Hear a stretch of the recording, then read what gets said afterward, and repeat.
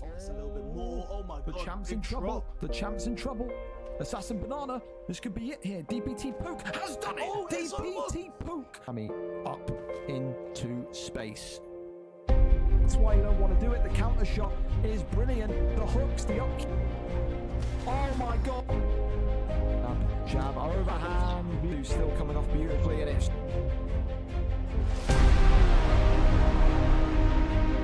Is this gonna be?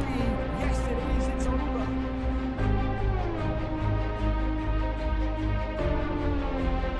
Shots again.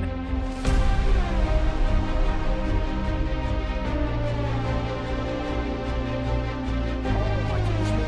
And he's got him! Oh my god! Former lightweight champion of the world. The uppercut. The finish.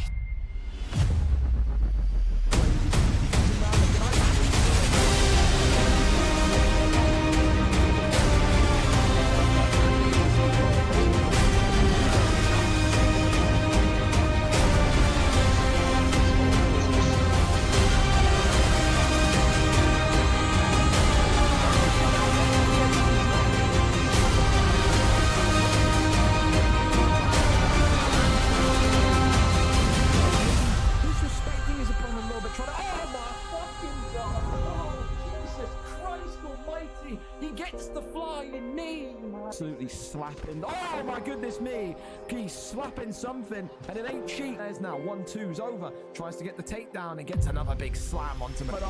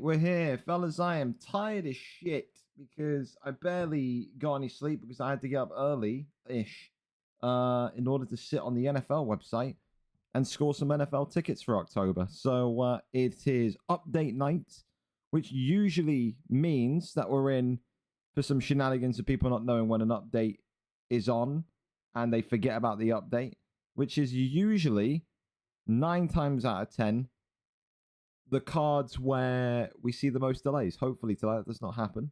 And hopefully we have a smooth card tonight. However, we're here. Welcome. VFL 189. Next week, of course, a mega card. Don't forget about that. You don't know what a mega card is. It means next week, if you sign up, 5-star fighters will be legal at every single point on the card, whether you're streamed, unstreamed, whatever. Okay? So this is, dude, today is just not the day. I'm so tired. The aim of this today is get this done, like get out of this shower and go to bed. That's like the level of tired I'm at. To sit on the NFL website today and wait for tickets to come available with the queue not moving for 2 hours was one of the most painful experiences of my life, but we get there. Main event tonight, though, a trilogy fight. Dirty Dave and ThaSpookyGeauxst 3, Flyweight Championship of the World. Dave back in action. Dave back in the main event. And, of course, ThaSpookyGeauxst, one of the very few people that are giving Dave a run for his money in recent months, steps up once again to try and reclaim that Flyweight Championship of the World. Mark Dev against Chub Nardino. Mark Dev has been told, I think it's pretty common knowledge here, if he beats the fat man tonight, if he beats Chub Nardino, he will go on to challenge for double championship status, whether it be against the bantamweight or flyweight champion, would be up to him. So a huge opportunity tonight for Chub Nardino to get gold. but also a huge opportunity for Mark Dev, the Irishman, to take a step towards, double championship opportunity. Delafield takes on It's Rapids in a replacement fight after Henry the Bear pulls out due to a basketball game. So for Rapids, a chance to get back that loss from around about 15 weeks ago and become the new middleweight champion of the world. Double champ Balls and Demo Rai, both of those two former contenders. Demo Rai, a former champion in UFC 4, step up to try and maybe reign over the division one more time. That one tonight will be a wheel spin randomizer weight when it comes to that, because, of course, the belt is vacant. And, of course, Kiko, Sequoia, and Rupert in there for the heavyweight championship of the world should be a great fight between two up-and-coming heavyweights, you could say. UFC 4, though, Kiko was a bit of a veteran in that heavyweight division, so maybe tonight that experience shines through. Non-title fights to the main card, just as nice. Prime Doc versus Aussie Kid, a great shot there for Aussie Kid to take out a former champion in this division. Jack 13 against Sovis 2. For Sovis, again, got back to winning ways. Now is the opportunity to go up against one of the most, I think, dominant wrestlers in 145 and say, well, listen, I've improved, you've not improved, and I take a big step towards the contendership here tonight. Webbo against Leviathan should always be a fun one. Smiley versus RNG Mellon. RNG Mellon's second consistent and consecutive fight in a row since his return. Deco Hebden against Jay Rilla. For Jay Rilla, he said after his last victory, I win, you put me on the main card. Tonight he gets that wish, and he goes up against one of the greatest of all time, a Hall of Famer in the Scotsman Deco Hebden. And of course, kicking off the main card at 10 p.m., 5 p.m. Eastern, Joe Goldberg against Adversary. Again, another opportunity for both of those two highly rated and respected PlayStation contenders to shoot up the rankings a bit more and get closer towards that opportunity to take on Whimpering Ian. Prelim card is nice. You got golden oldies like Nathan NK, new boys like Taeon UFC, Elevate steps in against Lewis Beck. Some really nice fights here, some tight fights here tonight. Some rematches as well, like Lucky and Chopper. Should be good to watch. But listen, we start as we mean to go on. Hopefully tonight it's going to be a very, very fun fight in heavyweight division, because we start off with Q85C, or Rezo as he's known, taking on Tom 47612, or Tom Rose, whatever he wants to go by. Of course, tonight the heavyweight division will crown a new champion. Maybe one of these two tonight will make a step towards the belt. Maybe not immediately, but take a huge step towards their confidence being built up to then believe they can challenge for the belt. Tom, of course, coming into this one tonight, 1 win, 1 loss, coming off of a win last time out, whereas Q85C coming in for his 10th heavyweight fight in UFC 5, 3 wins, 6 losses, wants to rebound today. If he does and goes to 4-6, he will shoot himself further up into the top 10 of these heavyweight rankings. So with that, we can go early if those two are down to go early. Q85C and Tom 47612. I've got 3 DMs already, never a good sign. One saying okay, another one saying am I in for 710 or 730. Right now, you'll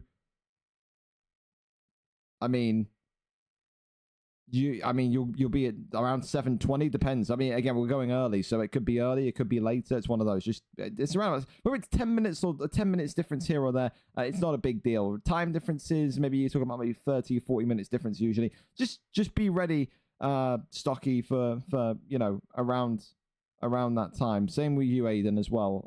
Like I said, 10 minutes, 20 minutes difference.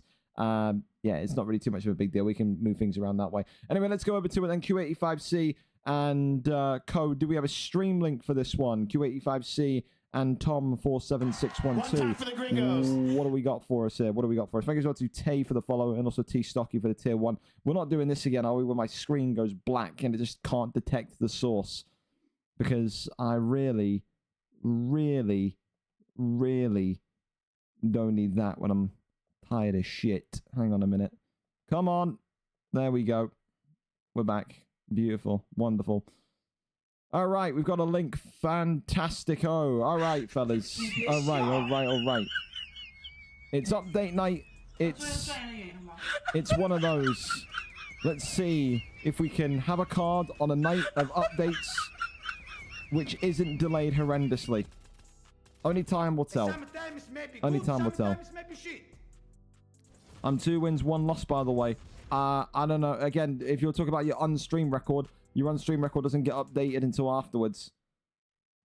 I thought that'd be common sense. Really only look at your record after the live card happens. I update all the unstream results as I get off of stream on Thursdays. So, yeah, it's one of those. It's one of those. If you fought unaired this week, then yeah. It ain't happening, man. Welcome aboard to the league as well. Exciting PlayStation fighter there. You're a tricky man to kind of nail down the console. I had to get my spies in the primetime Discord to tell me what console we were on. So there you go. J.Dot happening, man. All right, here we go then. First fight of the night, and we're bang on time. 4-star fighters as per usual. And like I said, keep that under your cap, fellas. Next Thursday, VFL 190. The countdown to VFL 200 officially begins next week, and with VFL 190 a mega card next week. So therefore, next Thursday, all fighters will be legal. Why are we going to strawweight? Let's not get too crazy here. Sergey Pavlovich against Derek Lewis. It's ye old favorites to kick off the card tonight. Rezo, of course, the man coming in with Pavlovich with the green trunks. His 10th fight tonight against Tom. 47612, looking to go positive. 2-1 potentially on the card. We'll turn this up a little bit as well, smidge. Hopefully this doesn't kind of deafen you guys, but that should be enough. 39%. Here we go. Right, so green trunks for the favorite Rezo. Blue trunks for the underdog in Tom. Tom, though, coming off of a win in the blue trunks, whereas Rezo in the green coming off of a loss. You don't want to start your heavyweight career off 1 and 2, especially when you feel like you've just cracked the beginning of something. After that win last week, Tom, I think from people that trained with him, said that he felt confident in his boxing, felt very, very happy with his striking, especially as a beginner. And I think today he's going to want to try and build off of the lessons that he learned last week. The lessons were that you got to build off of that jab, work off the jab if you want to have success. Of course, in this heavyweight division, we know we're not going to see some of the best fighters in the world in terms of the top 100. These are up-and-coming fighters. These are beginners that are looking to just take a deeper dive into the world of mixed martial arts. So far, though, one knockdown to Rezo, but Rezo has suffered these the more damage. You can already see that with that orange health pack on Rezo. He's taking some hits from that 99 plus power of Derek Lewis already. And you can just see here Tom walking down Pavlovich, walking down Rezo here, and just trying to maybe kind of pressure him with some forward movement. We always say in the heavyweight division, when you go up against pressure boxers, if you're not used to it, it can be the downfall of most. So far, the one thing that I'm only concerned about for Tom is he going to get countered by one of these pulls? You can see with Rezo, with Pavlovich, he is leaning back, he is pulling back. He's trying to bide his time and try and get that money shot on Derek Lewis, on Tom here. Maybe take that knockout here tonight. However, a lot of damage onto Rezo inside this first round. And that's something that's going to give Tom confidence. Absolutely is. See as well now the blood trickling down the right cheek as the head kick comes in there from Tom. That one's blocked up though. More hooks there coming to the dome. And I want to see more of that from Tom as well. Lovely knee to the body there. Mix up those strikes. Yes, work the jab. It has got a lot of damage. But get a couple of those knees in. Try and maybe get Pavlovich to think about the low block rather than the high block. Because right now, oh, big right hand there comes in from Pavlovich. And now here comes Rezo with some aggression. Tom here eating shots onto the block. He's got to get out of there. Big left hand, though, comes in from Tom. And now another one. Left hand continuing to poke. Oh, but there's that uppercut. And there's Rezo again. Storming forward. A leg kick comes in. An uppercut into the right hand was being thought about. Couple of stunts. And there's another big uppercut. There we go. It's the timing of Rezo, which is so good. That's what's just clipping Tom at the minute. But the doctor is going to come in. This fight isn't done yet. But Rezo is going to need to take care of his defense now. The doctor coming in, not stopping the fight yet, but telling Pavlovich, telling Rezo in the green trunks very clearly, if you take any more damage, I will have to stop this fight. You will lose this fight. Rezo has to defend himself. And for Tom there, that is a big sign that he is not too far away from getting his second win in a row. Only the end of the first round as well. So there's a lot of time that Rezo's got to kind of make up here in rounds 2 and 3 without getting hit. Left hand there comes in. Brilliant start. Explodes the face of Rezo once again. And there's Derek Lewis once again. Just swing it. Perfect kind of calmness and speed here. Tom not being rushed, not being baited into going supersonic speed.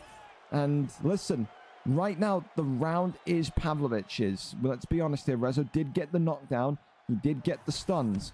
Points-wise, Pavlovich, points-wise, the man in green, Rezo, is winning this round. However, long-term-wise, I don't know how many more minutes, let alone rounds, Pavlovich and Rezo is going to be able to survive here. The knockdown and the stuns in his favor, yes, but the damage absolutely not in his favor. Why are we watching replays, boys? There we go. Let's skip those. Round number 2. Here we go. Got to protect himself as Pavlovich. When that red health pack re-emerges, that's when the fear factor will come in. Big right hand comes forward again. And look at that. There you go. Tom now sticking and moving with a double up of combinations. Oh, there's that. Oh, the left hand of Pavlovich. I thought he was going to go for the right hand there, but he went for that body kick. It's very strange from Rezo. Gets the stun and then goes for an immediate leg kick. Got to come out of that habit, because he could have probably won the fight 2 times over if he went to the head. I really do believe that. Left hand continues forward. Tom here doesn't need to go too crazy. Damage will come. Another left hand onto the block. And again. Body shot there comes in. Right hand from Rezo. Just being looked for now. Body shots flying forward. Rezo here backing away. Left hand once more. It's those slight taps. Oh, but there's that left hand again. Body shot comes in. Rezo continuing forward. Still there with that left hand.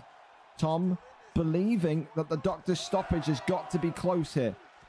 That health pack, that damage is really, really, really, really looking difficult here. And that's smart from Rezo. Shoots the takedown and says, I'm not going to get damaged if I'm taking you down to the canvas and keeping away from you. Got to try and get up here, does Tom, and he does. So only a slight reprieve here as Tom walking forward again, almost like a hunter stalking its prey, believing that it may just take one big shot here to end this fight. Whiffing with that left hand as another one comes forward. Uppercut there, swings in. Left hand there continuing to work. Rezo starting to run out of ideas, especially since maybe his ground game is not at the required level to hold Tom down. Left hand forward again. Derek Lewis, another one. Putting it left hand, and now Rezo conceding all that space, backing up to the cage, goes low to the midsection. Oh, and there's Rezo again, the right hand. Tom got to be careful. 1-2s down the center. Ducks underneath that one. The right hand there was near for Pavlovich. There's the left hand. Big shots there. Drops Derek Lewis. And now Tom's got to be careful. The speed being turned up there by Rezo. Another left hand drops him again. Tom's got to get out of there. He's got to let his head health recover. Another good round for Rezo. And another drop there. And this could be it here. Big shots coming in. Tom could be in trouble. And Tom's out of there. Can't get the damage. Can't get the killer blow. Very, very basic combinations tonight. Very basic strike pattern from Tom. Nearly gets the win for a doctor's decision, a doctor's stoppage. But in the end, it was that, I think, confidence from Rezo. More speed, was putting more punches together. And you can see there in the second round in particular when he stunned Tom, 1, 2, 3 punch combinations. Whereas Tom, it was walk forward, one swing, walk forward, one swing, walk forward, one swing. If Tom wants to be able to finish fights when he's in such a winning position like he was there, he has to get more confident than just walking forward and throwing one punch. 1, 2, 1, 2, 3, 1, 1, 2. Something in terms of putting a combination together could have got Pavlovich out of there, and that's what helped Rezo get the victory today. A good victory for Rezo, and will get him understanding how to handle fights when he's conceded a lot of damage. It's a huge building block for him there in that heavyweight division, and a great way to crown his 10th fight in the heavyweight division. Winner tonight by round 2 TKO. For Tom, it'll be frustrating, but listen, the only way that you learn is by going through those fights. And tonight, the one big learning curve that he has had to take away is that he's got to string combinations together. You can't get by just working one punch, walking backwards, one punch, walking backwards, one punch, walking backwards. You got to put them together. You got to put combinations together. Up next, of course, we know Al Permi and Ghost Ethan are going to go closer to around about 7:20-ish because Ghost Ethan is not home yet. So if Ethan and Jay Miller are ready to go, then we can go with Ethan and Jay Miller early. Completely their choice there. So let me know if they want to go early. If not, we got anyone else that wants to go early, toss the link in the stream section and we'll go over to you. So I'm taking anyone and everyone there. Taking everyone and anyone there. Tom, if you backed up, the doctor would have came in. Again, he's learning, isn't he? He's brand new to the game. He's going to need a camp. He's going to need a camp. That's just the way it is. That's just how it is. But maybe try carrying me. Again, I can't lie, Rezo. Again, you gotta be careful, because if I put you in there against someone that's actually like experienced in the heavyweight division, you want to uninstall UFC. Talk less, practice more. You won the fight, but again, respectfully, you weren't at your peak powers either. All right, trust me on that. You don't want to be talking. I know you're a young kid. You're like 16 or whatever, so you're gonna feel like, I've won, but you gotta calm that down. Yeah, we're in the same eye. Well, yeah. If you're in a fight and your opponent in real life has got a swollen eye, why would you go for the other eye? Come on. What are you doing? J. We can fight. You want to go early? You can. Me and Aiden are lobbying now. Let's go to the TStocky and Aiden fight then. TStocky and Aiden are getting ready to go. They are happy to go early, so that is absolutely smashing. So we'll do build up there. So TStocky and Aiden tonight coming in this welterweight division. A fight realistically that you can make the argument is a big one for both of them. TStocky, a once upon a time contender, 8 wins, 1 draw, 8 losses in this 170 division. Only 1 win in his last 5 though, including 3 losses and a draw. For Aiden, it was supposed to be a mission to get to lightweight and featherweight quick time. Suffered a setback in his last fight, losing. 1-1 is the record. Tonight, the mission is clear. Don't take a losing streak. Get back on the horse, work the wrestling, work what you're good at, and see if you can take out a once-upon-a-time contender. If you do, you're right back in the hunt for gold, I think, in my opinion. For TStocky, it's a great way to completely crush that momentum and maybe crush that belief of Aiden. We've seen Aiden before. Loses a couple of fights, head maybe goes into the stratosphere. If you beat Aiden today, what does that do? Does that mean he starts to become less interested? Does he fade away? Does he use USADA pull? There's so many questions about his mentality coming into this fight tonight. Let's go over and see exactly who is live for us. We've got Jay Preston as well. So Jay, keep lobbied up. We'll come straight to you afterwards, my friend. Don't you go anywhere. Don't you go anywhere. Soren as well. Thank you so much for the prime. Appreciate that as well.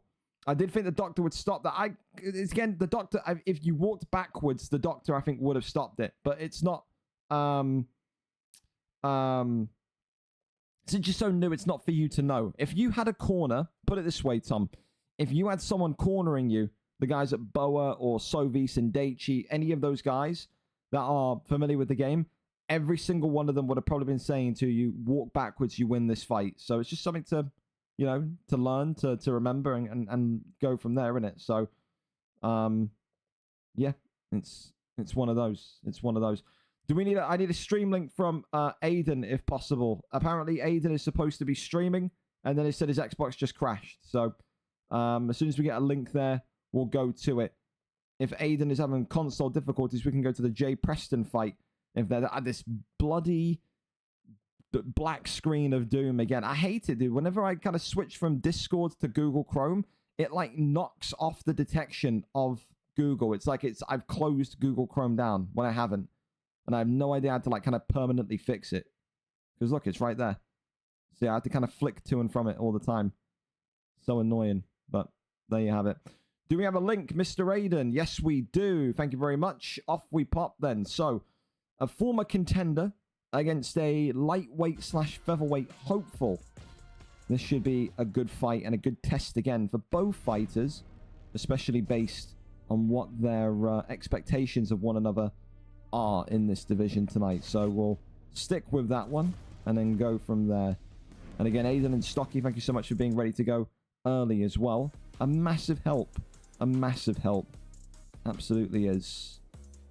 So yeah, and of course for the other guys as well, you got any friends tonight that you know are on the card, please, please, please tell them it is update night. We don't need anyone forgetting about the update, blah, blah, blah, blah, blah. Okay, so just make sure that they're aware. Gilbert Burns and Tyron Woodley's TStocky tonight. 8 wins, 1 draw, 8 losses. Coming in with Gilbert Burns in the yellow, whereas Aiden coming in with Tyron Woodley, bulkier, thicker.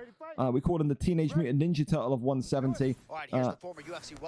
That is very... It's a silent arena, but John Anik is speaking. I'll turn you down, John Anik. No one cares, buddy. No one cares.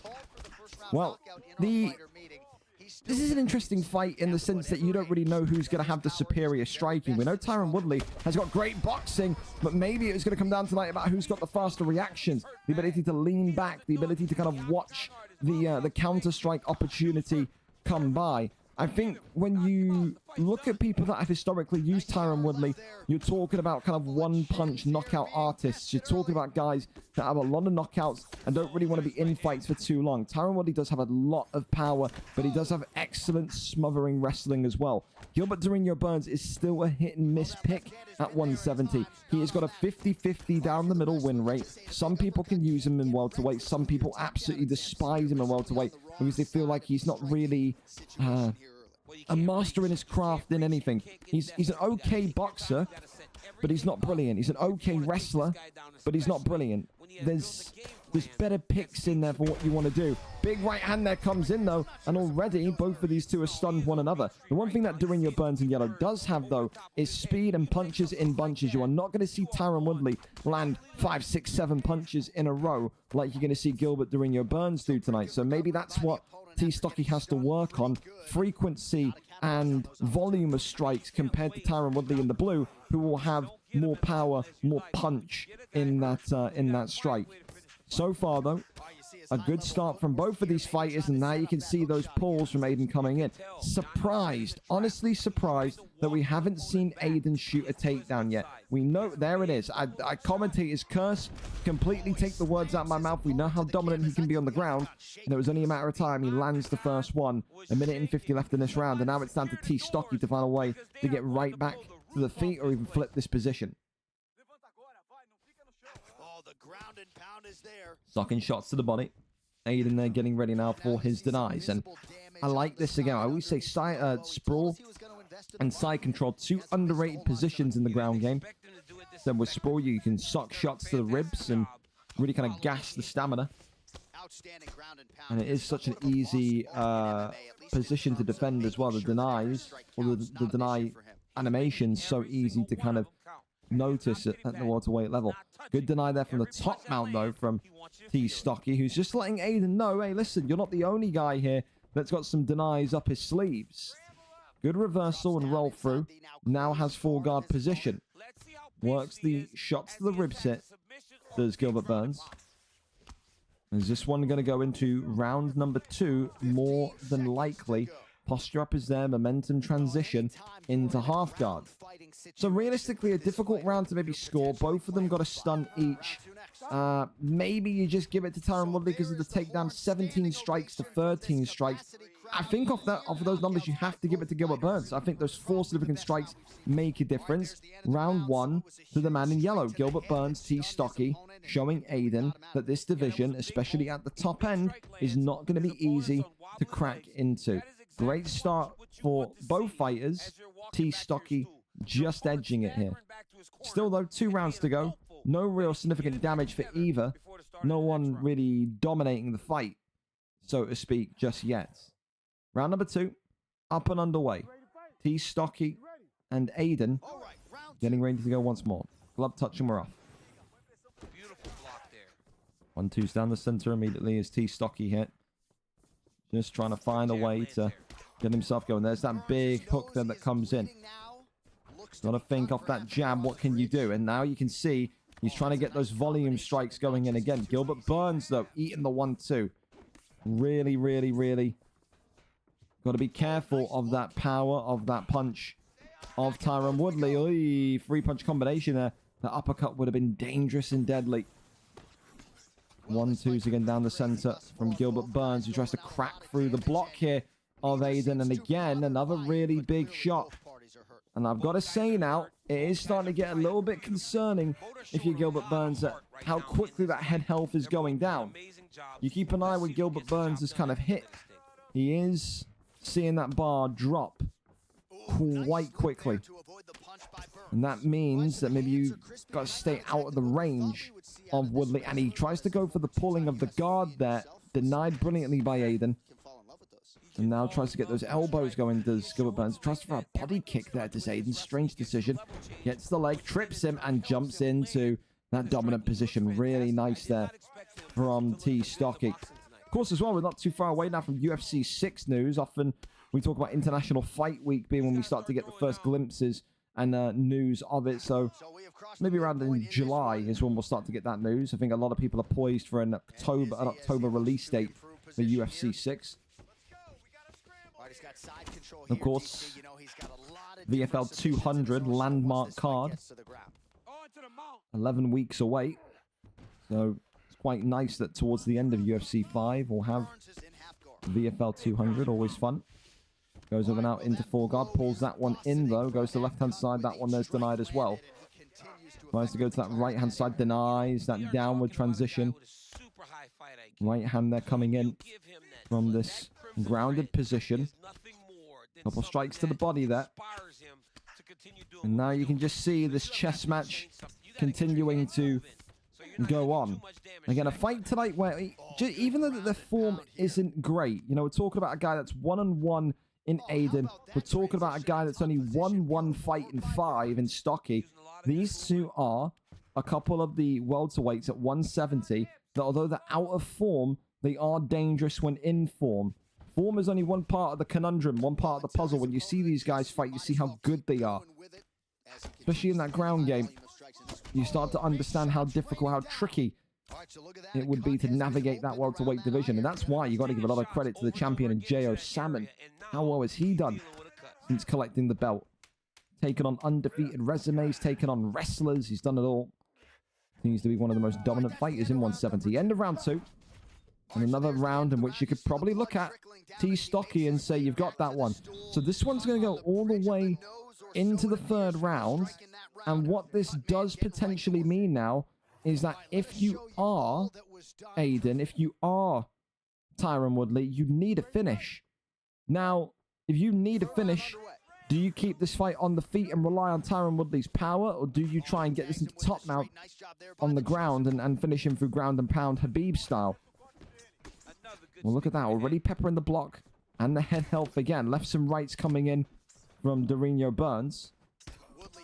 Right hand leg is good. I tell you, the speed from T. Stocky and Burns here, really, really nice. You can definitely tell that he's got some reps and some practice in with Gilbert Burns leading up into this fight, because he doesn't look phased by maybe the lack of pop that Burns has.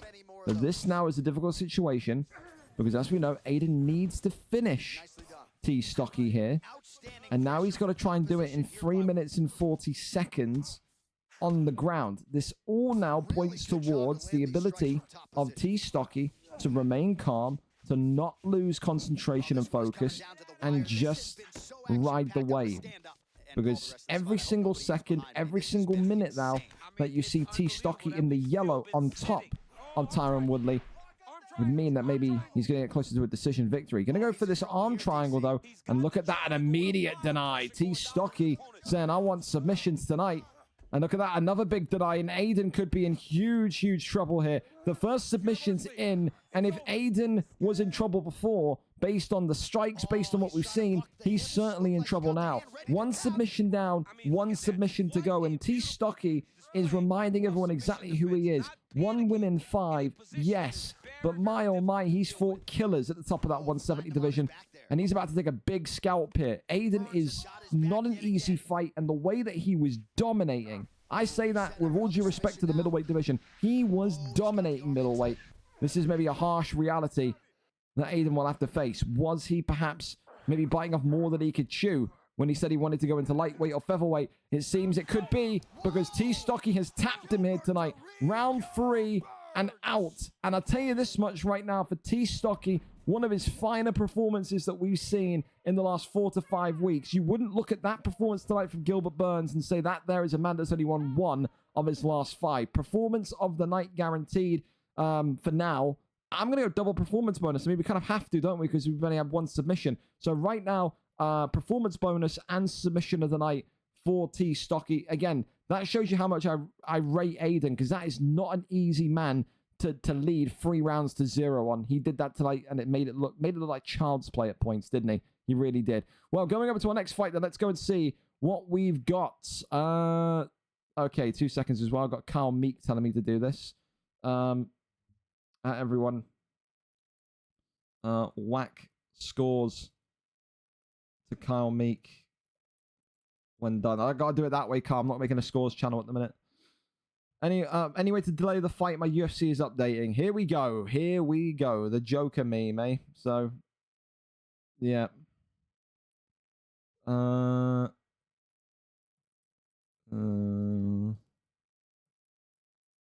you go. Kiko not able to. That's annoying. Rest up, Kiko. Absolutely. What we got here? Owen B. No idea who Owen is, but we'll sort that later on. Can anyone DM me as well about the card? I will respond to DMs after the card. I don't want to kind of get into it too much. All right, well, where are we then? Alpami and Co. He said it'll be 2 minutes. All right, excellent. Well, we're going to do one more fight before you then, because, again, there's no point sitting around and hoping for 2 minutes exactly. Let's go to Jay Preston and Sammy next. Jay Preston and Sammy up next. Sammy, of course, coming into this one tonight, 3 wins, 2 losses, whereas Jay Preston, 3 wins, 2 losses as well. Identical record. Sammy, though, maybe the more informed, 3 wins and 5. Jay Preston, 3 wins and 5 as well. I can't read. There you go. So both of them 3 wins and 5, and both of them 3 and 2. Jay Preston, of course, once upon a time was described as one of the most dangerous boxers in the division. So let's see if he lives up to that tonight, or let's see if Sammy can make it a 2-fight win streak, which would certainly push him towards the summit of the PlayStation division and a potential title shot. Best of luck to both of these two tonight. Should be a great fight. And it's going to be Chris Curtis and Shara the Bullet as per usual. And I'll tell you this much. Watch out for his Shara the Bullet, because every time, I believe it's Jay Preston with Shara, every time Jay Preston has used Shara the Bullet, he's been dangerous. But maybe tonight, he's going to go with Chris Curtis regardless, which is a little bit interesting, because maybe that's his pick taken away from him. Well, we'll see. Both of them 3 and 2. Both of them were 3 wins in the last 5. Jay Preston going with Chris Curtis against an old familiar pick of Shara the Bullet. This is a great test then for Jay Preston, because if we have Jay Preston down as a Shara the Bullet main, how does he cope when his main pick is taken away? How does Jay Preston understand the Shara the Bullet pick? What does he know about the weaknesses of Shara the Bullet? Does he know about the weak body? Does he know about the power of Chris Curtis compared to the speed of Shara? So many questions here. Let's see how he gets on. So today, Sammy, the man coming off of a win, 3 wins, 2 losses in red with the Shara the Bullet pick, whereas Jay Preston comes in with Chris Curtis in the blue. Both of these two expert level boxers, I would say, tonight in this PlayStation matchup. Don't expect too much ground game. And look at that already. Great combination punching there from Sammy, aka Zaid. Of course, when you go towards that PlayStation Summit, you've got to have a little bit of everything, but you've also got to have excitement. Oh, big left hand comes in, though, and Jay Preston goes peekaboo. Chris Curtis will see you now. He's a doctor in the octagon. He's surgical, carving open Zaid in a really quick start here. And again, it's going to be about who makes that first mistake, who blinks first, who makes that first wrong input, that first wrong directional movement as to potentially who gets knocked out here tonight.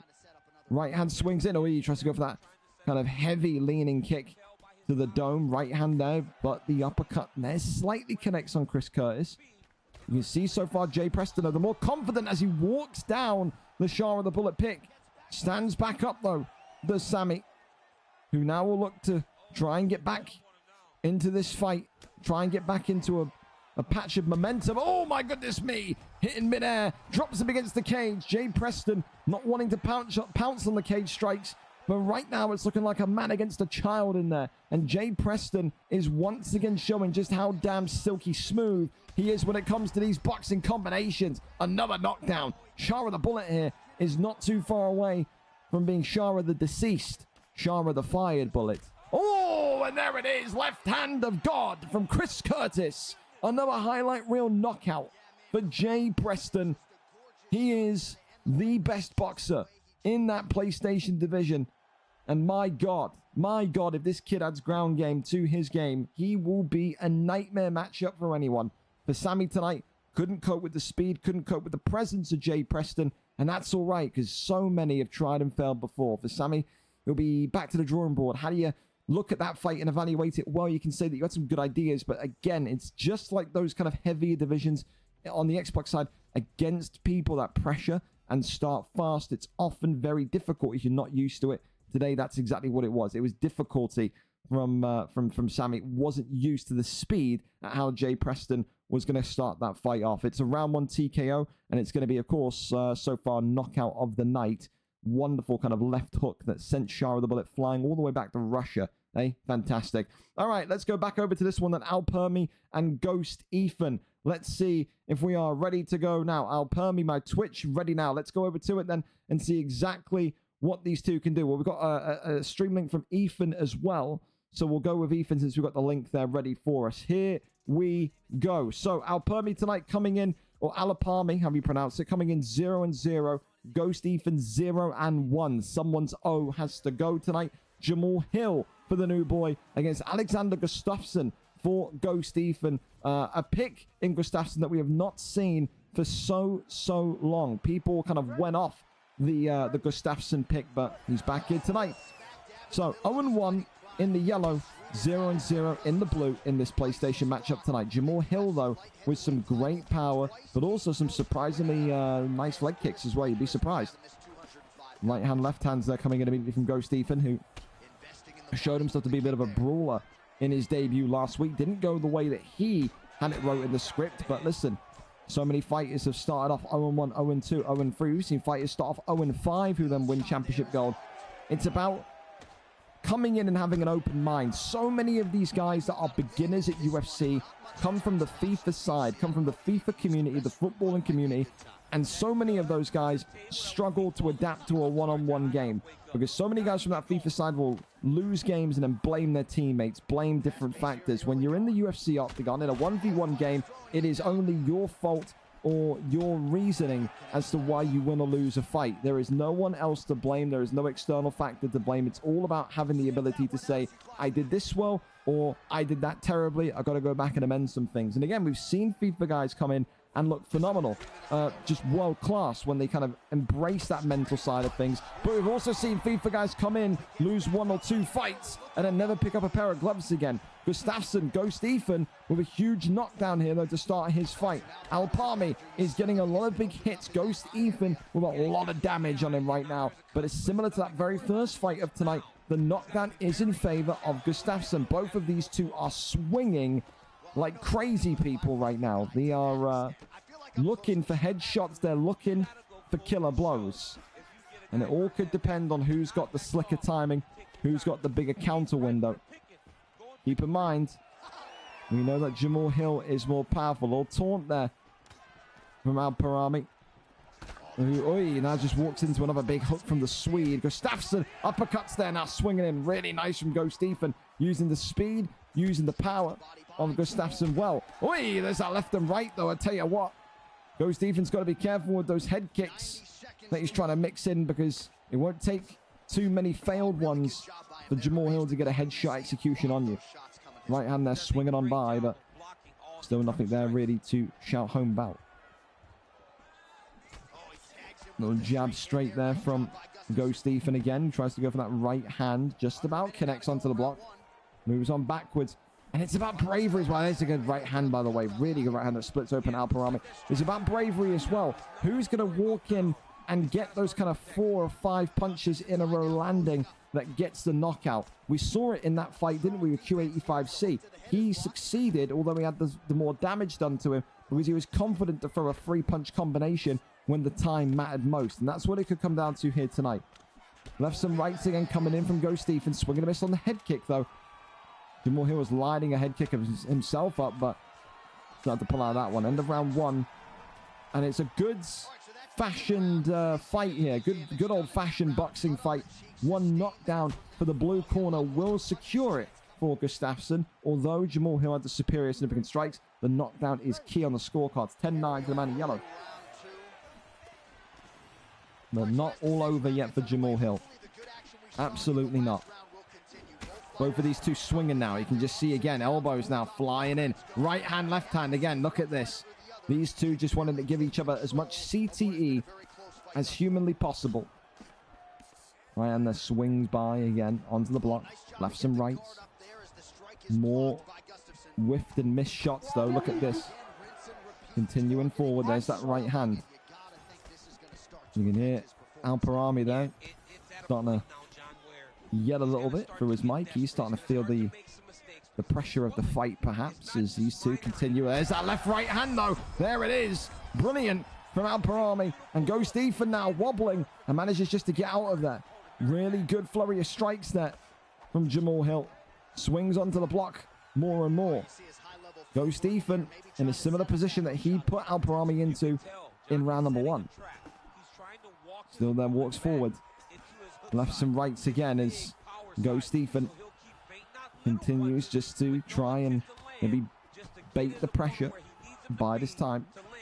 Swing and a miss on the head kick there, though. That's ever so close to being a potential miscalculation that could have ended the fight. There's that right hand, left hand, though, against the cage, and this could be it here. Alparami gets it done in round number 2. And he is ecstatic. He's shouting, and he's turned the stream off. He's grittied and slid across his room like Kylian Mbappe scoring a goal in the Champions League final, isn't he? Round 2 knockout for Alparami here tonight, and that is a huge way to kickstart your career. For Ghost Ethan was so good in the first round, you can already see. And again, it's not going to be what he wants to hear, granted, but you go and compare the footage from Ghost Ethan last week, and you go and compare the footage to Ghost Ethan this week. A lot more measured, a lot more calm last week, a lot less missed strikes this week. It's going to take time. You don't come into the UFC octagon and win fights immediately. A little bit of practice here, a little bit of practice there. Ghost Ethan will be right as rain. But listen, it's good practice for him. You can tell he's a young kid. We heard it through his stream.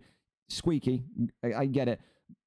But for those kind of players, those kind of young kids, teenagers, it's important that they learn to know about what it feels like to lose. Because again, I'll be real, Ghost Ethan, a fucking nightmare to deal with on the FIFA side. Caused a lot of issues in the Nations League. So it's good. It's character building. You get to feel what it's like to lose, and you get to go on the journey of improvement and getting better at the game. So don't beat yourself up. The only way is upwards. Hey, that's the only way to think of it. Next, then we're going to go to Ethan DH1 and Jay Miller, if they're both ready to go. Ethan DH1, 2 wins, 1 loss here tonight. For Ethan, listen, what a start he's had to his 185 career. Goes to 3-1 tonight. It'll be a 2-fight win streak, and would start to put himself amongst that kind of pile of fighters that are potentially there building towards a title shot. However, his opponent, Jay Miller, 0-0, coming in for his debut tonight. Had a couple of fights back some months ago, maybe even a year or 2 ago in UFC 4. 0-0 tonight in this middleweight division. He looks to maybe begin his rise to the top of this really tricky division. Middleweight has become way tougher in recent months. People don't give middleweight division enough respect, but it's getting there. It's getting so much better. Let's go over and see who gets this one done tonight. The veteran, Ethan DH1, or the new boy, Jay Miller. To tell you the truth, mate, I uninstalled it and completely forgot. I installed it now, and if you can't get me in later, that's fine. Sorry about this. So you're an idiot. Okay, so you're a complete fucking idiot. Good to know. You sit there and you tell me you need your fight between 6 p.m. and 8 p.m. and you forget about your fight when I send you a reminder yesterday. Why do you not have a brain? Why do you not have a brain? I need to know. I have to ask why are you allowed to venture outside? Why are you allowed? Why are you allowed to go places not unauthorized, unattended by an adult? Jay Miller, I've got to know. I have to fucking know. I have to know. I've got to know. Oh my goodness me. He forgot about the fight even though everyone got an update yesterday. Don't fucking go quiet now. What are we doing? Miller, what time can you fight? Don't sit there like a jellyfish. Reply. If he doesn't reply, I'm kicking him. How can you... Brother in Christ. I told him at 6:09 there's an update. And he's only messaged me at 7:31. An hour and a half after I messaged him saying I've completely uninstalled it and I forgot. And you lot wonder why I lose faith in humanity. Well, Ethan, sit tight. We'll see if this creature can give me a reply about what time he's going to be ready to fight. If I get no reply in the next 20 minutes, he'll be kicked. He'll be kicked out. He'll be gone. And I'll get a replacement. And if Jay Miller's listening to this, don't sit there and hide behind your sofa like Mark Goldbridge. Reply. I'm telling him, you've got 20 minutes to give me a reply with a time. or I'm booting you from everything VFL related. Cannot be asked. Use your voice, use your fingers and voice, or dip out. Never in my life have I seen such incredible shit. Never. Jesus Christ. Can I have the title fight? No. How big is it, Gringo? What, the update? Like a gig, I'm pretty sure. Hello, sexy. Thank you, Kiko. I love you very much, man. I'm ashamed you're not going to be there. I'm sad. There are many sads, and I am all of them. All right, Alfie and Displaced. Talk to me. Alfie and Displaced, talk to me. Are you two ready and good to go? Or are you two needing some time? Let me know. Let me know. You can get a lightweight fighter. I can boot up safety net fight. I'm not doing a safety net fight with you, Prelim Goat. I needed you to actually tick the card this week to actually put you in for a contender fight or a whatever fight. You know, something that isn't a safety net. You've got to actually be here. That's what you got to do. I don't need you for safety net fights. I need you for the important fights. So, is VFL UFC on UFC 5? Yes, it is. Gringo, my goat. Why would we be doing VFL UFC on a game that's 4 years old? Friends, come on. Sweet mother of God. I'm closing the ticket. If that's someone in this chat, I'm closing the ticket. Cope and Steve. Rossetti, thank you for the prime as well. Appreciate you. Gaz, stay available. We may well take you up on that offer, mate, because like I said, this Jay Miller kid has completely frozen. Told him at 6:09, you've got to fight. Don't forget there's an update. He goes, yeah, 7:31. I've uninstalled the game. Completely forgot, mate. My bad. You know what I mean? Like, what am I dealing with here? I'm dealing with stupidness. I am. Wayne Villasky, Kieran Crow, Alfie, Displaced, Logan, Adam, Fia, Rossetti, Taylor, Has. Anyone wants to go early? Talk to me. Talk to me. Talk to me. We're ready. Alfie, who's streaming for me? Who's streaming? We've got Displaced sending me a link. There we go. Fantastic. Right, we're off and over to it. Two fighters that know what the fuck they're doing. That is what I love to see. All right, so Alfie, welcome back, first of all. Comes back into the featherweight division this time round. 0-0, Displaced 0-1. The last time, though, that we saw Alfie in the octagon was all the way back here. VFL 156 beat Jack 9 in the bantamweight division. But I'll tell you this much. That was 33 cards ago. The 3rd of October is a long time ago. Has he gotten better? Has he regressed? Is there ring rust? Only time will tell. Displaced has been the more active in comp fights. It even played some fights in that bantamweight flyweight division. He's going to need all of that experience here tonight.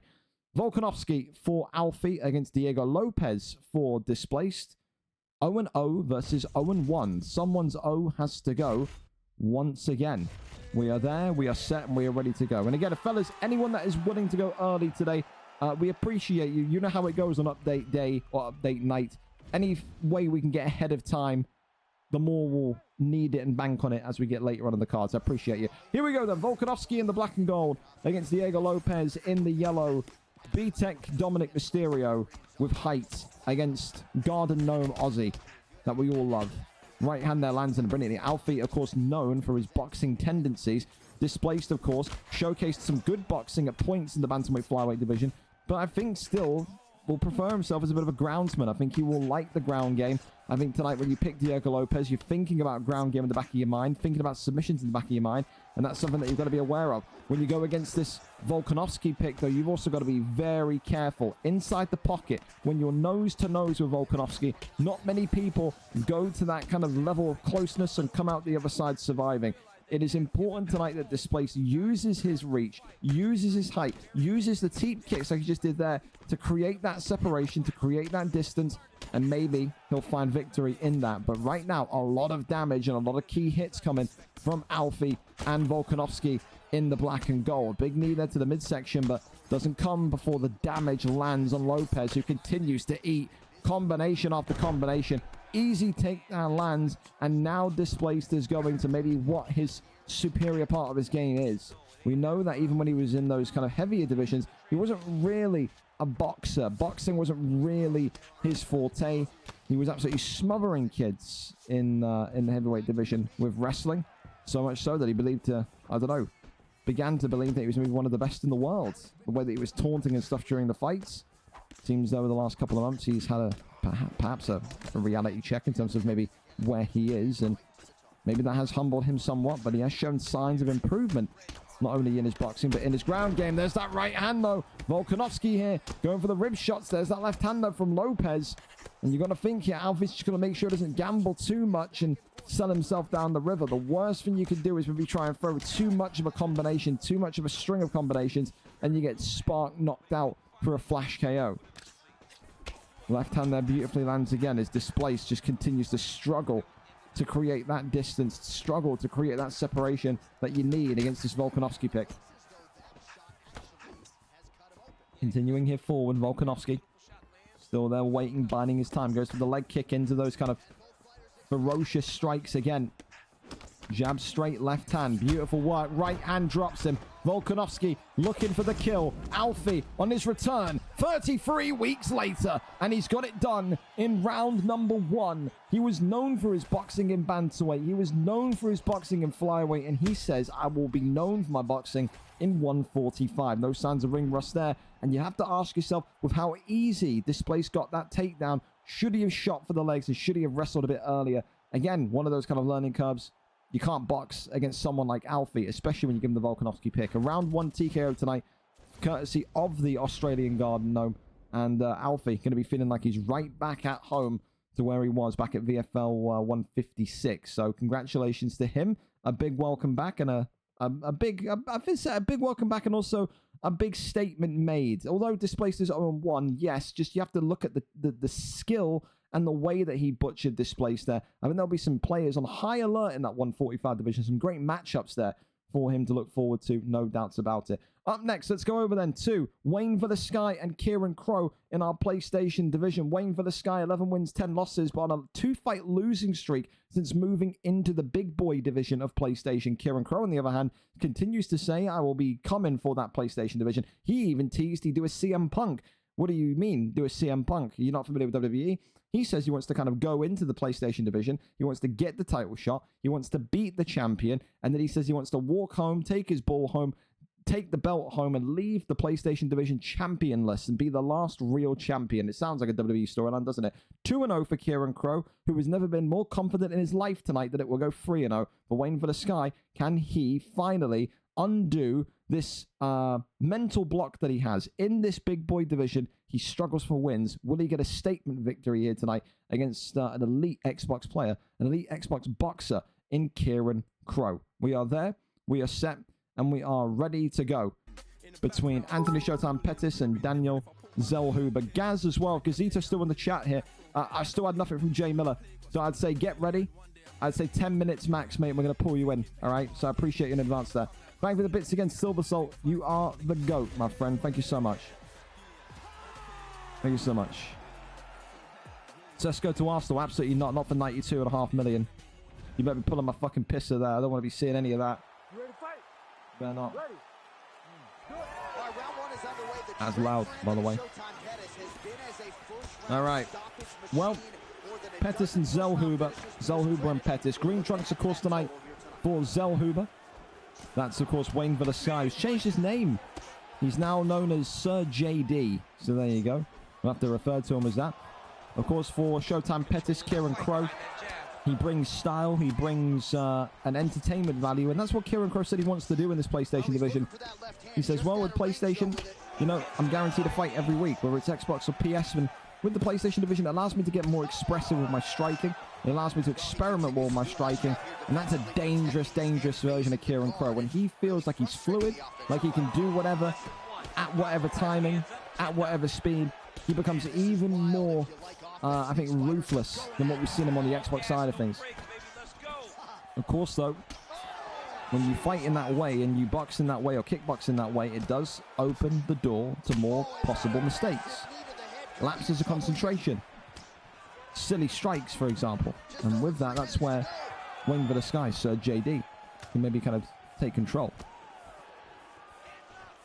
Spin in the miss there, though, to the head and midsection. Both of these two so far. Just trying to still establish range ever so slightly.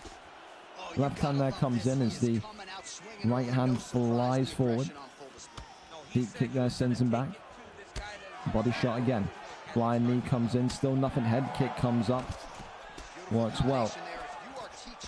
Lefts and rights once more again. Works off the jabs at the elbow. Wow, and look at that lightning bolt of a straight body shot now. Everything's on fire for Daniel Zellhuber. Wayne Velasquez is absolutely feeling it. Neon belly into the armbar. And Kieran Crow, I think that's the best way to describe him here. He is expressive. He is having fun in there tonight. And this is prime peak Kieran Crow. This is alter ego Crow right here. That's what this is. Looking like an absolute monster in that. Gets the block down of Wayne Velasquez and then gets him right back to his feet. Tries to go back down low to the body. Continues to try and take the air out of the sails on JD. The block there is now continuing to be absolutely torched. Body shot that comes in once more. Body shot again flies in. Spin head kick. Only onto the block though. Works off the jab. Left hand uppercut there being teased. Body shot again comes forward. Teep kick. Right hand body shot. Swing and a miss there. Only as far as the block. And you can just look at how damaged, dropped that block is, that stamina is. Really, really, really difficult position here that JD finds himself in. Oh, and that head kick. I tell you what, there was 5 more seconds of that round. This one could have been done, dusted, and finished before it even started. That is one hell of a round for Kieran Crow. I'd say this now, maybe over the top. That's Kieran Crow's best of a round in a VFL octagon. Not hearing anything beyond that. He's having fun in that. He's loving what he's doing in that. He's energetic. He's free-flowing. He's more dangerous than the Xbox version of himself. Absolutely. Left hand that continues to connect and work here. Sir JD. Oi! Spin kick upstairs, and this may be it for JD here. He's in there against I'm born a China shop. He's in there against just a pit bull of a fighter tonight. He can't hang with Kieran Crow. There's no shame in that because the kid is so damn good. But this is the levels now. This is that elite version of the PlayStation division. And you have a sink or swim. And there was obviously those concerns, I think, from people on the outside looking at Wayne Velasquez and saying he's in that grey area. He's too good for that kind of PlayStation beginner division, but he's maybe not good enough to get wins just yet in that elite division. And it's coming true again here tonight. He is a punching bag right now for Kieran Crow. Watch the jab, but body shot again. Kieran Crow absolutely torching this young man here. Wayne Velasquez somehow still alive, and the body, the head, everything is just looking torched. Spin kick again, goes back down low. And Herb Dean's got to stop this one. Spinning back fist now. This is an absolute savage beatdown. What can Daniel Zellhuber do? What can Wayne Velasquez actually do here? Body shot comes forward again, goes back down low to the midsection, spinning back fist. And people didn't maybe respect Kieran Crow coming over. They will respect him now. He said he's coming off the Whimpering Ian. He said Whimpering Ian will have nowhere to run, nowhere to hide when he gets his hands on him. And I mean, listen, right now, I think Kieran Crow showing himself to be the best striker in this PlayStation division. 100,000%. Jumping knee comes in. That's more like it from Sir JD. Wayne Velasquez getting a little bit of luck there, but is it too little too late? As the wind taken out of his sails again, whips him into tie clinch here. Looking for the finish here. Knees against the body again, but not able to get more than one through. Spin kick there to the ribs. Pushes him backwards. Tries to go up top. As Anthony Showtime Pettis continuing to work those hooks down low. Level change is constant and consistent. JD left hand eats it. Kieran Crow refusing to jump. More and more damage. How has Herb Dean not stopped this fight, man? Oh my goodness. Tries to go up top, but there's the shot to the body again. An absolute clean out, this one. Tries to fake the body shot. Spinning back elbow. Goes back down. But if he doesn't address it immediately, shoots the takedown. Denied.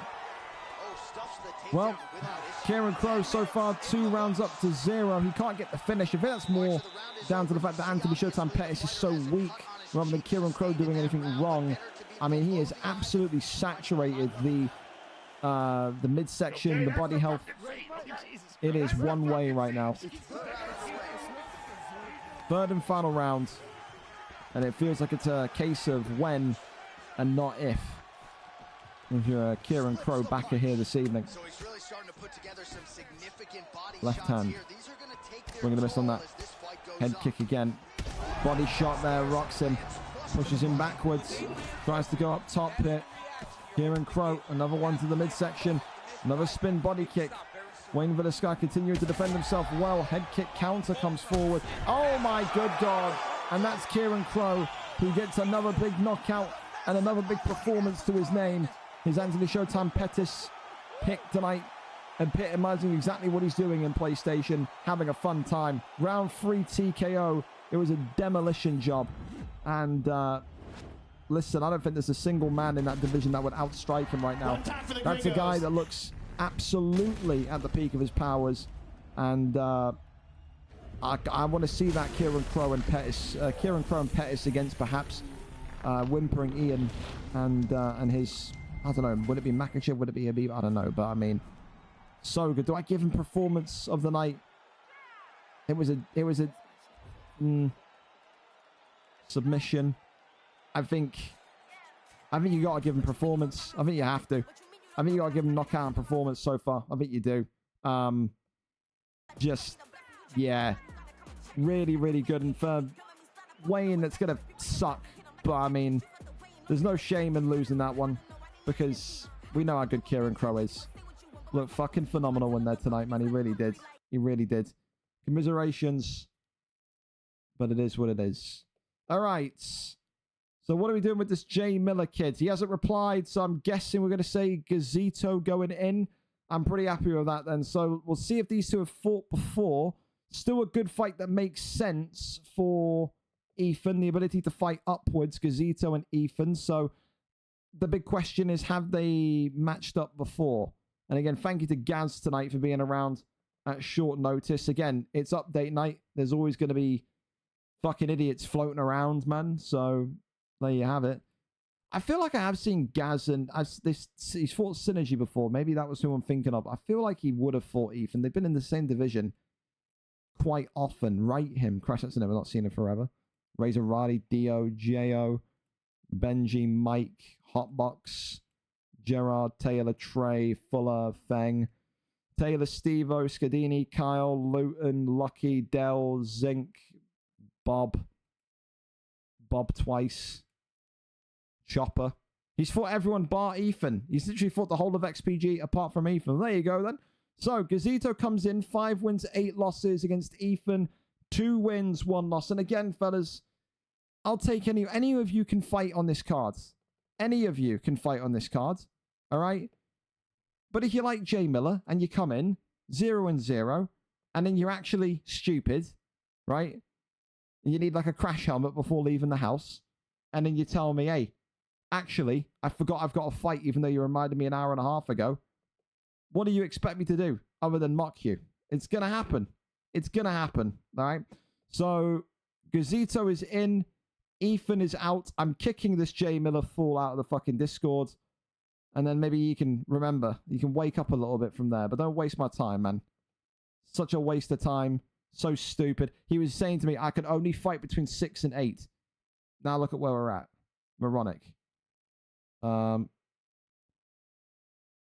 yeah, just reading DMs quickly as well. Busy doing UFC. Ask one of the admins. Again, I'm not doing midweek stuff, Driscoll. Again, like, understand Arsenal have started making initial concrete. Oh, God. Fucking boo, dude. He's so garbage, is Sesko. It's just another Kai Havertz. Boo. Don't like that whatsoever. Now I'm sad again. All right, Gazito and Ethan will be sad while watching an absolute killer middleweight fight here. All right, then. Gazito and Ethan. Ethan is streaming for us tonight. Can Ethan make it 3-1, a 2-fight win streak? It's fucking Booyaka Rey Mysterio. It's Penta. There you go. Against Michelle Pereira here tonight. Give you a thanks as well. Owen for the follow. Dini for the tier 1. Prince for the tier 1. And Silver Soul again for the bits. Appreciate you massively. There you go. All right. Take Watkins from Villa, guaranteed 15 a season. Absolutely. My priority list went Gyökeres, Watkins, anyone not Sesko. Sesko. I really don't like the Sesko signing. I really hate that fucking signing. 48 goals in 128 Bundesliga games. No, thank you. No, thank you. He's just, he likes him because he's 21 and tall. Mikel Arteta, the big pedo. That's all what he is. I'm really, if we sign him for 92 million, I'm going to be fucking furious. I really am. Anyway, XPG Elite here tonight, coming in with Michelle Pereira or Rey Mysterio. Which one is he? Is my question. Waiting for the names to change. Come on. This is the longest time I've not seen the names flip over. Well, a takedown there, shot. We'll have to wait to find out who is who. Big left hand, right hand. They're coming in from Penta. Gazito here continuing just to try and fight a uppercut that comes in. I think Gazito... Yeah, Gazito is Rey Mysterio. He's Penta. So, Gazito, the fill-in, coming in with the blue Lucha Libre Skullman. Whereas XPG Elite comes in with Michelle Pereira in the yellow. No dicking around for XPG Elite. Who knows? Like I said, 3-1 and a 2-fight win streak would put him in a great position going into the top end of this weight class. However, he's got to be a little bit more measured. The way that he's fighting right now, very aggressive, very fast. It can work, and it has worked here. Stun comes in, but he was getting countered by Gazito, and he is losing stamina at a quicker rate. Uppercut there comes in. 1-2s down the middle again. Flying knee goes in. Elbows, left and right. 1-2s down the center. Minute 55 left here in round 1. And this is the confidence of Ethan right now. XPG Elite in yellow on that win streak, which kind of started in the light heavyweight division, carried over into the middleweight division, and it's all come from that kind of incredible boxing base that he had with Mike Tyson back when he was kind of competing for the belt. Gazito, of course, though, known for his ground game, and that's where he's going to go here. Immediate deny, and now these two will grapple it out, duke it out on the ground. Crawls over into top mount. Rains down the strikes here. Big shots here. XPG Elite could be in trouble. Big elbow drops in. That was close. And now Gazito going to exactly what he's good at, which is the ground game. And Gazito here could well do it. Yes, he does. He survives. And he uses the age-old mantra. If you can't strike on the feet, take that ability away. Ground and pound. See what your opponent can do. He was struggling on the feet. He knows he was being outboxed, and he used that dimension of the ground game to get Ethan down and pound him into oblivion. Still, Gazito, one of the most underrated and maybe more disrespected fighters at 185 for how good and sharp he is on the ground. For Ethan, it's a loss today, granted, yes, but it's not the end of his journey. Still, 2-2. His boxing has improved so much. The next stage for Ethan now is to get in the lab and work on that ground game. Ethan adds ground game to his skill set. We're not potentially looking at a future middleweight champion. We will be looking at a future middleweight champion. For Gazito, same thing. Ground game is excellent. Got to work on that striking. Gazito gets pieced up by someone like Lewis Bex, who's got excellent takedown defense. Well, not Lewis Bex, but you know what I'm saying. The Yam Yams, the higher end boxers in this division, people that have excellent takedown defense and world-class boxing. So maybe those two could train together, work something out. Gazito needs to improve the striking. Elite needs to improve the wrestling. Maybe they can help each other there. But it is a round 1 victory today from the man that comes in at last minute. Gazito gets it done in 1 and gets it done in dominating fashion there with that ground game performance. So congratulations to him.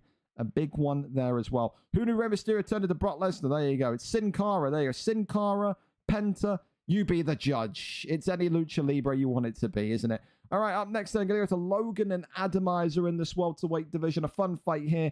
Logan, of course, tasked with the gauntlet. Can he keep this young buck quiet? Adamizer came into that heavyweight division, dominated, got that title, moved into welterweight, said, I'm too good for this division, put me in welterweight. He asked to be put here.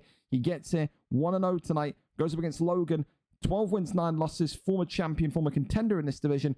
If Adam wants to go to the ground today, it depends. Has Logan been drilling ground? We saw that when he got wrestled last week. Logan referred to his opponent as a nonce, so maybe he's not too ready for another kind of ground fucking. And I'll tell you this much right now. If Adam's listening to this and hearing what I've just said, there's only one way this fight's going to go, and that's destination ground game. So let's see if Logan can get it ready here tonight and see if he can come out the other end. We're there and we're ready for it. Reese, I'm not happy, mate. 92 million for that fucking dustbin. I'm not happy. There will be some fucking tweets sent in anger later on. I can't remember. I wasn't even this angry when we signed Kai Havertz. I think it's the fact that he's going to cost 92 million that's pissing me off. I would take Sesko if he was 40 million. I would. 92 million for some fucking fodder Bundesliga bum with 48 goals in 128 games. We've seen our Bundesliga strikers do in the Premier League. Spoiler, they're shit. They're all garbage. And we're going for a garbage one. We're going for a build-up, false nine, tall, lanky, fucking Slovenian beanpole, man. I'm opting against Gyökeres and Ollie Watkins for this fucking guy. Jesus, man. Well, Pettis in the green. Adam in the whites. Adam, of course, although only 1-0. A lot of hype behind him. Logan, of course, former contender, former champion. He, at one point in time, was dominating folks on the ground game in this division. Maybe there's a new sheriff in town, though, of Adamizer this time round. We'll see if the old dog still can hang with the new crop. The big thing today that Pettis is going to want to do, Logan is going to want to do, is to continue working those body shots. We've seen it already here tonight. Attack the body, take the wind out the sails, take the stamina away. Goes down low, goes up high. Adam, of course, knows that he just needs one takedown. That's what he'll keep saying to himself. I just need to time the shot. I just need to time the execution. And once I have him down, I will keep him down. Front kick there comes off. Tries to go back down low. Double uppercuts there swinging in.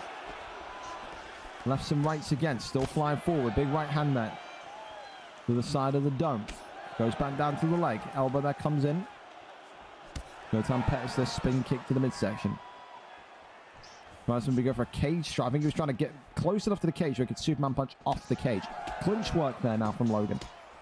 Logan eating that 1-2 though. And again, we've already talked about Tyron Woodley's cinder block hands, brick hands here tonight already. That's something that Logan will be aware of. He's had his fair share of Tyron Woodley bouts. We need to make sure here tonight though that he can just survive the power. Again, as well, people joining us as well. Welcome in. VFL 189 tonight. DirtyDave vs ThaSpookyGeauxst free. Apologies if I'm a little bit flat or croaky. I had to get up a little bit earlier today to sit on the NFL website for 6 hours with what it felt like and wait for the queue to move. So, but it's all right. We were successful. 4 tickets. Me and the boys going to the NFL game in October. The Vikings against the Browns. So, should be fun. If for some reason any of you end up going, link up. I don't know if any of the UFC guys like the NFL, but I'm looking forward to it. First ever game. So, should be good. Expensive, though. £175 a ticket. That is something. Big Superman punch comes in. Flying knee, uppercut, left hand. Big shots coming in. Shoots the takedown and gets the slam. And that's what Adamizer needed. But perhaps not too bad for Logan, because it's only 20 seconds where you'll have to deal with Adamizer on top of you. More taps there coming in, works the body shots again. And that's going to be the end of round number 1. So, I would say a good start from both. I'm liking what I'm seeing from Adamizer as well today with the hands. I think it's always important for fighters that have a wrestling background, especially in this kind of this weird bridge division. I think the middleweight and welterweight division are similar in the fact that they are bridge divisions. You start to really see a mixed combination, a more fluid mixed combination of styles, wrestling and striking from lightweight onwards. And I think when you look at a wrestler in middleweight, when you look at a wrestler in welterweight, you want to see what their hands are like. You want to see that they're not a one-trick pony, that they're not kind of just reliant on one style compared to the other. And right now, Atomizer is showing tonight that he can box as well as wrestle. Good start there, immediately reopening the damage on Showtime Pettis.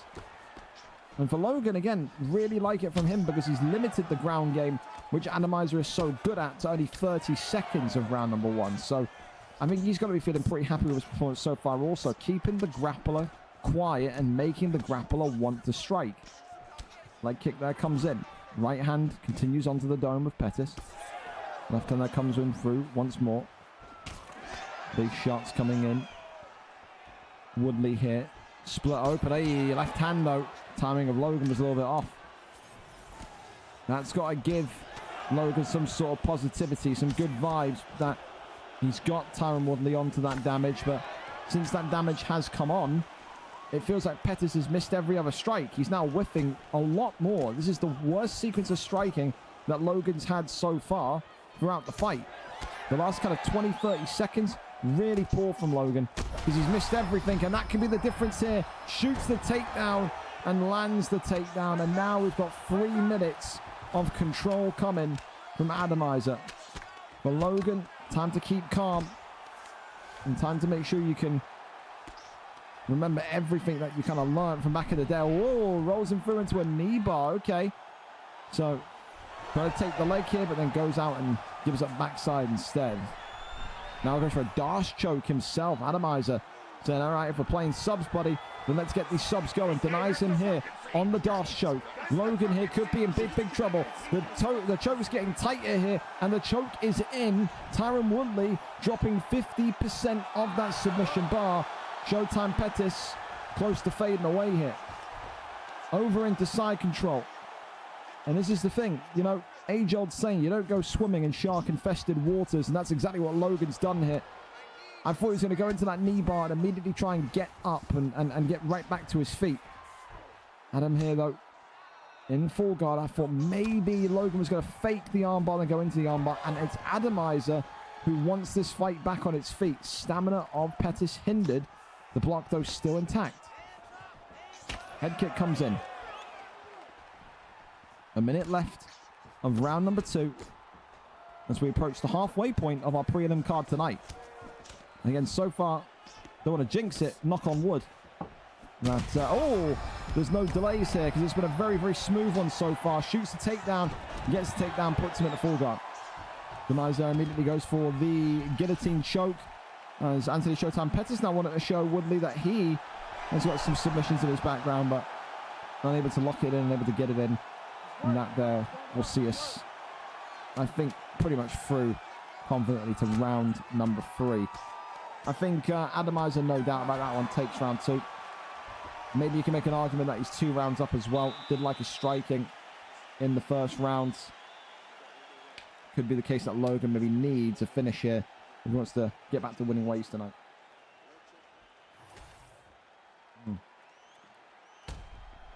Said it was a good round. What is in that round in particular, if Logan watches this fight back, as soon as he gets that orange health damage on Woodley, his striking just went off of the cliffside.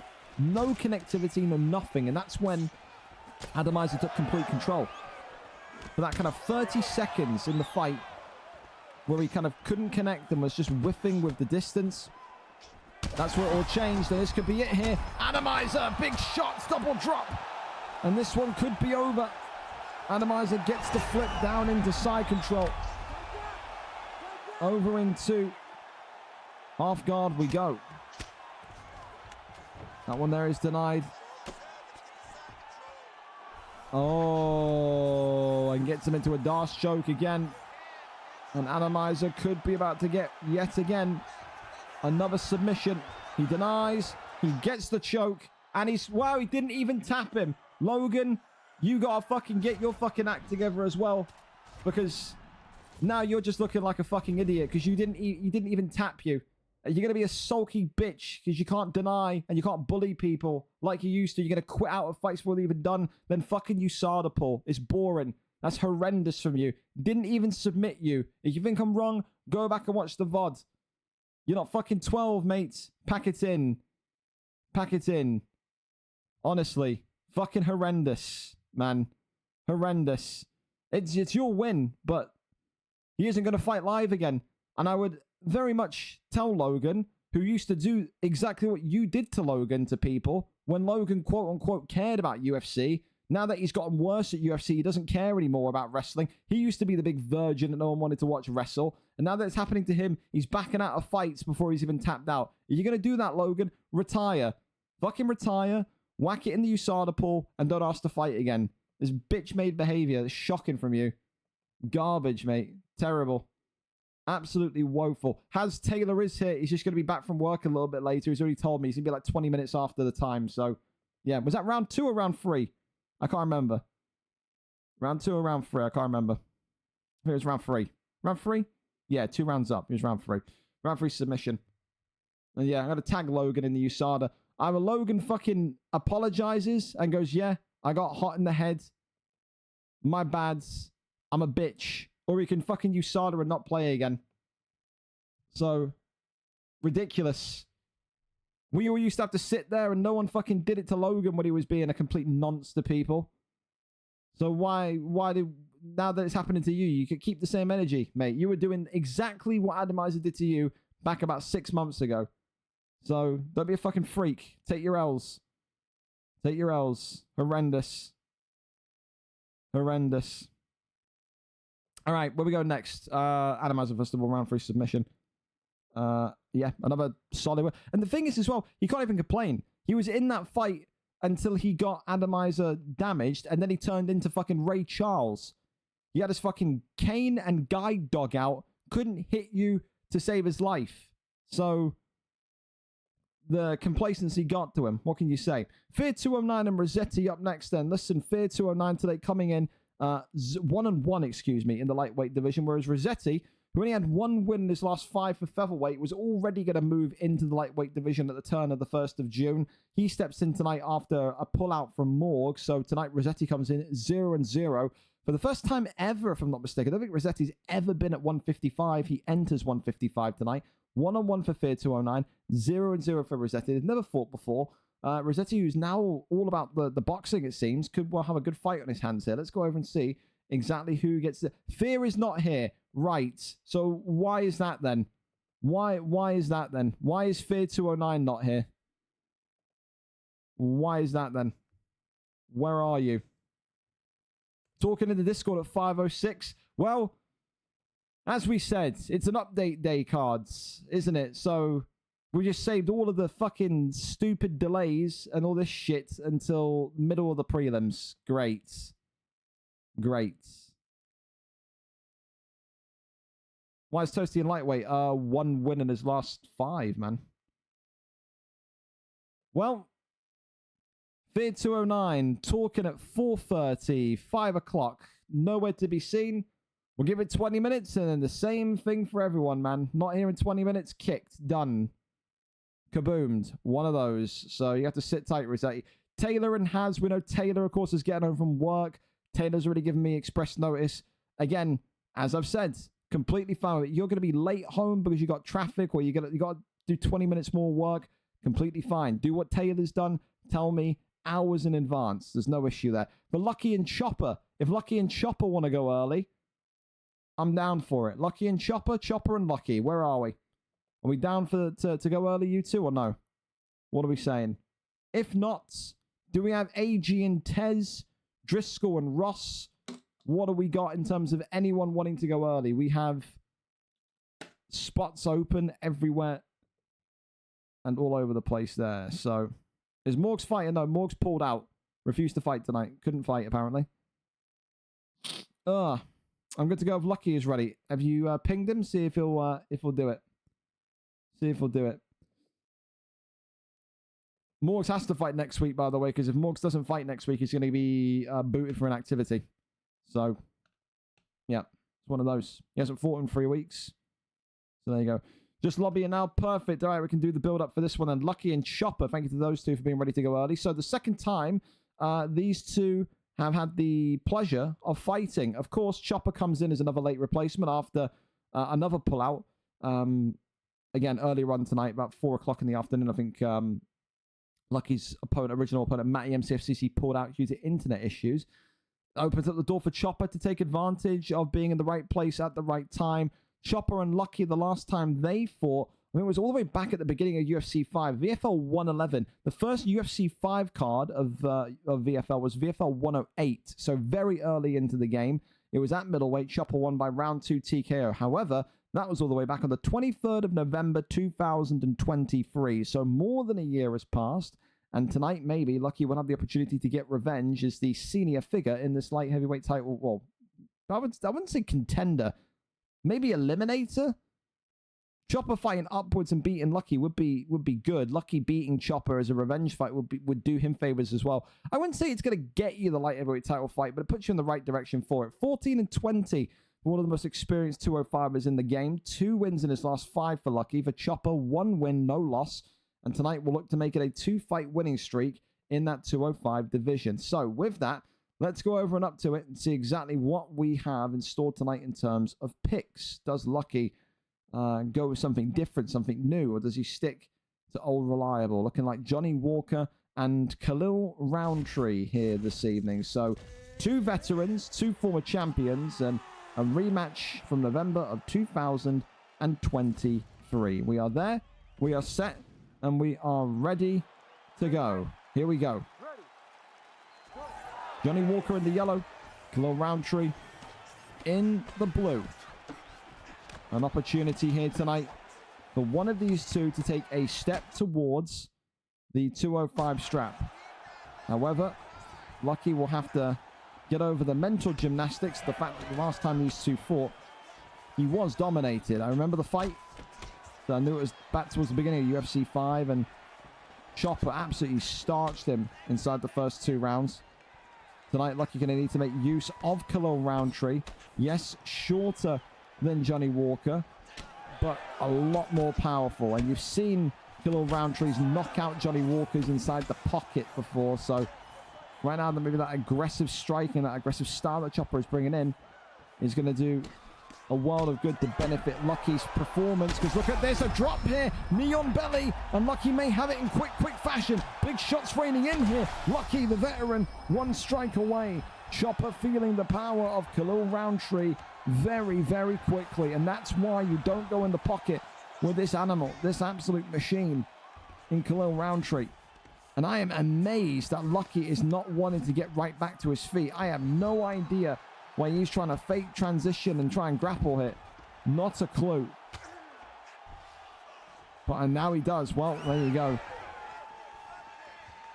A really dangerous start from Chopper and a really explosive start from Lucky 13. And again, it's that crazy, aggressive, pushing style of Chopper that is going to help Lucky tonight. You can effectively just allow Chopper to walk towards you and counter. If I'm Chopper, I'm taking Lucky to the ground. I'm shooting takedowns, I'm keeping that. Chopper knows that he's got the superior ground set of skills than compared to Lucky. We've seen Chopper completely control, hold people, the whole shebang. He needs to do that here tonight. Absolutely he does. Goes off that right hand connection. There's that slip straight though. Oh, big shots again. Lucky 13. Uppercut that comes in from Chopper. Teep kick. Sent backwards. Body shot. Oh, head kick drops him.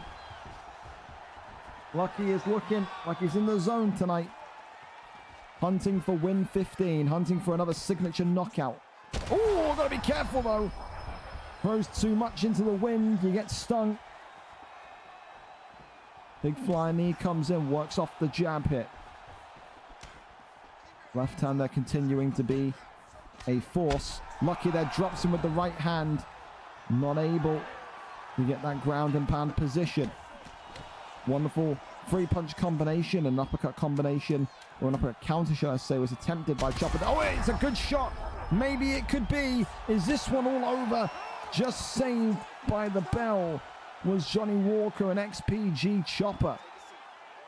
That there, if it went for 3, 4, 5 more seconds, could have been really, really devastating. 4 knockdowns in a round. There is a real possibility that that's a 10-8 round to Lucky. He is loving this Khalil Roundtree pick tonight. Absolutely loving it. Round 2, up and underway for Chopper. All to do, and it may not last too much longer. Lucky here, avoiding that kind of uppercut. So he gets caught, I think, as he rotated back out round. Oh, big shots again. Chopper, oh, he's looking for that pull uppercut. It's only going to take one mistake from Lucky. Lucky's got to try and channel this. Doesn't want to be too aggressive and sell this fight. Oh, it's a big straight uppercut that drops, and he will not go down there. Uppercut there now, lost forward from Chopper. Chopper looking for those kind of key strikes, but an elbow. An uppercut there from Johnny Walker is just so slow. Lucky not able to get one more strike, and it just feels like one more key blow, and this will be it. Right hand drops Chopper. Lucky hit. 3-punch combination. Walks on backwards. Continues to keep himself measured. Pulls that one back as well. Swings on round, uppercut again. 2 minutes and 50 seconds. Lucky is just not, I think, wanting to completely bull rush this. I think he should. It's only going to take one takedown and Lucky will completely be out of this fight. Oh, or a big flying knee. Chopper looking for one of the greatest comebacks in human history. Can he get this one over the line? Or does Lucky send him to sleep? Big knee there was attempted. Right hand now comes off. Oh, he was teeing up for that flying kick again. I think he was looking for maybe that front kick as Chopper knocked again. Lucky, what's he going to do? Sways on round as Chopper. The head health is blinking now. Flying knee comes in, still blocked up. For Lucky, he's got to have some bollocks on him, and he's so timid. Look at him, he's so timid with how much advantage he has. Oh my God, well there you go. Just like that inside the clinch. He's patient, he's calm, he's almost too calm. He's so calm, he frustrates you when you watch him. But tonight, that patience, that calmness results in a huge, huge knockout and results in a vengeance victory. He's had to wait over a year and 6 months for that victory tonight, and he gets it done in brutalizing fashion. Lucky is in love with that Khalil Roundtree pick, and you can see why. He looks so dangerous inside the pocket, almost like a Volkanovski in light heavyweight there. Lucky has with Khalil Roundtree. He gets it done tonight in round 2, courtesy of the big man. Congratulations to Lucky, and commiserations to Chopper as well. I thought that flying knee Chopper was going to get him. I really thought that you were going to take his face right off with that one, man, but hey, that's how it goes. Well, we continue onwards. We still have no idea where Fear 209 is, so yeah, I'm quite annoyed because again, Fear 209 is usually good with timings, with everything. I've not had a single DM. I've not had anything, and so far she's the only one that's kind of fucked the prelims, man. Like, I'll be honest.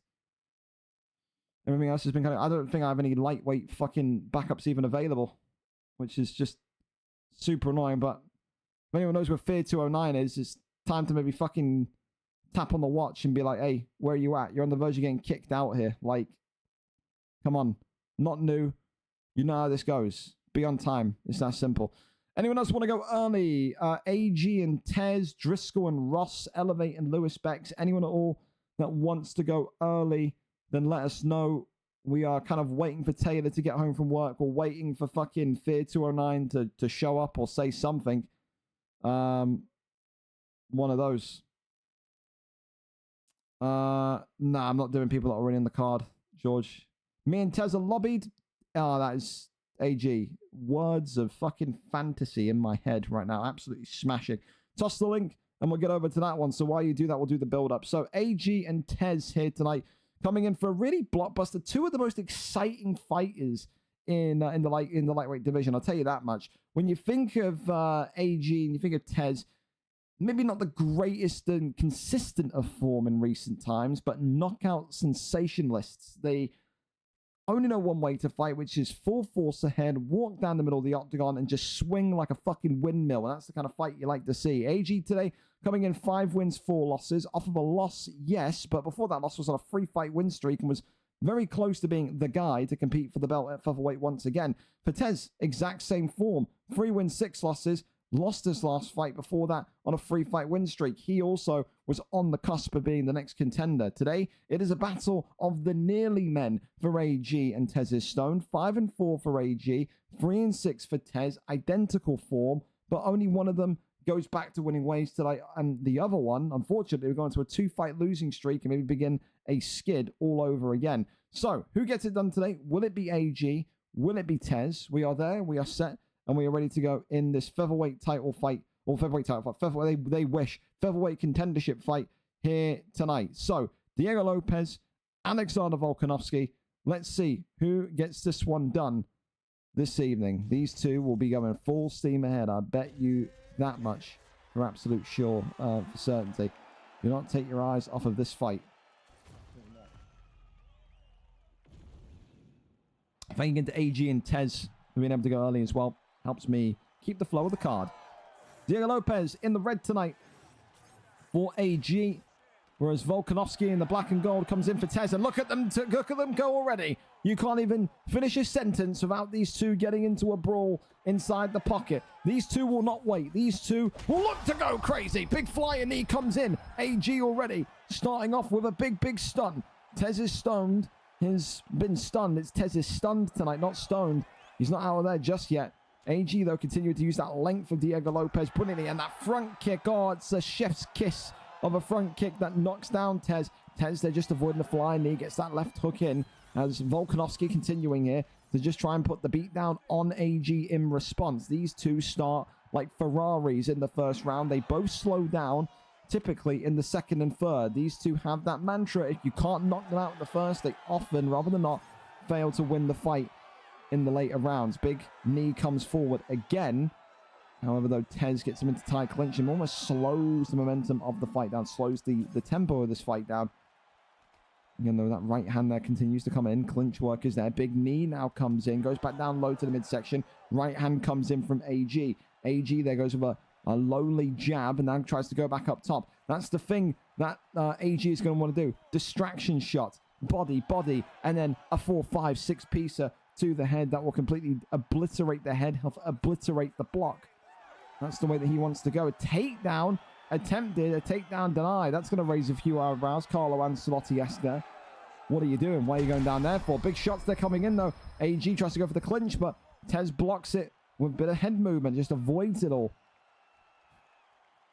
And so far, it feels like Tez is maybe a little bit too hesitant to get into the pocket and just let those hands go. Oh, flying knee again. Perfectly timed, perfectly executed. Rains down the strikes here. Collapses on down. And now AG will very much have the opportunity to try and seal this one. Ground game here now coming in, and Tez flips and rotates him wonderfully. Posture up is there. And gets another flip and rotation there. Tez back on the weak side position. Maybe trying to fake the side control. Almost a little bit amazed that these two are grappling tonight. It's not what you often see from them both, but maybe a little bit surprised by AG. AG opting to go to the ground when he's winning the stand-up fight so far. So maybe he's seen something, felt something that he didn't want to risk with Volkanovski's stand-up, but that's what he's opting to do here. Goes over into half guard, pulls him in, right-hand side. And look at this here. Volkanovski now being put into a Kimura. That could be dangerous, and gets the Kimura. So the block here for Volkanovski is going to suffer. And with how that first round went, you would be very, very concerned if you were a Tez's Stone fanboy tonight, because that's going to take his block down. That's going to take his defense down. That's going to take the fight into the favor of AG, of Diego Lopez, right from the off. Now it's absolutely the case where you're thinking about defense rather than offense. This could be huge. That Kimura as a buzzer beater could be absolutely huge. Look at that block already. Top right your screen. Tez is feeling that jab more so than he did before. And now almost, I think, if you're Tez, you're going to be begging for the ground game rather than wanting to stand up. Because once he gets those combinations activated, you're in some real trouble. But then again, he is getting tagged inside the pocket now, so he's got to be a little bit careful as well, does AG. Imagine, in this position, dominate the first round where you're striking, getting a Kimura off, and then you go a little bit too class clowny, end up selling the fight. Imagine. Deep kick there comes in. Body uppercuts there. Smash it on forward. Body shot again. Left some rights. Tez here goes to the body. 1-2 down the middle. Head kick there comes in. Tries to get up and down. Up kick saves him. Volkanovski saying I may be damaged and my block may be cooked, but I want to stay up on the feet here tonight. 2 minutes 50 left of round number 2. Swings him down, gets him down. Surprised, I can't lie. I'm surprised. I'm surprised that AG is grappling. I mean, it's a positive surprise. Shows that he's multi-dimensional, but you'd think he would be confident enough to kind of stand up and kind of have that war with Tez, but almost going the road of trying to frustrate Tez here tonight. Walks him into a Darce choke, and that one there going to be denied. Tez says not going to happen and gets out of that one. Tries to flip him and rotate him. There you go, right back into dominant position again. Really smooth from AG, who now gets a couple of shots into the midsection in that north-south position. Side control is now very much there. Neon Belly's very much there. A couple of strikes raining on down here. Tez can be in trouble. Avoids that big one. And in the end goes over into half guard. Not a fight that you would expect. Not a fight that anyone would have expected to go into round 3 potentially. But here we are, 50 seconds away from it. Goes over into an arm triangle.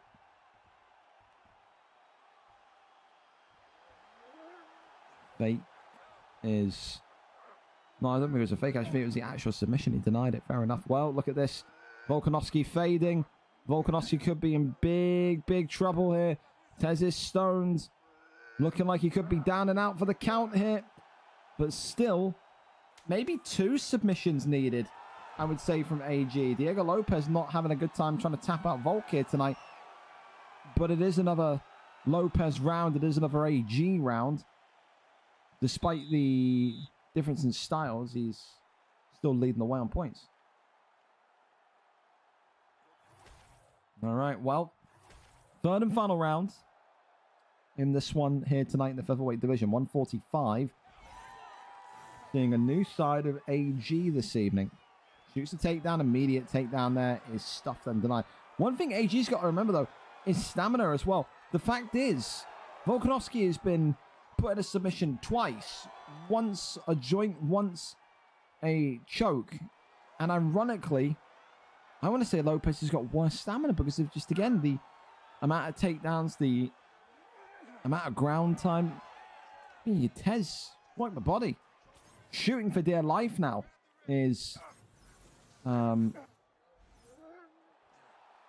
Lopez's AG, but depends if Volkanovski can get the better end of the stick here. Goes into the rear naked choke position. Max sitting. Tries to get out and does. Goes over into backside. Posture up. Rains down the strikes here. Couple of shots there. 1-2s into the back of the head. Goes up and out, of course, into an arm triangle. Immediate deny. Really nice. And another one. Lopez here.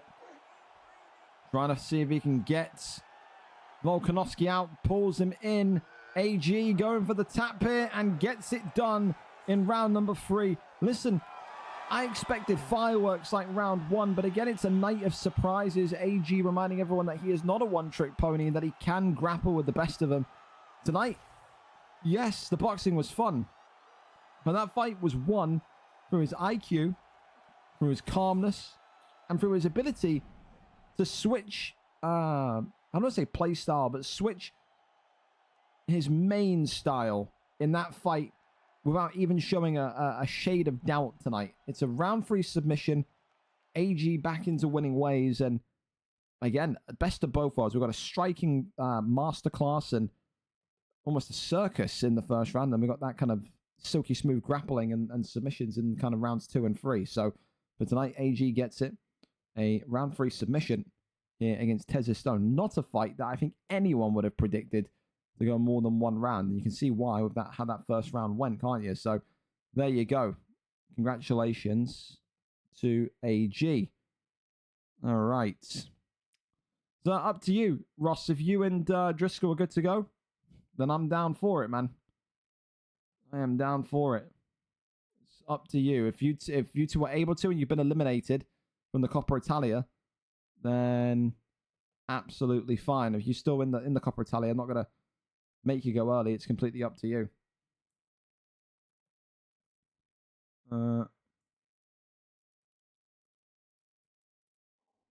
So still no reply from Fear. So one of those. All right. Well, listen.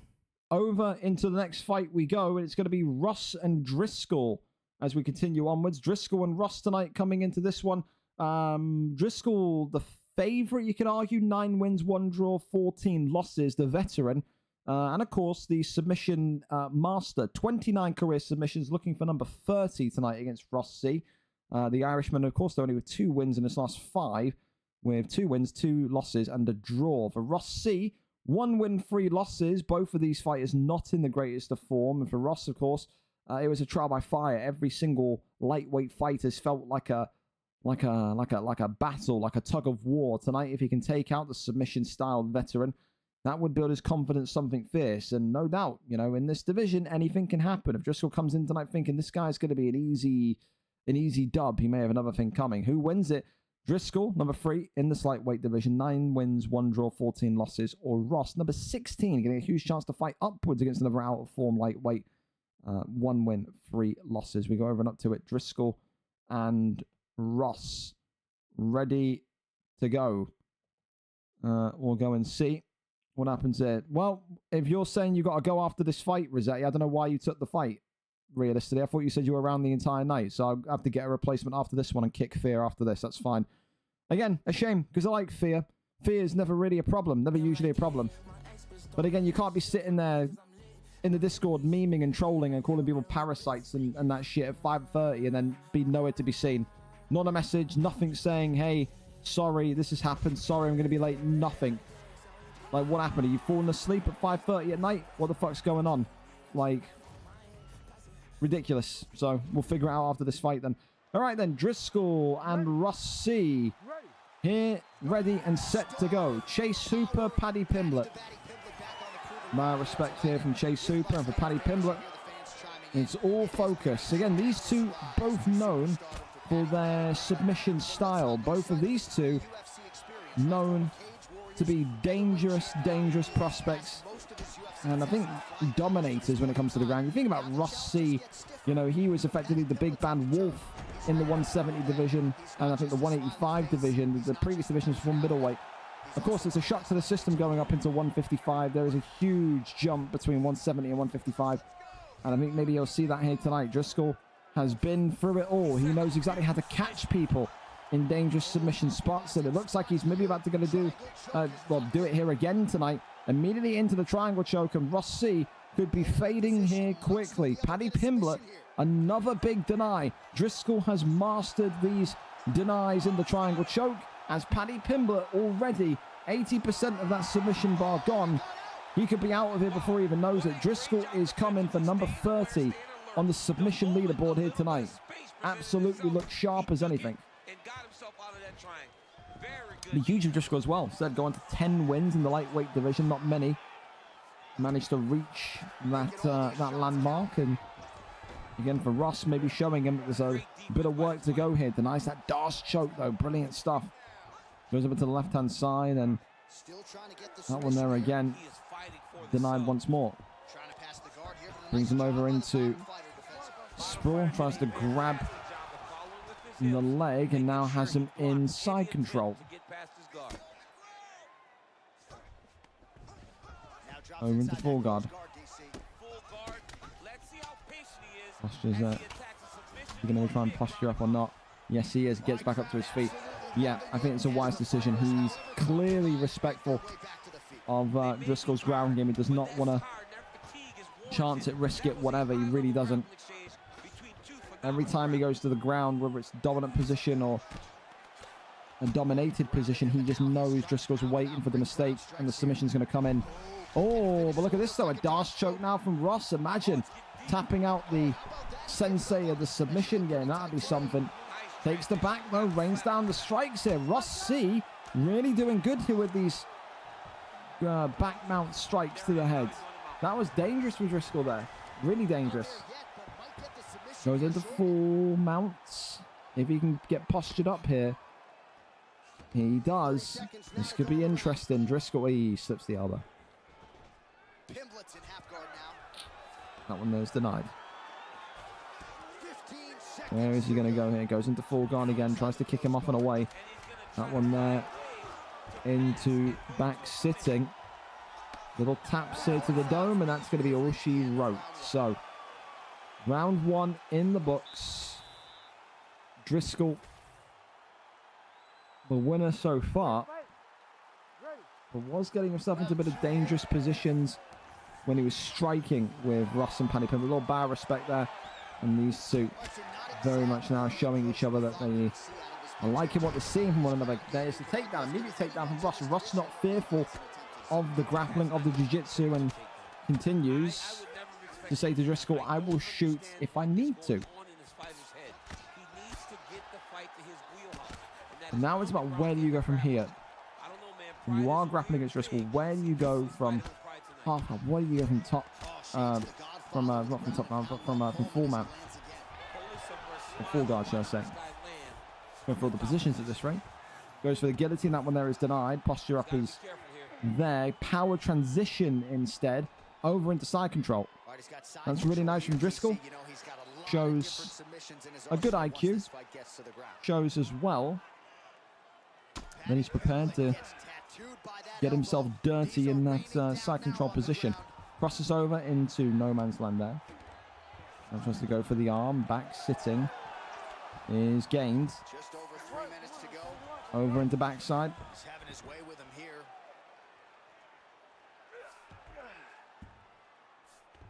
Back mounts. And busy as he looks to improve Down position here. into top mounts. And again, this is the thing where, like, again, hang on, because this that hinders Ross because of the denies are not really consistent. Got him in Darce choke, and look at this. Well. Chase Hooper now being subbed, and Driscoll is one away. This is some comeback here from Ross C. Ross C, who didn't look like he had a hope in grappling with Driscoll, is now starting to believe. Well. Pretty effectively from the top here. Nice ground and pound by Pimble. The next submission for either of these two could be game deciding, fight deciding. Strike lands.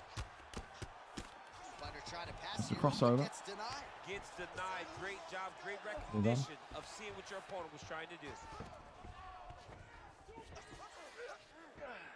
Falls over, of course. Power transition into half guard. Working out of the half guard here. Is up. Big strikes coming in, and in the end, Wow, all things pulls him considered, down. Pretty good shot from bottom position. Still a minute to go. A minute is a long time. A minute is so much time to go for a submission, and this could be it here. Ross C, Darce choke. Is he going to keep him locked in? He could well have Driscoll here. Driscoll's in big trouble. The Irishman here, 35 seconds left, and Ross C is not going to get the sub. Oh, Ross C was so close. So close to tapping out a veteran tapping out the submission guy. That is so gutting, so close. Works the shots to the body, and that's going to be the end of round number 2. Driscoll surviving by the skin of his teeth at the end of that round there.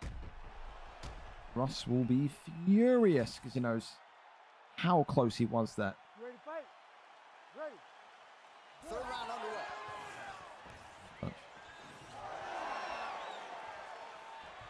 Use the takedown. Oh! I have not seen that before. Was it a judo toss? Always got the Kimura. It don't matter. All the fancy takedown denies. And look at this. Kimura locked in, but just gets out of it. Oh, we are now going 100 miles an hour for submissions. All right, then. Okay, then. Little taps coming in. Denied. Denied there as well. From Patrick Pimblett. Patrick Lee at his Pimblett. Goes over into half guard again. 3:40 left of the third. Into sprawl. That one there is denied. Down to the side control. Oh, gives it the back low. Oh, don't like that. Back mount ground and pound. For Ross, this could be it here. He's got to try and hang on. And this one is all over. Chase Hooper gets it done in round 3. Paddy the Baddy's Pimblett, and he said Paddy the Baddy's head durability, head health, resistance to big strikes continues to haunt people that pick him in 155. Gotta say to Ross, probably one of Ross's best fights at lightweight so far. Nearly, he was this close to getting Driscoll out of there in the second round with submission. Just went the wrong way with the denied. Driscoll today maybe dodges a bullet. I think he will say to himself as well, the kid did well in round 2. Very close, but in the end, Driscoll gets it done. No submission. Number 30 still pending for Driscoll, but it's a round 3 victory tonight for Driscoll by that brutal shot from the back mount posture up. So congratulations to him. A huge win indeed. All right. Well, let's see what's going on here. Viper, don't ask me about the lore of why people abandon sign up more. That's my response to you. So, yeah. Right, well, the Driscoll exploited in round 1 when he got that triangle. I don't think Ross remotely cares, dude. I mean, you just have to flag that up to Driscoll. I don't think there's going to be... You got to think, the guys in like lightweight and stuff are not intentionally doing exploits. They don't play the game anywhere near as much as you guys in bantamweight and flyweight. They actually do it on purpose. I don't think there's going to be too much of a thing there from either. Say except Diddy, so they didn't even notice. So I don't think there's going to be too much of a complaint there whatsoever. Again, I think in lightweight, welterweight, middleweight, those kind of those weights, especially with the FIFA guys, they're not intentionally doing it. I mean, people like Chubb would obviously, but again, in bantamweight, flyweight, I can look into it more, but I don't think these guys are intentionally doing anything like that, so I wouldn't worry too much. Right, well, listen, it's a shame because I have to kind of sit here and I have to effectively cut Fear 209. I don't know where Fear 209 has gone. I don't want to have to cut Fear 209, but here I am. You can't be sitting and yapping in the Discord at 5:30, and then it comes to fight time. You're nowhere to be seen. You're 30 minutes late. You're better than this. You're not new. It's ridiculous. So when I get a replacement in, then Fear 209 is cut. Then we can try again in 8 weeks. But be on time. Communicate. It's 2 very simple requirements when it comes to the card. And clearly, Fear 209 has failed at doing that tonight. So caused the delay. And now I'm completely lost and stumped as to potentially what to do here. Could do Prelim Goat. Yeah, Prelim Goat wants to fight so much. Give Prelim Goat wants to fight so much. We'll do that. Silver Salt, thank you so much as well. Not for my opponent yet either. Well, Lewis, again, thankfully, your opponent isn't here until 9:10, so it doesn't really matter to me too much. So we'll bring in Prelim Goat and go from there. Said Prelim Goat, if he did sign up, would have had a big fight. Since he keeps wanting to be the backup emergency fighter, he's going to put his contendership status on the line. So Yeah. Disappointed in Fear 209. I don't know if it's she lost the PlayStation belt or whatever, and I don't know, was losing more fights and just gave up. I had no idea. But to be talking in that Discord at 4, 5 o'clock and then just be like, yeah, fight time, not going to say anything, not going to do anything, not going to speak, rubs me up the wrong way. Because, again, you know you're going to be late home from work or whatever, and you know you're going to be kind of like, you know, you're going to be kind of late for whatever reason, say something. I can delay the fights by 20, 30 minutes, but, like, this is just, it's ridiculous. So, yeah, it's a shame, but it's the same rules for everyone. You got to be on time. You got to speak. You got to show up. The only thing that would save Fear 209 from being cut is if she was in a fucking tragic road accident or a fucking house exploded from a gas leak. Then I would allow it. But, like, to not be here, not say anything. Yeah. Not a fan of that. Not a fan of that. But there you go. So it's going to be the ultimate sub fighter, the ultimate backup fighter in Prelim Goat, coming in at 6-1. Again, Prelim Goat, happy to be a backup fighter, happy to be a substitute fighter. If he signed up for the card tonight, he'd be competing for the high riches of potentially the lightweight championship, even maybe the number one contendership in this division. Regardless, he's here, and regardless, he says, I will step in and I will do what needs to be done in order to keep this card going. So it will be tonight, Rossetti against Prelim Goat in the lightweight division for the first time. Of course, huge stakes for Rossetti to maybe ruin, because if Rossetti can get this victory here tonight, then, listen, it would completely ruin the landscape of the lightweight division. So, I mean, huge risk for Prelim Goat, and a huge opportunity to do something very funny for Rossetti. We go over and up to it. Rossetti's first ever fight in the lightweight division. He takes on one of the most, if not probably, not just in this month, but probably the most informed lightweight fighter since Stankerson, since Primes. He's up there with the very best of them. So there you go. We will wait and we will see. We absolutely will. Yeah, I'm not sure. Again, I think you just got here as well. I'm saying Russ wasn't complaining. Russ didn't know. Driscoll didn't know. No one's really kind of complaining. I'd said I know Driscoll enough to know he's an absolute raging. I can't say what I want to say. Begins with an N. Begins with an N. Begins with an S. Ends with a pastic. Yeah, he likes to complain and moan, does Driscoll, but he's not a cheater. That's one thing that I'll say, not intentionally anyway. So. Yeah, one of those. He's grabbing batteries, right? Well, we will sit and wait. So, be 2 minutes. I hope you fucking not going to run to the store and get them. We will be waiting here. So, yeah. Yeah. And of course, to everyone else, a big thank you so far for being on time. Again, we've saved a lot of time in terms of being ready to go at this point as well. Again, we know pretty much after this fight, I think Taylor and Haz will be ready. And then we'll be right back on track. So we actually are still right on time. As long as we can keep the fights going, we're in a great position here, fellas. So good shit. Absolutely. Absolutely positively. And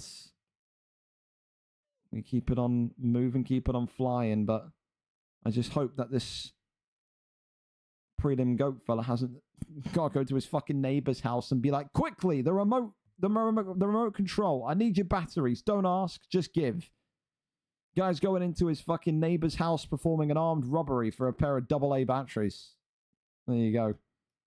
There he's coming. There you go. He's robbed his neighbor of the batteries and he's good to go. So, cool. We're waiting for that one. This fight is imminently on its way. So, perfect.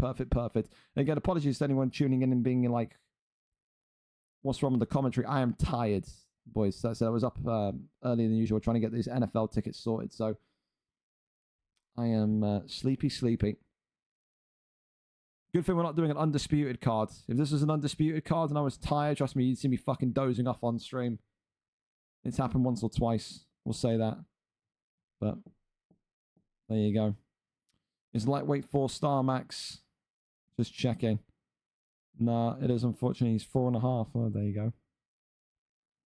There you go. As we wait and see for this fight to begin. Rosé, while you're actually waiting, shouldn't you like restart the game since you're disconnected from everything? Wouldn't that be a smart idea? I hope you've done the update. If you haven't done the update, Rossetti, I will scream at you. I will. There will be lots of yelling.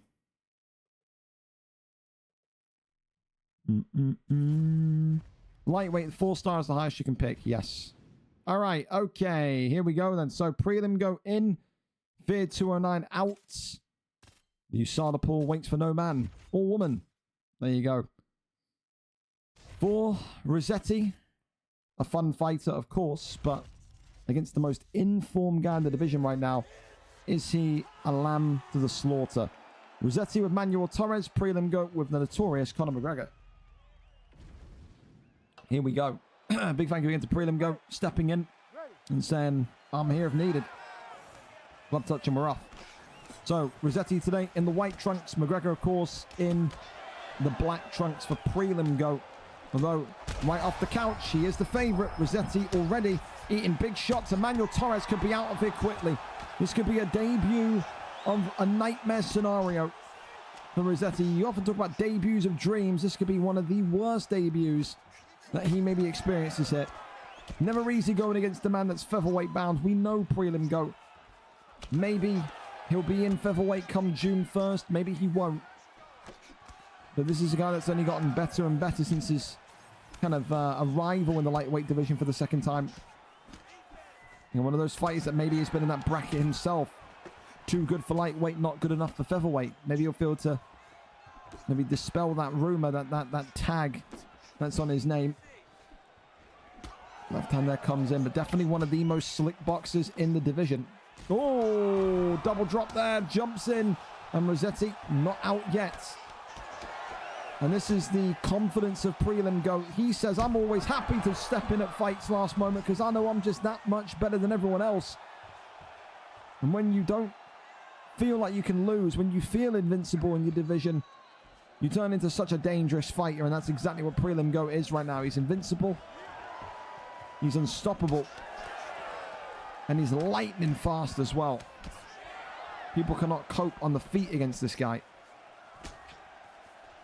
Knee there to the body is another right hand, left hand comes forward again. Rossetti continuing to just eat shot after shot after shot. Knees to the midsection again. Gets that judo toss. Right back up we go. Knee there was when being teased. McGregor is slightly busted open. Oh, left hand from Manuel Torres. Is that he's starting a comeback here? Big shots again. Body shot. Has prelim maybe gotten a little bit, not say worried, but aware of that damage. Gets the takedown. Gonna go into stack guard, and he gets it. This could be the end here. Rossetti just about shaken out of it. Denies in there though. Kicks him off away, but stays in this position. Tries to get the stack guard again. Goes into side control. Okay. And McGregor side control showcase. Not for too long. There are only 30 seconds left, sadly.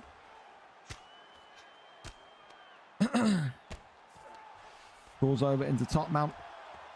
Left hand side, that's denied. 10 seconds. Can the posture up be the end of Rossetti here? Rains down the strikes, big shots coming in. An elbow there drops in. Not the end of the fight yet. But my oh my, it's close. Rossetti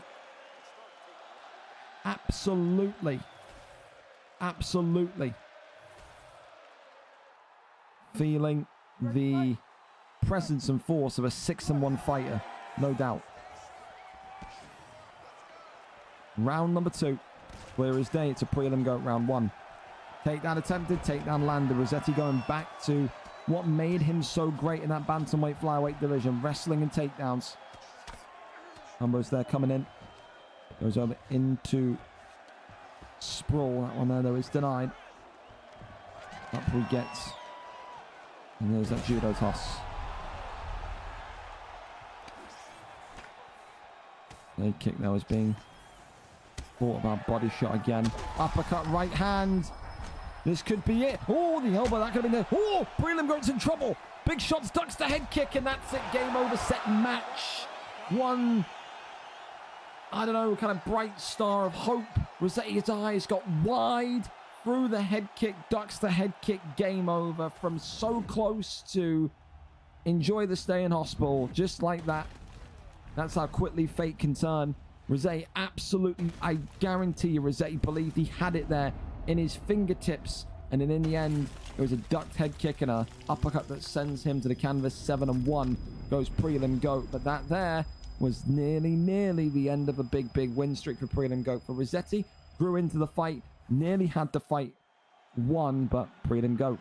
Listen, when you're confident and you're at the top of your game, who's going to stop you? No one in that lightweight division, it seems. A round 2 victory tonight gets it done. But don't get it twisted. He'll be wiping some sweat off the brow tonight. He knows how close he was there. Absolutely, he does. Commiserations to Rossetti. Congratulations to Prelim Goat, though. There you go. Well, listen, on to our next one we go. Kyle, happening, man. Happening. Sorry, I'm fucking really tired, man. So if I'm stumbling, tripping over my words, I can only apologize. Is the midweek stuff going well? How are we? How are we looking there? Is that okay?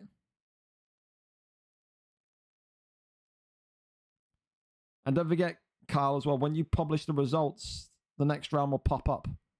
So don't be giving anyone the wrong draw. All right, don't be that guy. All right, listen, up next, here we go then. Taylor and Haz, are we good there, or is Taylor still making his way home? He messaged me at 8:58 saying he's running home now.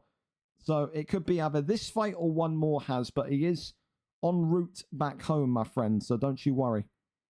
Lewis Beck's in 1, says Alfie. Oh, a lot of support from Lewis Beck's, or for Lewis Beck's tonight. That would be something.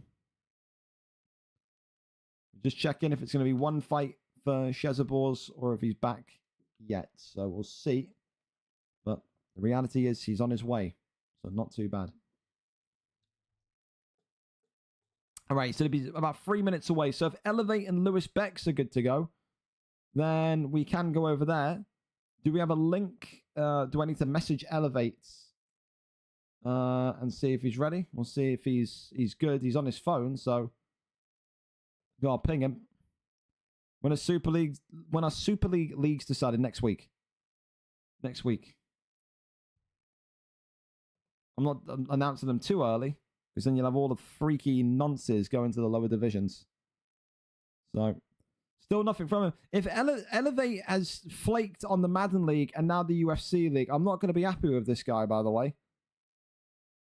Because that'd be 2 leagues in a row that he's asked to play in. I asked him earlier on, are you going to be good for 4:10? I mean, I guess it's 9:07. He's 3 minutes from being needed, but like, he's got to be here. If he's not here, I'll cut him too. Like, it's that simple. You know, you can't. Don't tell me yes, yes, yes, and then be like, oh, I'm not here. My goddamn screen has gone black again. Mother of Christ. We hate to sit. There we go. It's white again now. There we go. We're back. We've regained picture, haven't we? Brilliant. Why am I getting pinged in fucking Discord again? Someone's opening up a ticket. Well, we will not be there. We will not be replying to the ticket. We need some sort of fight here, boys. Any fight whatsoever that wants to go early, that can go early, tell me. Maybe a replacement needed for Lewis Becks, maybe not. We'll see. See if Elevate bothers to show up or not. We know Taylor is just running home from training, so he's going to be here.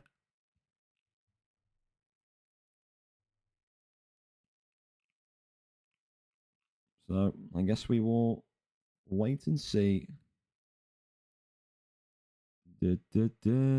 Gosling, ask tomorrow. Streaming. Got people asking me to do releases on FIFA. No. No. Yeah, this guy is super reliable. Yep. Tell me about it, Soren. Tell me about it. If he's not here, he's going to get kicked, dude. Like, I said to him at 2:25 today, I said, is 4:10 Eastern good for you? 9:10 our time. He said, yes, it does. Hands together, praying emoji. I said, sweet, I'll slot it in. He said, weight class is a welterweight. He said, bet. And now, nowhere to be seen. So, if you're flaking on Madden and then you flake on in UFC, I can't rely on you, dude. I can't. So I'm going to start getting a replacement ready there as well. That's ridiculous. Again, we saved all the fuckery for the end of the prelims, it seems. Which is super annoying. Neddy doesn't want to fight. Ellis is unstreamed. Jack 9, nowhere to be seen. Charge pulled out. Brazy, nowhere to be seen. Stucky's fought.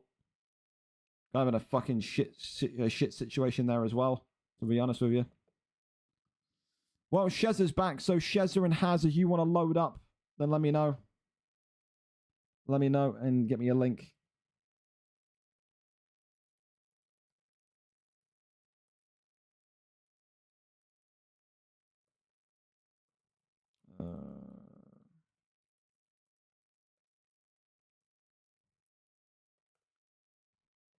Bum bum bum bum bum bum. And then I got to hope and pray to find a fucking welterweight. So we're on time, Dan, but we saved like the silly shit literally right towards the end of the prelim, so we're not going to be on time in a couple of minutes time. Anyway, listen, we're over to Haz and Taylor again. A big thank you to Taylor. Yes, this fight was at 8:30, but like I keep saying to you, there's never a problem being late with your fight if you communicate to me. Taylor told me hours ago, listen, I'm going to be a little bit late because I've got training. It's going to take me a little bit of a while to get back. It's totally manageable if you tell me early, right? That's exactly what he did. If everyone could be like Taylor, I'd have a much more happy life. So, Taylor and Haz, thank you to Haz as well for being calm and cool and not kicking off.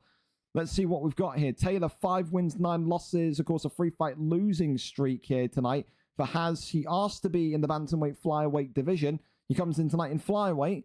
Got his go in bantamweight. Now he gets his go in flyweight. Let's see what he can do with the little garden gnome men here tonight. Both of these two off the back of losses. Only one of these two can get onto winning ways here tonight. Let's see if Haz has the answers. Deco will be in his corner. No doubts about that one. And we'll get to see if maybe he can outbox one of the most entertaining boxers in that flyweight division here tonight. Shezza, you're all good, man. You're all good. You hop on through. You're all good. And so the one that would have been good to get, but he's at work. Bass Inferno asked to re-enter the rankings. Bass Inferno would have been a perfect fight for Lewis Bex, but he's not here. I would have absolutely done that in a heartbeat. But it is what it is. So it's a shit situation. And it just means I can't. I'm more pissed. It's not even the Elevate one. I mean, I knew Elevate was flaky. Elevate was supposed to be in the Madden League, and it's like, you know, he didn't do anything in the Madden League. And then he got removed from the Madden League. So I'm not really too surprised that he's not here. Again, I'm talking prematurely. He's only 2 minutes late. He could show up. I'm more pissed off with Fear 209. I'll be honest with you. That's absolutely the one that's just got my back up. As I said, Fear 209 knows better.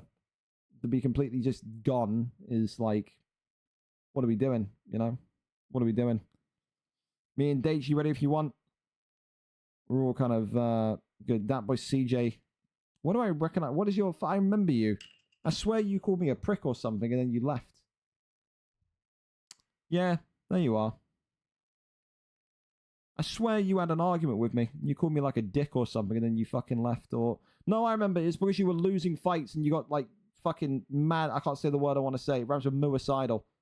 You got very muicidal and then like you were losing fights and you were like, I don't know if I got this anymore. And I told you to find your balls and you got very fucking angry at me. It depends. You can come in and fight, man. But like I said, you're going to lose one fight and then want to retire. It's probably not for you. So the UFC is a mental game. You know that. You're cool. You want to get back in and fight, you can. But I want league fighters. I don't want one and done fighters. I don't want one and I don't know if I can. match the level anymore. You know what I mean? I don't want anything like that. So it's one of those. It's up to you. It just sucks, Mitchy. It says she's super reliable. There's a small update. I hope your internet's not fucking poo-poo. We're going to go to that Lee fight then. Since they're ready to go, we'll go to that one while you update. I don't want to wait anymore. Lee 66 and Daichi coming up then. Lee 66, 10 wins, 14 losses, coming off of a win last time out. Daichi, 10 wins, 6 losses, 3 wins in his last 5. These two have fought before. It was kind of recent, but not super recent. I want to say, Lee's had 108 fights. God damn. God damn, Lee. Fucking Jesus, you're as old as the furniture here. Last time Lee and Daichi fought was here. VFL 176, 12 weeks ago. Daichi won by round 3 TKO. That, though, was on the 27th of February. A lot has changed in 3 months. We go over and up to that one and see exactly what happens here tonight. Lee and Daichi. Daichi and Lee. I imagine it will be Lee 66 streaming. So we'll go there and pop on through to it. And again, thanks to everyone who is here and has got their fight done early tonight for helping us out by getting their fight done early tonight. It helps so massively you don't even understand. It really does. In situations like this, it does. All right, Chase Hooper and Paddy Pimblett. Seen it once tonight. We see it again. Already seen Chase Hooper reign supreme over the bowl cut machine. Paddy Pimblett, can we see it again is the big question. We've got no volume. It's like the Emirates Stadium. It's a fucking ghost town. It's silence. Let's see if Lee 66 with his Paddy Pimblett pick can get it done tonight. Daichi, of course, in the yellow trunks with Chase Hooper. Probably the favorite coming into this one tonight. He's a bit of a 50-50 fighter in 155, but when push comes to shove in the big moment fights, he often rather than not turns up. For Lee 66, chasing consistency, chasing the ability to be back on the main card, and chasing perhaps another go at the lightweight championship of the world. Wants to do that, though. He's going to need to win here today against a fierce and familiar rival, who again is up there for one of the most improved fighters of the last kind of 2 or 3 months. Guys like Daichi very much came into the league at lightweight, being a kind of Justin Gaethje type fighter, entertainment and just throwing fists into the sky, to now having a competent ground game, to now being a very, very smart IQ fighter, someone that very much can keep you grounded for minutes, for rounds at a time. So Lee's got to be careful with tonight, and I think he knows that. He is familiar with these guys, not just Daichi, but also the likes of Sovis and everyone in that phone jacket MMA camp. Of course, though, with Daichi, it will be a case where against Paddy Pimblett, what do you know as his weak points? Head durability, the ability to resist damage. He can't take too many punches, and that's why I think you see so many people against Paddy Pimblett to try and keep the fight standing for as long as possible. They know Paddy Pimblett's dangerous on the ground. They know he's got good submissions, and he's got that jiu-jitsu background that we all know in real life. But if you want to take Pimblett out quick, you do it on the feet. You do it with a power puncher. However, Daichi now goes over into side control as the elbows here now begin to rain off, crawls over into top mount here as these two are getting ready and set to go again. Left-hand side, nothing there. Works off the body. Jabs there, gets a couple more. Fakes on that one. Goes for the Kimura. Well, hang on a minute here. Lee 66 trying to get into the Kimura, rotates and flips him because he expected that change of position. And look at this, into a Darce choke here. Lee 66 in trouble. This is wonderful scrambling and wrestling and jiu-jitsu work here. And Daichi, really, really, really nice kind of IQ again there being shown. Gets the first submission in. And Lee 66 now very much in trouble. I think about 75-80% of that submission bar gone. So that's, again, a really beautiful kind of sequence of events there. Lee getting kind of rotated and flipped over. Then it's almost kind of, a roly-poly and across the octagon floor before a submission comes in. Big ground and pound comes in, though. Lee could be in trouble. There's that compromised head health we were talking about of Paddy Pimblett. The bowl cut not doing enough to cushion the elbow. That's going to be the end of round number 1. And that there categorically. Chase Hooper round, Daichi round. Chase Hooper just got Paddy Pimblett's number here tonight. Round 2. Up and underway. Glove touch, and we're off. Left hand immediately just takes one, and look at that. One left hand, one uppercut right into the guillotine choke, and that one there in the end just escaped by Paddy Pimblett. Overhand there, swings in, clinches there, lefts and rights again, uppercut into the jab, right hand comes forward. There's more damage coming, and this is now where Paddy Pimblett starts to be very, very, very weak. The right hand drops him again. Paddy Pimblett avoiding the clinch with head movement, but now he's being stalked by Chase Hooper. Right in the firing line, in the pocket.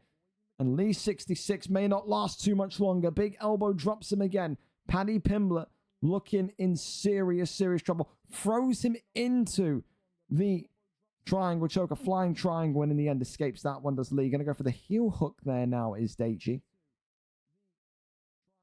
Goes through into full guard.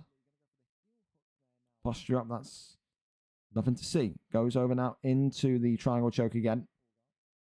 Backside, nothing there. That's denied. Lee could be in trouble. One deny right, one deny left. And the Welshman here tonight, sadly, has tapped out. Round 2. And as we kept on saying, Daichi in these fights, where he needs to win them to get back into the conversation, back into the big time. He's so good at them, a mentality monster. But now he needs to go over the bigger obstacle, the bigger mental block, which is getting the lightweight championship around his waist. Tonight, he makes a big start towards that, taps out Lee 66 in round number 2. And again, I just feel like Lee has to get, I think, a more... He picks Paddy Pimblett, but he didn't look too confident with Pimblett on the feet. And we know what Lee is. Lee is someone that has ground game and also striking. He needs someone with a bit more of a chin than Paddy Pimblett. Lee will know it from that fight. Pimblett gets cracked way too easy. Pimblett loses the head health way too quickly. And then before you know it, you're absolutely fucked. So you have to be a little bit smarter. You got to have maybe that kind of alternative pick right up your sleeve, and just didn't have that there tonight. Right, is Haz and Thingamabob Shezza ready to go? Are we good? Are we good? Yes, we are. Fantastic. Fellas, especially you, Haz, thank you for being so calm about it. Again, appreciate Shezza letting us know about the delay as well. Manel Camp against Figueiredo. Again, a 3-fight losing streak for Taylor against 0-1 for Haz. Again, two of these guys, two of the most exciting strikers in that flyweight division. And we're going to see the return of Manel Cap to the octagon tonight. I haven't seen a Manel Cap pick in what feels like years. Of course, Haz comes in with the white trunks tonight, whereas Taylor comes in with Figueiredo in the yellow.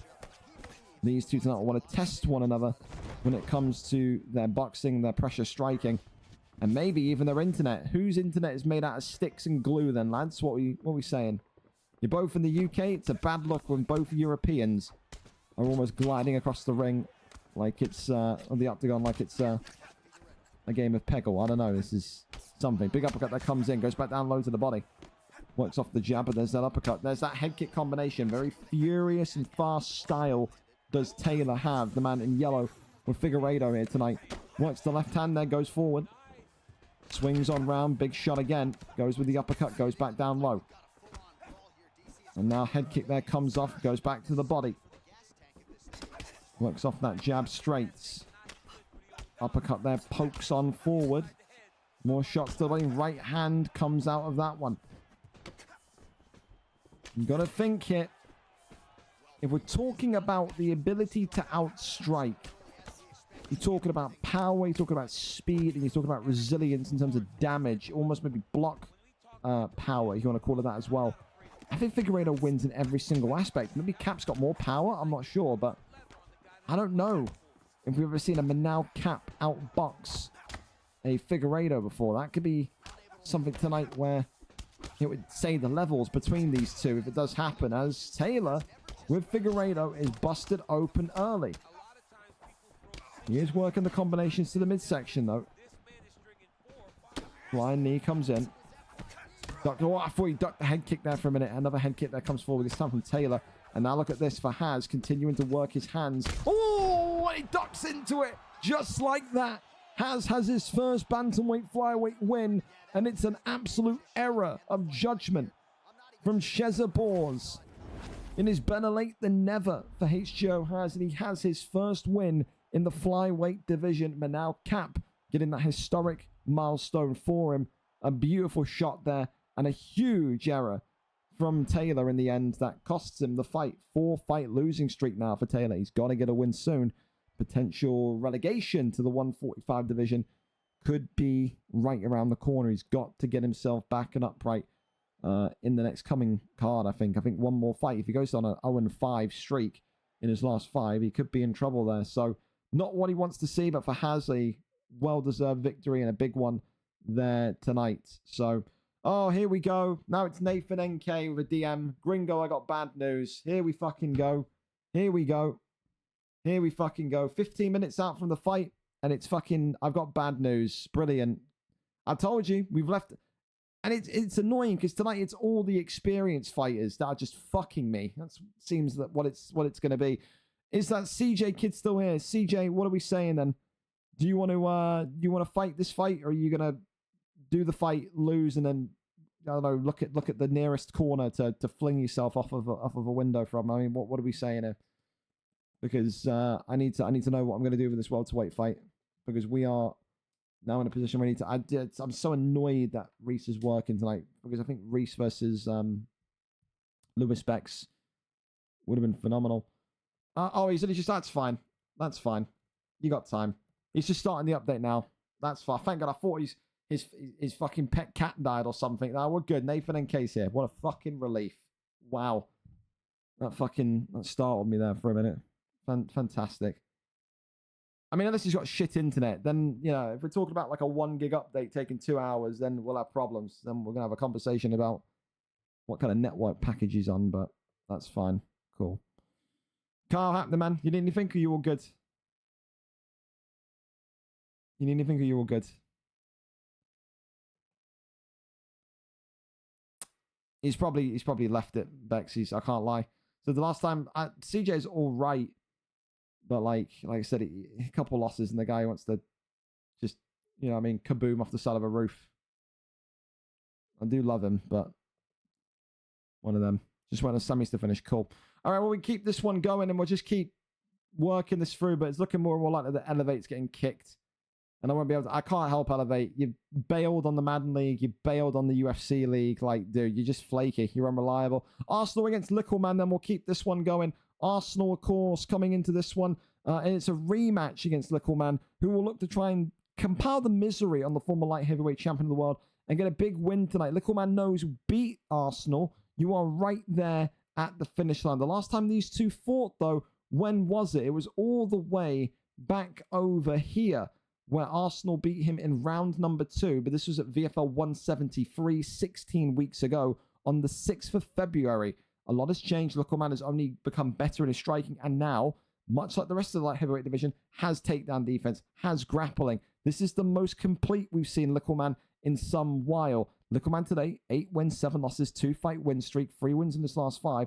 Former champion, it's Arsenal, 15-16, coming off of a loss, but before that loss was undefeated for 2.5 months. So let's see if the former champion still has his spark, or does Littleman say, I'm John Cena, my time is now. Let's go over and see exactly what the picks are set to be here this evening. Of course, Alex Pereira, not possible. We are on the prelims, so only 4-star picks here tonight. So there you go. Pain, I know. Now we feel, man. Now, you know, like I said, this is the same struggle when you pulled out on me last week, Lewis. The only difference is you didn't do it on the cards. Said, you got people pulling out because their fucking window's broken. You got people pulling out because their internet smells of ass. You got people pulling out because they fall asleep. You got people pulling out because their fucking grandmother's ill. I've had, like, so many pullouts. The only real positive I can say is that at least, like, 90% of them happened before the stream started today, so people are learning at least. Anyway, let's give these two the respect they deserve. It's Arsenal today, coming in with Khalil Roundtree in the blue. Littleman coming in, of course, with Nikita Krylov here this evening. Again, the man in yellow wins here, he's got to be next. He would have beaten the former champion. He'd be on a 3-fight win streak. He would have to be next. He really would. For Arsenal, he knows that the middleweight division is pretty much in his frontal view, his frontal vision. He showed excellent strides in his development in the last couple of weeks, but again, he will want to leave this division, leave 205 with a bang here tonight. And I mean, there's no better person to give you the bang for your buck than with Khalil Roundtree. Goes down it into the rear naked choke. And again, like we said, Little Man has improved massively. He has now got a ground game. He is now very, very dangerous in that regard. Maybe not consistent with his denials just yet, but his takedown defense in particular, really, really nice. One time for the Gringos. Gets back up to the feet, though. Arsenal here. Throws the uppercut now. Wants to keep this one on the feet. Of course, Khalil Roundtree, almost like a 4-star Alex Pereira. Such a great striker, such a power striker as well. And that's what Arsenal liked. That's what he did so well with Poetan Pereira when he was champion. Of course, there's a big difference between Khalil Roundtree and Poetan Pereira. We know that. You know that. Oi, spin kick there. Flying knee! Arsenal there, the Swede, now turning things up a little bit. The man known as Westy, sending the head of Little Man all the way west. And what started off as a great opening 3 minutes for Little Man and Krylov could now turn into a disastrous final 2 minutes for Little Man and Krylov. Got to keep his composure here. Has to make sure he doesn't slip. Left hand there comes in forward. Leg kick there comes forward again. Spin kick to the body. Elbows, double elbows come in. Left hand there. Uppercut clips him. Arsenal here continuing to just struggle with, again, the reach of Krylov. And this is the thing we haven't been able to see from Arsenal because he's had that control of Pereira. When he's been light heavyweight champion, he's never had to worry about someone taller than the Poetan Pereira pick. So he's always almost had that kind of dominance in every fight. Now we're seeing Khalil Roundtree, naturally smaller than Nikita Krylov, and he is seemingly struggling with that slight height difference. Some people in light heavyweight in 205 face that. And right now, that seems to be the main problem. The commander trying to keep him down, can't, gets back up to his feet, but it's a very good and strong round for Nikita Krylov in the yellow. Lickleman against the former champion is 10-9 up. For Arsenal, what have you got to change? What have you got to do differently? That's the big question. A knockdown absolutely seals the round for Lickleman. 100,000%. Round number 2. Up and underway. Here we go. Glove touch once again. Sways round to that right-hand side. Big knee there to the body. Lefts and rights again. Lickleman continuing to just try and find something, but there's that clean elbow. And there's that flying knee. You can absolutely tell that's what Arsenal wants to get that victory by. He wants to completely clean the jaw off of Krylov. One of those kind of signature air strikes that he effectively got to the belt with. Key thing, by the way, Lickleman's left leg is chewed up. The damage he's done to the leg is actually very, very severe. Look at that. The leg's now flashing. Like, that's seriously a target for him. Head kick comes up now. Lickleman may not be confident to switch stance, so... Oh, uppercut clips him as well. That's huge. And he's concerned about the leg. That's why he shot for the tether. And he's switching onto the injured leg. He doesn't want to switch that leg. If that leg goes, Lickleman's in serious trouble. He is not switching stance. He doesn't want to switch stance. And he's not blocking the leg kicks here. Arsenal's found a way to maybe win this fight, but he's got to avoid the takedowns. Huge takedown there from Lickleman to completely avoid any future damage coming in. Pulls him back in. Goes in for the rear naked choke. Now look at this. A big deny here. That could be huge. Lickleman could be about to get a submission here. Big one coming in. He gets his submission in, and that is 80% of the bar gone. 20% stamina remaining. And now Lickleman trying to drop the elbow. One submission, and that's going to be all she wrote here. Lickleman's got to just bide his time and not rush this finishing sequence. Arsenal has got to get out of it. Has to get out of it. Goes for backside. Oh, he just gets there as well. He's got to get up. Has to stand up. He does not want to be down there. Pulls him in. Denies him. Fakes. Denies him again. Denies once more. Arsenal got to be patient. Doesn't want to be tapped it. Crawls over. And now over into side control and then gets up. Really nice. And he keeps switching onto that damaged leg. And there we go. The leg's cracked. And now he's forced to switch legs. And look at this now. The pressure. Flying knee comes in. Another takedown comes in. And Arsenal just can't get the takedown defense that we saw when he had Poetan Pereira. We saw excellent takedown defense in his championship fights. But he can't do it with Roundtree right now. It's a very intriguing fight. What breaks first? The submission defense of Arsenal or the leg of Littleman? This fight going to go into round number 3 here this evening. The light heavyweight division with 2 of the best competing at a very high level so far. Good fight. Really good fight. Really fun fight.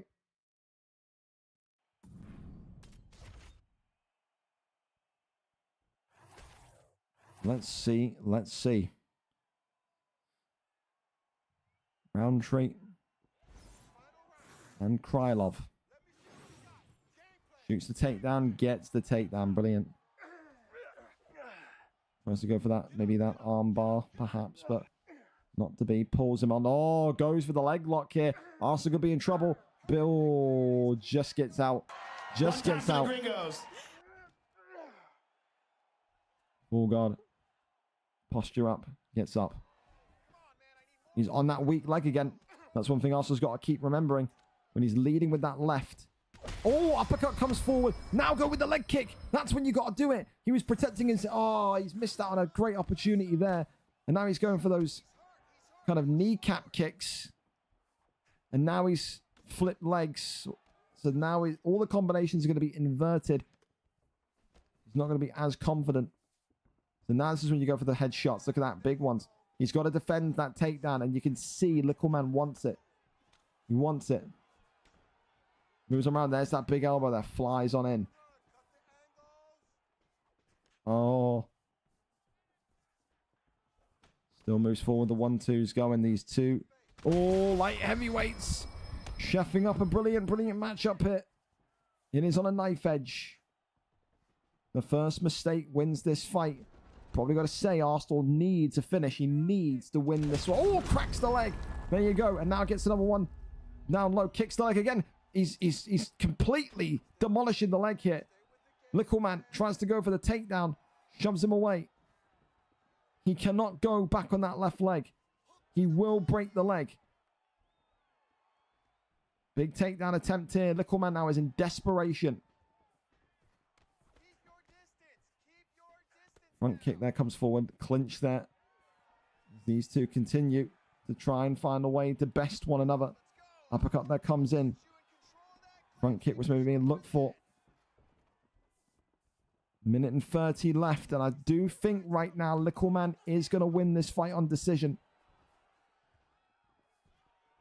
Arsenal is almost kind of, I don't want to say too afraid, but not confident enough to walk forward and strike while having good takedown defense. Arsenal is walking backwards. I don't know if Arsenal thinks he's won this fight. I don't think he has.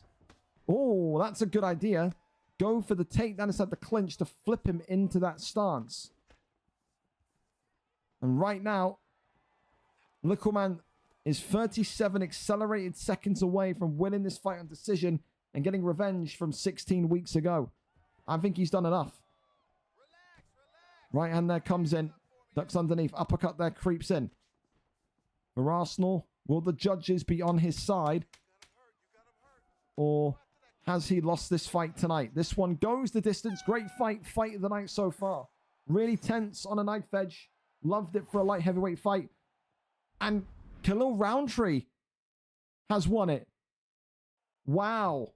Is that a win or a draw? It's a win for Khalil Roundtree. I disagree with that one. Wow. Round 2 and 3. So they're looking at the scorecards. Round 2 and 3 for Judge 1 and 3. for Roundtree. So it's Arsenal, maybe controversially, maybe not. Depends the way you score. I thought it's a very close fight. Gets it on decision. Liquorman will not be happy. But you got to remember when he gets the leg break, when he chops the leg giving in and knocking down, it counts as a knockdown. So it could be the case. He didn't defend the leg kicks enough. He got dropped by the leg kicks. They are knockdowns. In the end, Arsenal wins the fight tonight in a very, very, very exciting, I would say, light heavyweight match. You don't often get engrossed into light heavyweight matchups like that.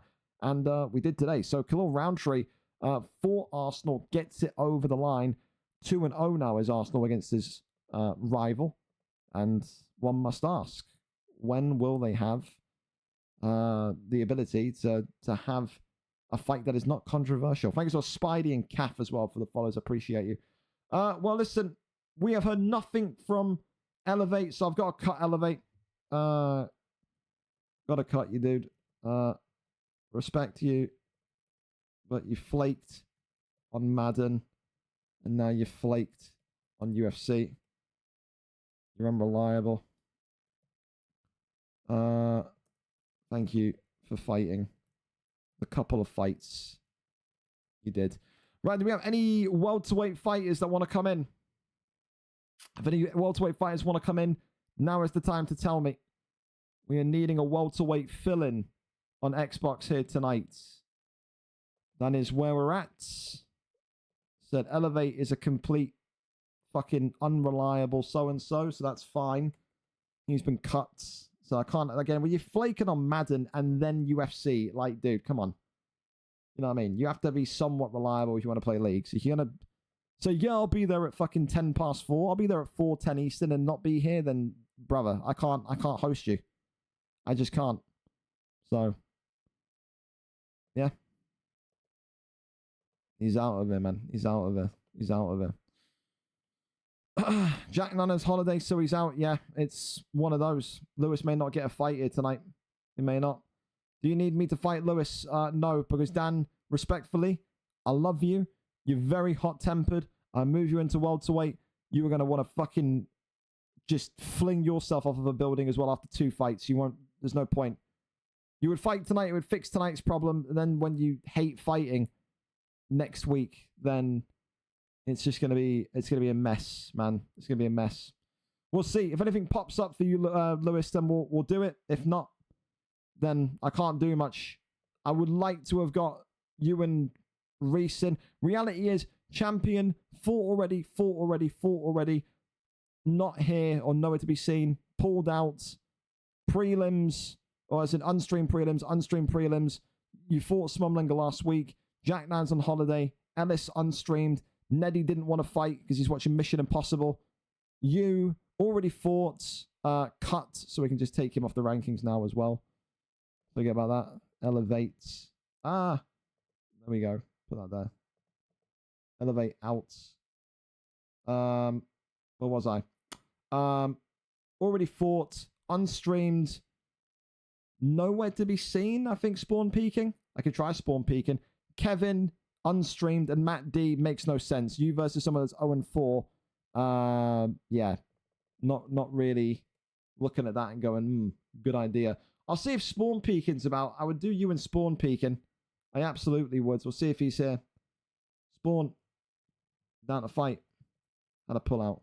See what he does. Anyway, let's keep this one going because I know George has got to be up early. He's got a young family, so we'll keep this one going. George and Tay up next. So George, of course, coming into this one, 1 win, 2 losses. Tay on UFC, one of the new breed PlayStation fighters that is absolutely convinced that he's going to be challenging for PlayStation Gold sooner rather than later.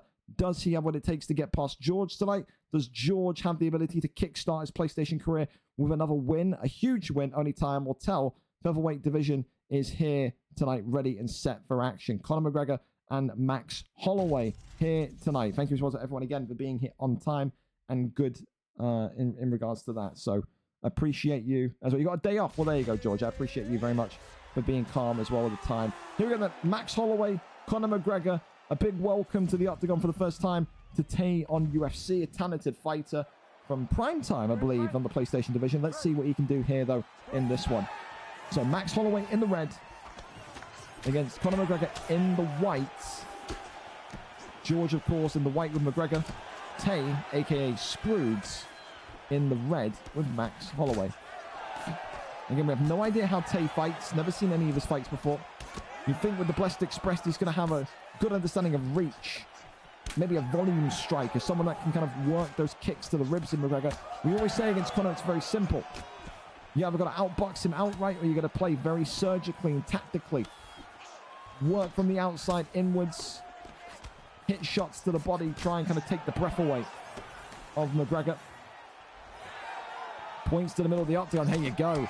We've got a character in our midst here. They just want to stand and bang right in the middle of this octagon. That may be the wrong guy to do it with. George going with McGregor tonight, but George from the Xbox side of things, notoriously a submission expert, a Brazilian Jiu-Jitsu nut. So maybe if he feels like it, he'll turn McGregor into a wrestler here this evening. These two continuing to just square up and scrap in the middle of the octagon. This is what we signed up for tonight. Pure boxing, purebred entertainment as the uppercut splits Holloway open. Big shots there again. More double uppercuts there from George. Ducks underneath. Really fun fight so far. Cartwheel kick flies forward from Max Holloway. Talk about debuts that set a precedent. Debuts that set a statement, a message rippling through the PlayStation division. This is one of them.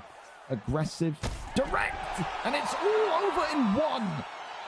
What a way to make a statement. He points to the middle of the octagon just like Max Holloway did in real life, and he says we stand and we fight in the center of this octagon tonight. It is a round one knockout to crown his debut off, and Tay on UFC looks like he's got the boxing, the skills, the personality, the charisma to go all the way in this division. Could we be looking at a future PlayStation champion? Could we be looking at maybe one of the best boxers in this division, in this league on PlayStation in general? A hell of a debut, a memorable debut, and a guy, a prospect to look out for in Tay on UFC. Gets it done tonight in round number one.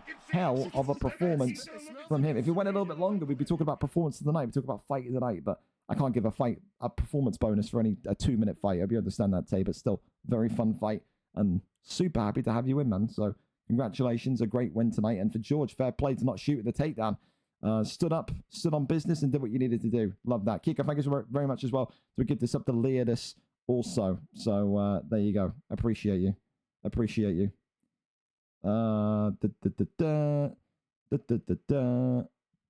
He's 0-4. It's the only thing, man. If he's 0-4, it's difficult. Can do. Spawn Peaking's going to do it. Lewis Becks. Hop on. You're up. So there you go. Matt, I know Koros, if you've done that there as well, I appreciate you trying to get Matt in. I don't want to put Matt into a fight that doesn't make too much sense for him. That's my only thing. I don't want to crush his confidence or do anything like that, man. So Spawn Peaking is 1-2. It's a little bit better than going against 0-4. Granted, there'll be more fights for Matt. I wanted to get Matt on stream, but like I said, he could only fight on stream this week is what he said as well, so I didn't know. But Spawn Peaking and Lewis Becks never fought before. They fight here tonight as a replacement fighter. Spawn Peaking says, I am here, I am ready to go, and I will give it my best shots here tonight. He has struggled, of course, in this welterweight division so far. 1 win, 2 losses. However, Lewis Becks only 1 win, 0 losses. Could this be the turning point for Spawn Peaking to get back to a neutral record? Number 12 in the division, 1-0, against number 17 in the division, 1-2. So that is where we're going. Lewis Becks now will have the solace in knowing that at least he gets priority pick. So Lewis Becks and Spawn Peaking tonight in that 170 division. We are looking fantastic. You're fine. We're still 1 fight to go. So pray your internet isn't ass, please. So there you go. We go into this next one. Let's go and see what's going on here. Who's streaming, Lewis? Is it going to be you, or is it going to be someone else, or will it be Spawn Peaking? You? Okay, brilliant, Lewis. Fantastic. Fantastic. Again, he should be on his way. He's loading up now, he said. So there you go. Cheers for your patience as well, Lewis. I appreciate that massively. Top tier from you, son. As we are here and ready to go. There's only 2 fights left for this prelim card tonight. Cross our fingers and touch wood that Nathan and K's update is done in time. Yeah, one of those. But we've actually done well for our timings tonight. It's not been bad. It's not been bad. So Yeah. Are you in contact with him, or do you need his Discord, Lewis? I have told him your gamer tag, but I didn't know if you needed any more or not. So, yeah. Oh, we're in the lobby already, are we? No. We're in the main menu. That's fine. So I'm listening in the background. So whenever you can go. Inviting now. Perfect. Perfect. Of course, as well, don't forget, fellas, next week, VFL 190 is a mega card next week. What does that mean? It means if you sign up to VFL 190 next Thursday, the first card of June, don't forget, wow, the year's going quick. Then, of course, every single fighter will be legal at every level of the card. 5-star fighters from unstreamed all the way to the prelims next week. The countdown officially to VFL 200 begins. Only 10 cards to go now, 10 weeks away for the big one. And how many fighters that we saw at VFL 1, and then VFL 50, and then VFL 100, and now we'll be there again at VFL 200. There's going to be such, I think, a desire from so many fighters to be on that historic card, VFL 200. But have to wait and see who gets on there, I suppose. Well, I mean, it's limited spots. There's no way I would do a 12-hour card again. That completely ruined me. That wrecked the fuck out of me. So, yeah. There's just no way I would do that again. Too much. So we wait for arrival here. Spawn Peking and Lewis Bex. And I think with that, we're in. Here we are then. So again, big thank you to Spawn Peking. Saved us a heap of trouble there tonight. Again, for Elevate, not a great look from him, but what can you do? Nice enough guy, just flaky. Some people are like that, man. Some people are really nice, but their time management, their scheduling, whatever you want to call it, is just fucked. And Elevate's just one of those. You know, what can you do? So, Spawn Peking tonight coming in with Conor McGregor, whereas Lewis Bex coming in with Carlos Prates.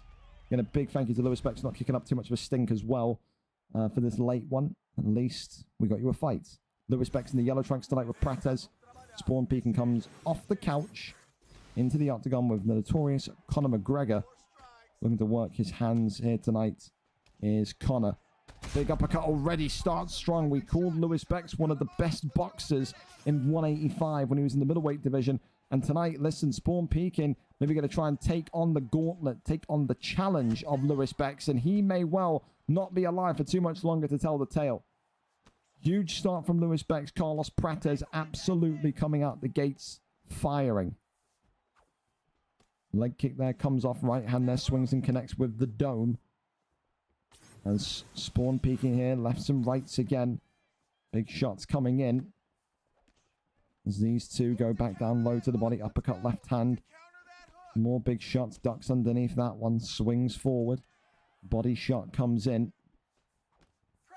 Big straight, back down to the body. There's that left hand, beautiful work from Spawn Peking to get the damage back though. Said all of that, you know, presence and dominance to start the fight so well. And then you often forget that McGregor has just almost shards of glass in his gloves that can just slice people open so effortlessly. Prates here, continuing to try and use his size and also that reach to give McGregor a little bit of what for. Big shot here down the center, goes back down low to the ribs, and McGregor again trying to work that left hand, the left hand nuclear missile that Conor McGregor does. Of course, tonight, maybe that missile will be negated a little bit. Lewis Beck's not the kind of guy that's going to look to go for the ground game, and that has been maybe one of his pitfalls, too one-dimensional, but when his boxing is as good as what it is, who needs wrestling? Leg kick there comes in. Bex continues to work the damage. Big straight there, uppercut into the lefts and rights once more. Body shot comes in. Continues to move forward. Big straight there again. Works the jab, does McGregor. Body shot, uppercut, right hand. Good use of the free punch. Combination attempts here from Spawn Peking. Continues to fire on down the middle with the straight. Big knee to the midsection again. Right hand comes forward. Big shots. Once again, big straight now coming in. Uppercut there comes forward. I do like how Spawn Pekin has come back into this fight. Yes, granted, he is lower on stamina, and he has taken some big shots, but Lewis's defense here is being tested by McGregor right now. Oh, and that's why. Big shot there. Head kick drops him. Spawn Pekin. Now he's in this fight. My, oh my. Lewis Beck's it. Got to be very careful. He's playing with fire. He does not respect that McGregor pick. Oh, after the bell there, Herb, have a word. No matter who is behind the McGregor pick, you have to respect it. The damage, the output, the speed, the accuracy it comes with. If you do not pay attention to it, it will humble you. Round 1 is still Prates. But Spawn Pekin and McGregor are right back into the fight. Oh, wow, a big drop there immediately. And now Lewis is turning up that dial of tempo. He's saying, I'm going to make this fight even faster now. Try and take this control, this momentum right back into my favor. Huge start in round 2 with that drop. Goes down low. Left hand there comes in, avoids that one.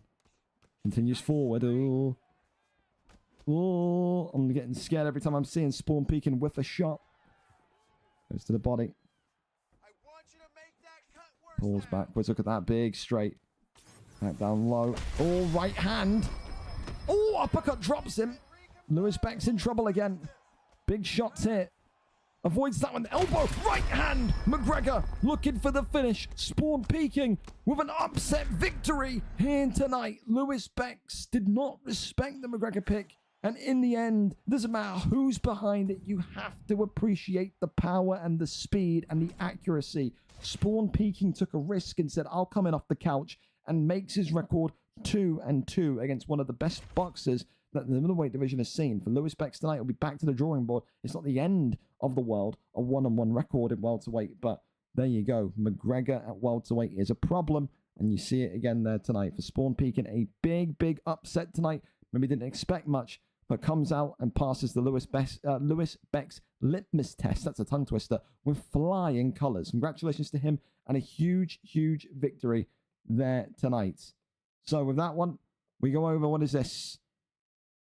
He's at 58%. So starting main cards, talk to Matty.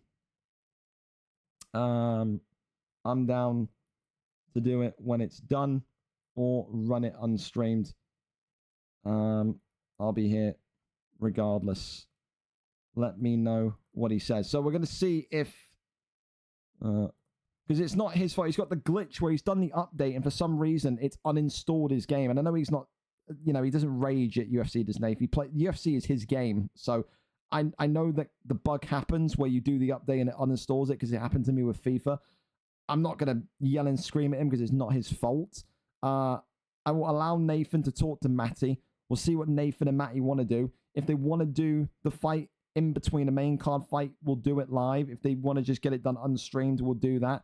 But again, it's the curse of the of update day, isn't it? That's what it's about. So there you go. Listen, for now though, fellas, we'll wait on that one, see what those two want to do. They are both here, but like I said, an update issue there, where doing the update has effectively uninstalled all of Nathan's game. But we will be there, and hopefully we'll get to see that fight. If not, then listen, it's an unstreamed fight. At least we get to see Matty back out in action in some capacity, and one of those. But we will go and put the ping out now for the main cards. All right, we will go and do that. Okay, and again, if you haven't got your predictions in for the predictor card, do it now. They will lock when the first main card fight starts. Okay, so don't miss out. It's a chance to win free money. All you gotta do is tell me who wins. You don't gotta tell me the round, the method, just who wins. It's that easy. That's simple. All right. So don't go anywhere. Grab a snack, grab a beverage, grab a cigarette, whatever your fucking vice is. I don't know. And get ready for the main card, because we are up and underway. Back in 60 seconds after the trailer. Oh yeah.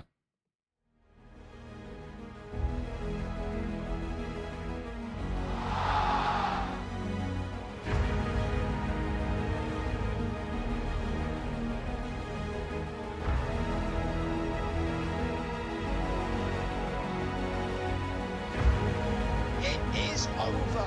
Oh!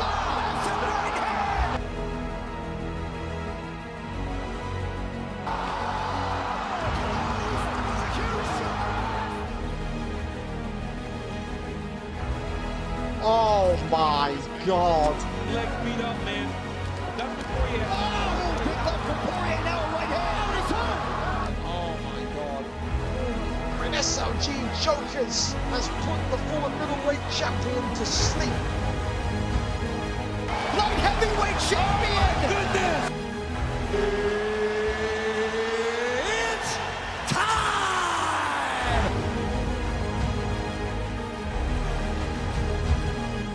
All right, fellas, we're back. Of course, we've got one prelim fight left, but there's a console/update issue, so we will get to that at some point, whether it be unstreamed or streamed. We will be there, but we're not going to delay these other guys. Of course, some of them have got work early morning. Some people are up at 5 a.m. tomorrow, so they want to kind of keep people, but we are going to do it. So, yeah, so they are going to do the fight stream. So, Matty, again, big fucking thank you to you as well for not kicking up a fuss and understanding. Again, I don't know what causes that bug. For people that just joined us, there's a bug. I think, and I don't want to say it's UFC only, because like I said, I've had it on FIFA. You get an update, you click update game, and then it reinstalls the entire game, like all 70 gig of it. So there's a delay there because Nathan and Matty are kind of waiting to do that fight while Nathan's game installs. So we will get to that fight at some point on the main card. So to start off tonight, though, Joe Goldberg against adversary for the second time. A huge fight for both. And you would say, well, what about, is it really for Joe Goldberg? Yes, it is, because Joe Goldberg actually, in his first fight against adversary, lost on decision. So this is a revenge fight from all the way back at VFL 166, 23 weeks ago. Of course, that was on the 19th of December. This is the first time they fight this calendar year. But since then, a lot has happened. Joe Goldberg has been the champion of this division. 12 wins, 1 draw, 4 losses, whereas adversary, 10 wins, 10 losses, coming off of a win after a 3-fight losing streak last time. If he could repeat his success against the former champion Joe Goldberg and taint his form, give him a loss, there's a real possibility that adversary could be next. Win here tonight, take out number 2, you are next. There'll be no one above you with positive form. So it is a number 1 contendership matchup for Joe Goldberg, an opportunity to get revenge from 20 plus weeks ago. It is a lightweight matchup. 5-star fighters are legal. We go over and up to it and see who is our streamer for this one here tonight. And again, a big thank you to everyone so far who's been on the card today and has been on time early. It's made the slight delays so much easier to kind of manage through. I wish it was like this every week. Everyone's been fucking super good for an update day. Here we go then. Conor McGregor, the OP. Listen, no shame from you, Joe Goldberg. This is the OP Conor McGregor. This is the McGregor that just does not take damage and delivers ballistic level rockets of damage towards his opponents. Goldberg has the priority, goes with this Conor McGregor, whereas adversary looking like he's going to go with Dustin the Diamond Poirier here this evening. So that's what we're looking at, and go from there. Kyle, you're absolutely a stud, by the way. Thank you so much for that. I appreciate that so much. I appreciate that, that one, man. I really do. That bug is meant to happen when you lack memory space. It would make sense, because in the screenshot it said he only had 1.9 gig left. So I think you're onto something there, Mamba. That would make sense for me as well. I had GTA 4 or 5 installed at the time. Anyway, listen, let's give these two the respect they deserve. It's a rematch from December, and we're here now. Number 1 contendership of the PlayStation strap on the line. Whimpering Ian may well be having a keen eye on this one. Maybe Killer of the Heart does as well. Conor McGregor tonight in the black and white trunks for Joe Goldberg. Lost the fight the first time these two competed against one another for adversary or Dirtbike Hoskins here. He is in the black trunks tonight with Dustin the Diamond Poirier. We have not seen this Conor McGregor lose often. Only once since it's come into the game have we seen this Conor McGregor lose, and it was Charge in the lightweight division. Beyond that, I think it's 9 wins, 1 loss for this McGregor across the stream fights we've seen. Of course, Joe Goldberg comes in with a repertoire of experience, a great former champion, although had his issues with his temper, had his issues with maybe quitting out of fights when they weren't fully over. He took it on the chin, but maybe he's going to be taking more than that on the chin today, because it's the boxing of Dustin the Diamond Poirier that's putting on a beatdown right now. A great start from adversary as Joe Goldberg faces the first bit of, again, no pun intended, adversary adversity from adversary here tonight. Big shots there coming in. Goes back down low to the body, but there you go. There's that first slit, that first cut on Dirtbike Hoskins. So this McGregor, nuclear bomb level powers in both hands. People equated this McGregor to the lightweight Volkanovski of UFC 4. Unstoppable, unparalleled in terms of how much damage he can do. Some people have tried to tap this McGregor out. Some have succeeded. Well, none have succeeded, actually. He's only actually ever lost by knockout. Big shot here comes in again as now you can see Dustin Poirier, adversary, getting completely into this fight. He's beginning to believe that he can win here. Uppercut there, slips on through. Poirier here continues to walk around the side. Again, for people joining us for the main card as well tonight, sorry if I sound a little bit croaky and groggy. I had to wake up a little bit earlier than usual today and sit in the NFL waiting line to go and get tickets secured for the NFL UK game. Oh, big shots there coming in. Took like 6 hours to get 4 tickets, but Joe Goldberg says it takes me 3.5 minutes to get the ticket, the golden ticket. He is going to be one of the next, if not the next man for Whimpering Ian's PlayStation strap. Blink and you'll miss it. That Conor McGregor is disgusting in every sense of the word. Overall record now for that McGregor, 10 wins, 1 loss across both consoles in stream fights. How do you beat that Conor McGregor? Do you go with that McGregor if you keep the fight, the title fight in the lightweight division? That's the thing. No one's actually used that McGregor against a PlayStation champion yet. It's always been Islam, Habib. I think we saw a Tony Ferguson at points, but listen, a really, really sharp knockout from Joe Goldberg tonight, who was maybe on the back foot, and I think we are going to give that knockout tonight. The way that Dustin Poirier got airtime on that, I think you have to kind of respect that one as a credible knockout of the night contender for Joe Goldberg. Back to the big time and potentially back up there for championship gold after that one tonight. So congratulations to him, and a big commiseration to adversary who looked like he was going to do it with Dustin Poirier. 1-1 that series stands at now. The trilogy is no doubt loading. It's pending over there. Well, listen, over to our next fight. It's going to be Deco Hebden against Jay Rilla. Listen, when Deco Hebden came back, he came back in with a reputation of being a grappler, came in and worked some incredible boxing into the division, which now maybe has him as one of the top 3 boxers in this kind of bantamweight, flyweight kind of shared division.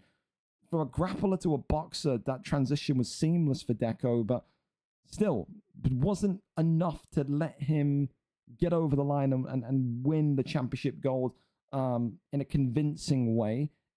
Of course, won it in round 2 after being, again, no offense to Deco, demolished in round 1, but then defended the belt, then lost the belt. Tonight, back after a win, 9 wins, 3 losses, wants to get number 10 on the board tonight and wants to get closer once again to taking on the bantamweight champion Viper Arco TTV. For his opponent, though, Jay Rilla, very young in his VFL career, only 1 win in this bantamweight division, but got a couple, of course, in lightweight. He said after last week, I want to get a win tonight, and then next week at VFL 189, I want a main card slot. He gets his wish. He gets a veteran. He gets a Hall of Famer. He gets a former greatest of all time prospect in Deco Hebden. 9-3 against 1-0. Does the old dog keep up with the new breed of fighter that comes into the division, or does Jay Rilla make a serious statement tonight and show everyone that he is ready for a potential title shot? That is the conundrum that awaits us. We are there for it. Deco Hebden, Jay Rilla. Jay Rilla is our streamer here this evening, our cameraman, and we are going to see what the picks are set to be. Deco Hebden, his Pyoita Yan, has been money since he's come back into the league, and tonight it looks like it's going to be that Cody Garbrandt pick for Jay Rilla. So expect fireworks, expect a stand-up affair, expect torpedoes flying in the octagon here tonight. Oh, Mamba Lock is Deco. Now I feel weird calling you Mamba Deco. Now I feel strange. You changed your name on Twitch as well. That's going to take some time to get used to. Here we go then.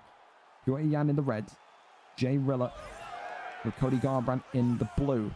Deco Hebden, of course, rightfully so the favourite. 9 wins, 3 losses. Former champion wants to get number 10 tonight for Jay Rilla. Time to see if you can hang with the big boys. He performed well in his debut at bantamweight. He used his platform before and after the fight well to lobby for a big fight. And only 2 fights into his career, he gets a former champion. That there is exactly what he wants to do. Climb the ladder as quick as possible. Sprint to the top. What so many people have done before him. Think about, you know, wordsmiths like Mark Jeff, Aaron X, that affected Nightfall even, who have talked themselves to the absolute top of the division.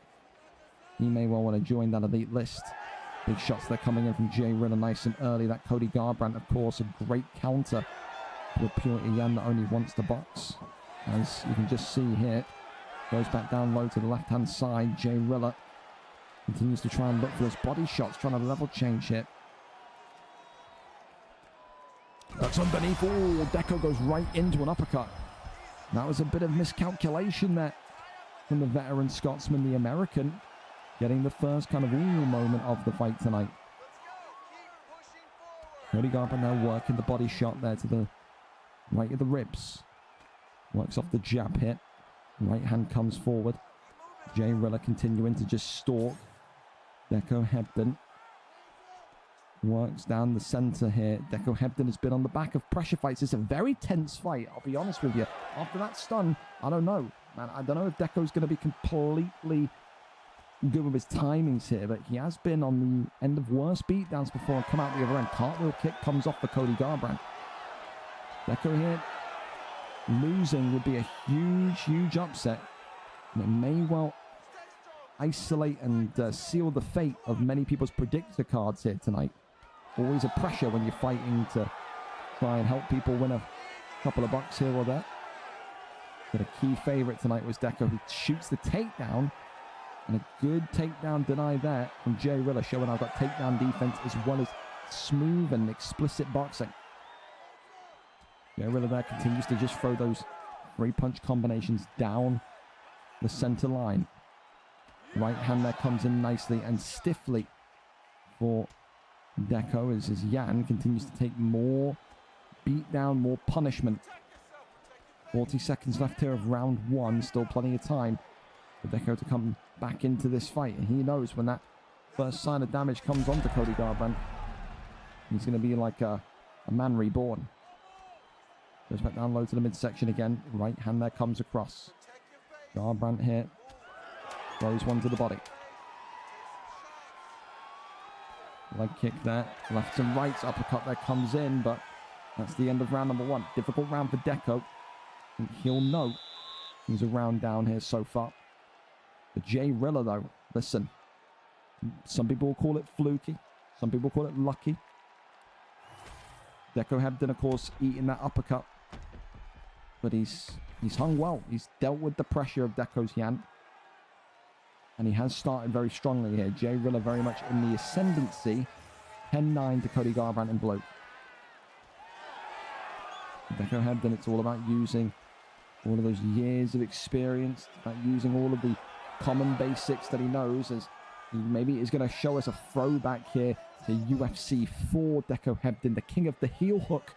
If you're a VFL connoisseur, you know that was his signature move in UFC 4, and right now he is getting us back into that grapple mindset which he was known for back 2-3 years ago.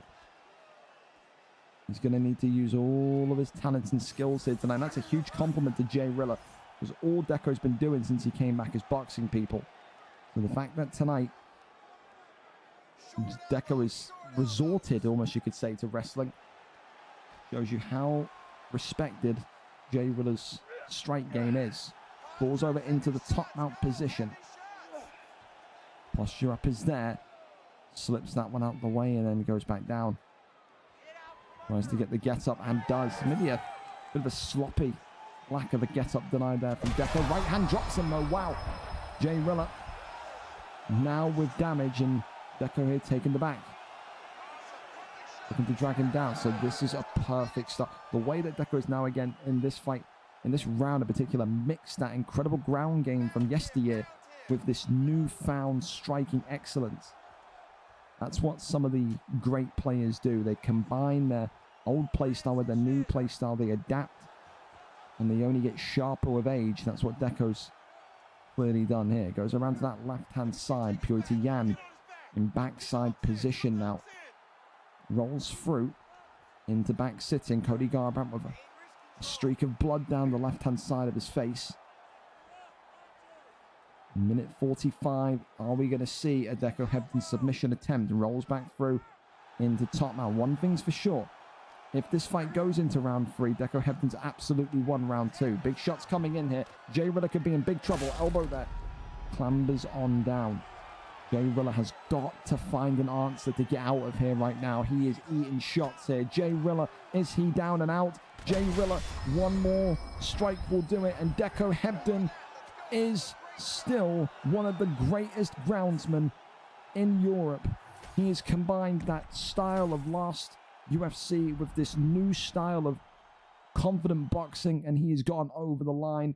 He tried to box with Jay Rilla in round 1. Cody Garbrandt gave him trouble and then went to that ground game in round 2 and reminded us exactly how good he was with his denies and his control in those situations. It is a round 2 knockout tonight. No shame for Jay Rilla. A really, really solid performance in round 1. I thought at some point he was going to knock Deco out, but I think tonight you have to give Deco Hebden the nod for the performance bonus, combining both his old style and his new style. Really, really nice stuff to see, and shows you that he is still very, very confident as a groundsman. Because again, you see guys go away and you see them work on their boxing and they come back and then they're a shell of themselves on the ground. Didn't see that tonight. That was prime Deco very much. That was alter ego Deco Hebden very much. Absolutely. So congratulations to Deco. A huge victory tonight. Still one of the greatest to ever do it. No doubts about that. Okay, update install. We're going to double back over then into Nathan, NK, and Matty after that one has been ready, has been set to go. So let me know where we're going, Matty and Nathan. Who's streaming for me there? Let me know. And yeah, just quickly answering DMs again. We've got people saying about the update. Take your time. If you've just gotten home from work, update takes, what, about 5-10 minutes, fellas that have done it? You shouldn't be taking too long, so don't panic. We're on time. We're fine. Just get it done. We'll be all good. So if we can wait for Nathan, we can wait for you guys. Don't worry about it. Okay, let's go over and see where we're at then. Matty is our stream link for us tonight. So it's a prelim fight, so still only 4-star fighters.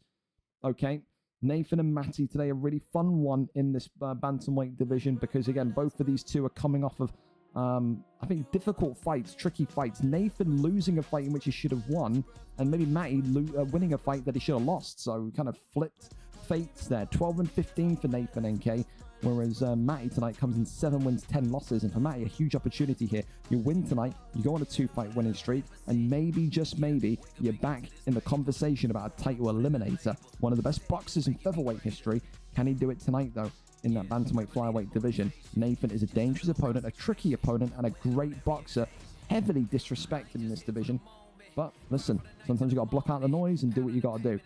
So, and again, to Nathan, don't worry about it. I know he's absolutely like gutted that he's like quote unquote delayed the card. But again, I've remained consistent, fellas. If you tell me in advance that you're getting problems, issues, whatever, there's no rage, there's no crash out because you've let me know. I'm completely cool with it. So, not Matty's fault, not Nathan's fault. We're all good. So we made it work for you, fellas. So whenever you're ready, we're good to go. Merab Bashili and Purity Yan here tonight. So, Sugar Sean O'Malley. Jesus Christ, I forgot he's still alive. I thought he was dead. I haven't seen a Sugar Sean O'Malley pick in fucking forever, since Warbsy, I think. Christ. Well, here we go then. Nathan and Kate bringing out Sugar Sean. The Sugar Show's back against Matty's Purita Yan. A prelim fight here tonight, bumped up to the main cards due to console issues. Here we go then. Love touch and we're off. Sugar Sean O'Malley in the green trunks tonight for Nathan NK. Matty X, of course, in the red trunks with Purita Yan. Already seen one Purita Yan win tonight. Do we see another? Of course, with Sugar Sean O'Malley, naturally taller, naturally longer. I don't think has as much pop to his punch. Maybe someone can correct me if his punch power is high.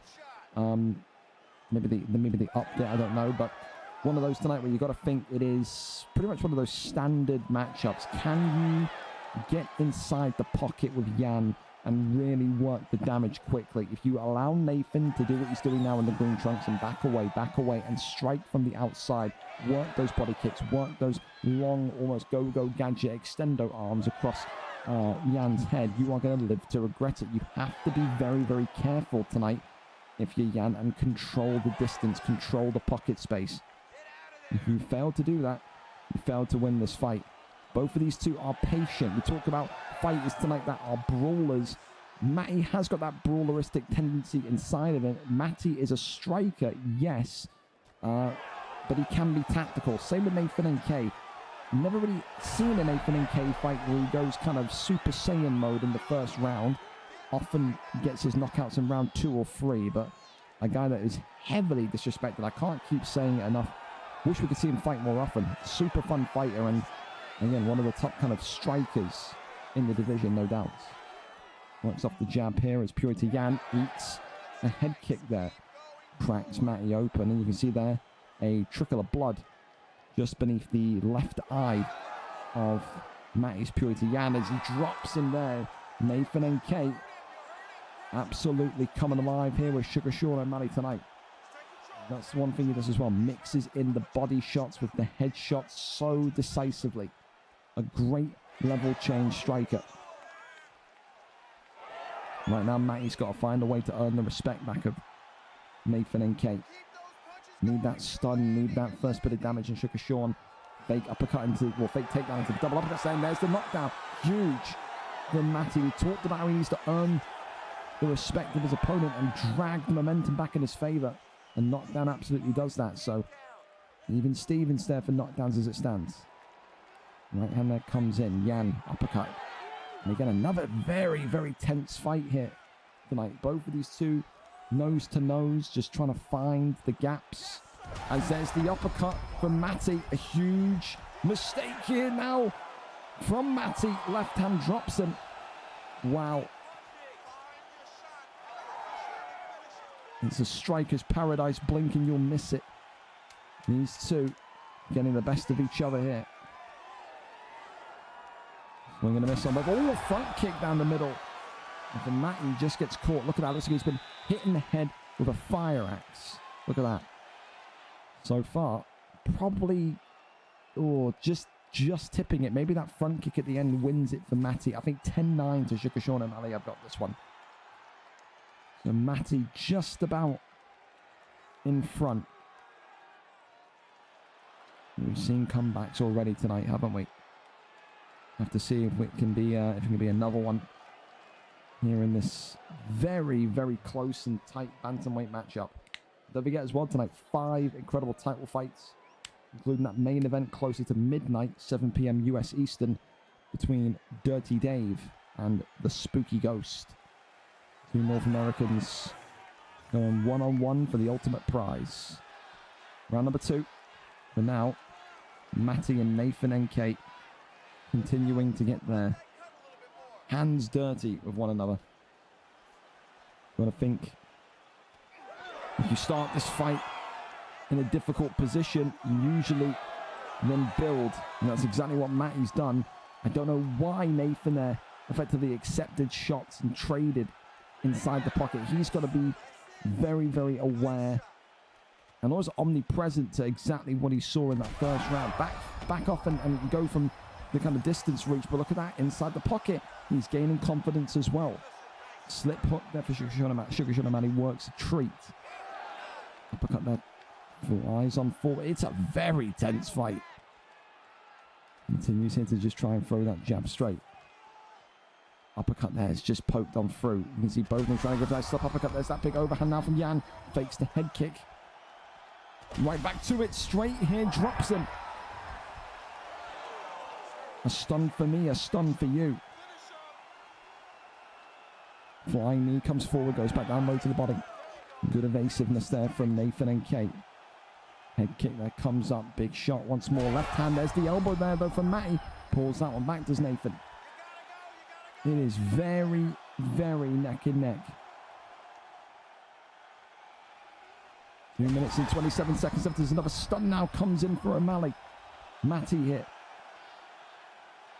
In a real bad way once more. Overhand comes in. Works off the jab. Lefts and rights again. Beautiful shots here down low to the midsection. Continues onwards. Big straights. Look at that. Matty's head health is really, really in a potential of tatters. Goes down low to the midsection now. Nathan trying to find a way to get the body damage. Oh, and it's that liver shot. Jumps in. Nathan NK gets right back to his feet. He wants this to start where it will finish where it started. With this stand-up game. 2 elite marksmen in this bantamweight division. Works off double jump, overhand, uppercut straight. Oh, and there's the body shots. Really nice. Again from Nathan NK. What a fight. What a fight. Fake takedown, uppercut there again. Matty's. Oh, been done by his own move. Fake takedown into the uppercut from Nathan. Stole that one right out the playbook. Wow. Goes back down low to the midsection again. Can Matty survive this second round? Jumps in. 4 seconds and counting. It does go somehow, some way to round 3. What a fight. What a fight. There's a serious shout here for Hall of Fame.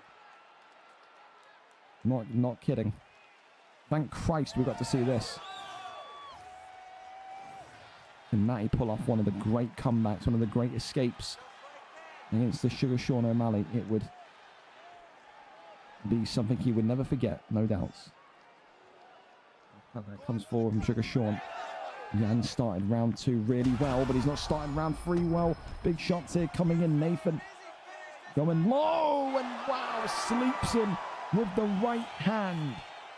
What a fight, but Nathan NK with expert precision gets that one done in round number 3. One hell of a fight. I don't even need to say it. Fight of the night has a new home. That was well worth the wait. Wowie. For Nathan NK, the disrespect will only grow for some reason. He is an unliked fighter amongst his peers, but he's got a fan in me. Loved it. I think we got to do a Hall of Fame poll. I think it was that good. I mean, absolutely. So, I haven't done one of these in a while. 60-second poll, lads. Does that go into the VFL Hall of Fame fight wing? You be the judge. It is your choice. It is your call. Hall of Fame fight wing, 60 seconds. Rein that one in. Get that one in. What do you think? I love Nathan. Nathan is so damn good. He's so damn good. Why have I done I've done a prediction. I'm sorry. That's how fucked I am. Sorry. Excuse me. What am I doing? Hold on. Delete that. Sorry, I'm super tired. Poll. There we go. Hall of Fame. What am I doing? Yes or no? It's a long day. All right, long day. There you go. There's the poll. Hall of Fame. Apologies. Trying to scam me. I'm sorry, Weber. Never me. You be the judge. Hall of Fame. Yes or no? If it ends yes, then we've got a new fight in the Hall of Fame fight wing. I loved it. You may not have. You may have thought it was a very standard fight. Everyone's different what they see. But I thought it was great. So I will trust you as the viewing audience. Was it a Hall of Fame worthy bout? So far, 10 votes to yes, 6 votes to no. Got like 30 seconds, 20 seconds to get your vote in. Should that go into the fight wing for the Hall of Fame? Survey says 5, 4, 3, 2, 1. 11 to 8. Hall of Fame, 12 to 8. There you go. I thought it deserved it, and it very much does. So, Matty's Purity Yan, Nathan Sugar Sean O'Malley. I think one of the very few Hall of Fame fights we've had in the calendar year of 2025. An incredible fight. Very, very tense. Could have gone either way.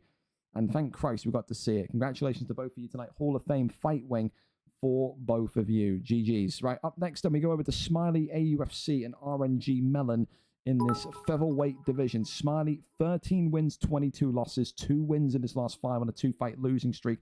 RNG Mellon, of course, a former champion, 8 wins, 3 losses, has made his return to the VFL Octagon after about 3 months out. Won his return fight last week, wants to make it 2 in a row tonight and take out a top 3 opponent. Of course, Smiley, known for his fast starts, known for his aggression, and has started to embrace that ground game a bit more. This will be a test tonight for RNG Melon. How can you handle yourself on the feet against one of Scotland's finest? We are over and up to it. Smiley against RNG Melon. We are there, we are set, and we are ready to go here this evening. Let's get cooking in this featherweight division. It is going to be Diego Lopez and Ilya Taporia. Thank you as well. Silver Salt again for the 75 bits. Appreciate you. And also Weber Willie Run for the resub with Prime. Thank you so much. Here we go then. Diego Lopez and Ilya Taporia. The jigsaw puzzle, the conundrum of who to use to beat Ilya Taporia continues to grow on. One of the highest win rates in VFL history, not just in UFC 4, but also in UFC 5. He's got elite boxing, but also elite top mount.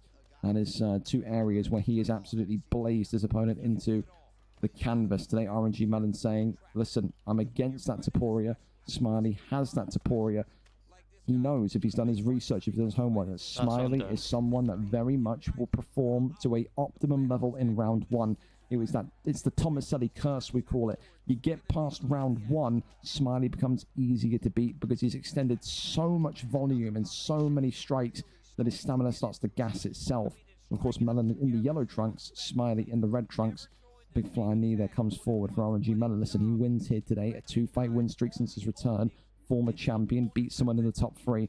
He'll be saying to himself, I'm at least due a #1 contendership shot, if not the next title shot. And again, he may have to wait a little bit. It depends. If Mark Dev wins tonight against Chub Nardino, he will have the opportunity to go for double champ status. So one of those absolutely big shots that continuing to come forward, lefts and rights, as Diego Lopez there takes a couple of big ones to the midsection. Just see here Taporia going with that huge overhand, trying to go with that left hand now. And I think it's a smart pick for Lopez because, again, yes, you can't really match Taporia on the feet with Lopez, but you match him with height. And that's a big, big head kick. Wow. Smiley UFC. See if I get hit with one more head kick, I'm crashing out. And there you go. You can hear RNG Melon there talking to his corner. He's not happy with the head kicks, but a big elbow there comes in. That was huge. We've always said RNG Melon not known for his stand-up. When he was in the league before, made it to bantamweight flyweight. We're not doing that today. It was all because... We're going to do this to you, actually. It was all because of his ground game. We're going to do this to you, actually. There you go. Now he's absolutely getting involved. He said he wants it down on the ground, and here we go. Here we go. He's loving it now. All right, well, Lopez here. RNG Melon with back sitting. Tried to go for the rear naked choke, and it didn't go to plan. Tries to move again, another big denies. So I'm saying Smiley beginning to show more and more, I would say, professionalism. I think calmness when it comes to the ground game. Back 6, 7, 8 months ago, Smiley would be the kind of guy that would be panicking, transitioning, and, you know what I mean, just not really being interested in the ground game. But he is now a lot more calm. And that's good, especially when you're talking about a guy that's in 145, shows that, you know, development and learning can still come at any level in this game. 30 seconds left of round number 1, and so far, as we expected, stuns and damage coming from Smiley. That's what he's all about in the first round, but it looks like Melon is going to survive and live to tell the tale, as this one crosses over and into round number 2. So, that's round. The round clearly to Ilya Taporia, but yeah, 100%. History history and data and metrics will fall on the side of RNG Melon. The stats don't lie. I don't need to pressure him as much as I am either. Like, I don't need to. The stats don't lie. Smiley, this is, often loses fights that don't make it out of the first. I'm catching him when he's going to the body a lot as well. It's just, it'll take time for me and it'll eventually get a stun from it. There you go, the corner. And RNG Melon involved in discussion. Round number 2, up and underway here. So for Taporia, you have to keep that same rhythm, that same volume, that same presence, that same pressure. If you try and slow down, that's where RNG Melon is going to get right back into this fight. Smiley has to keep the level high. He's also got to keep denying these takedowns. Wonderful takedown defense there. Big shot there from the right-hand side of Taporia. Oh, right hand. I think if he went for a an uppercut there that could have been all she wrote. Big shots there. Dewey, 3 or 4 punches to the body there. Warrior trying to I'm just not getting any like health get events. the body. There's that slip hook that comes in, opens up to Poirier as well. Right hand once more. A wee big elbow. Oh, uppercut there, drops him. And this could be over. Rains it down, but only a couple of strikes, and he's going into the lion's den here. I am amazed, a little bit amazed, that Smiley jumped in there. I'm amazed he's carrying on striking here. He needs to get up. He does not want to be down here. And this is why. Submission locked in. I think it's a huge mistake from Smiley to not stand up. I really do. He's locked him in. And Smiley is going to take his leg here. His leg's gone. Smiley's leg is gone. It's compromised. So Smiley, who is near winning the fight through a knockout, is now 1 submission away from losing. I don't think he's going to move here, but he's going to wait again. He should have never went down there. He should have never went down there. And that's going to be a mistake that he is going to need to live with. And it could be a mistake that costs him the fight tonight. Craziness. The instinct taking over to jump in and try and get the victory there. Rolls him through into half guard. Yeah. He has to get up. He must get up.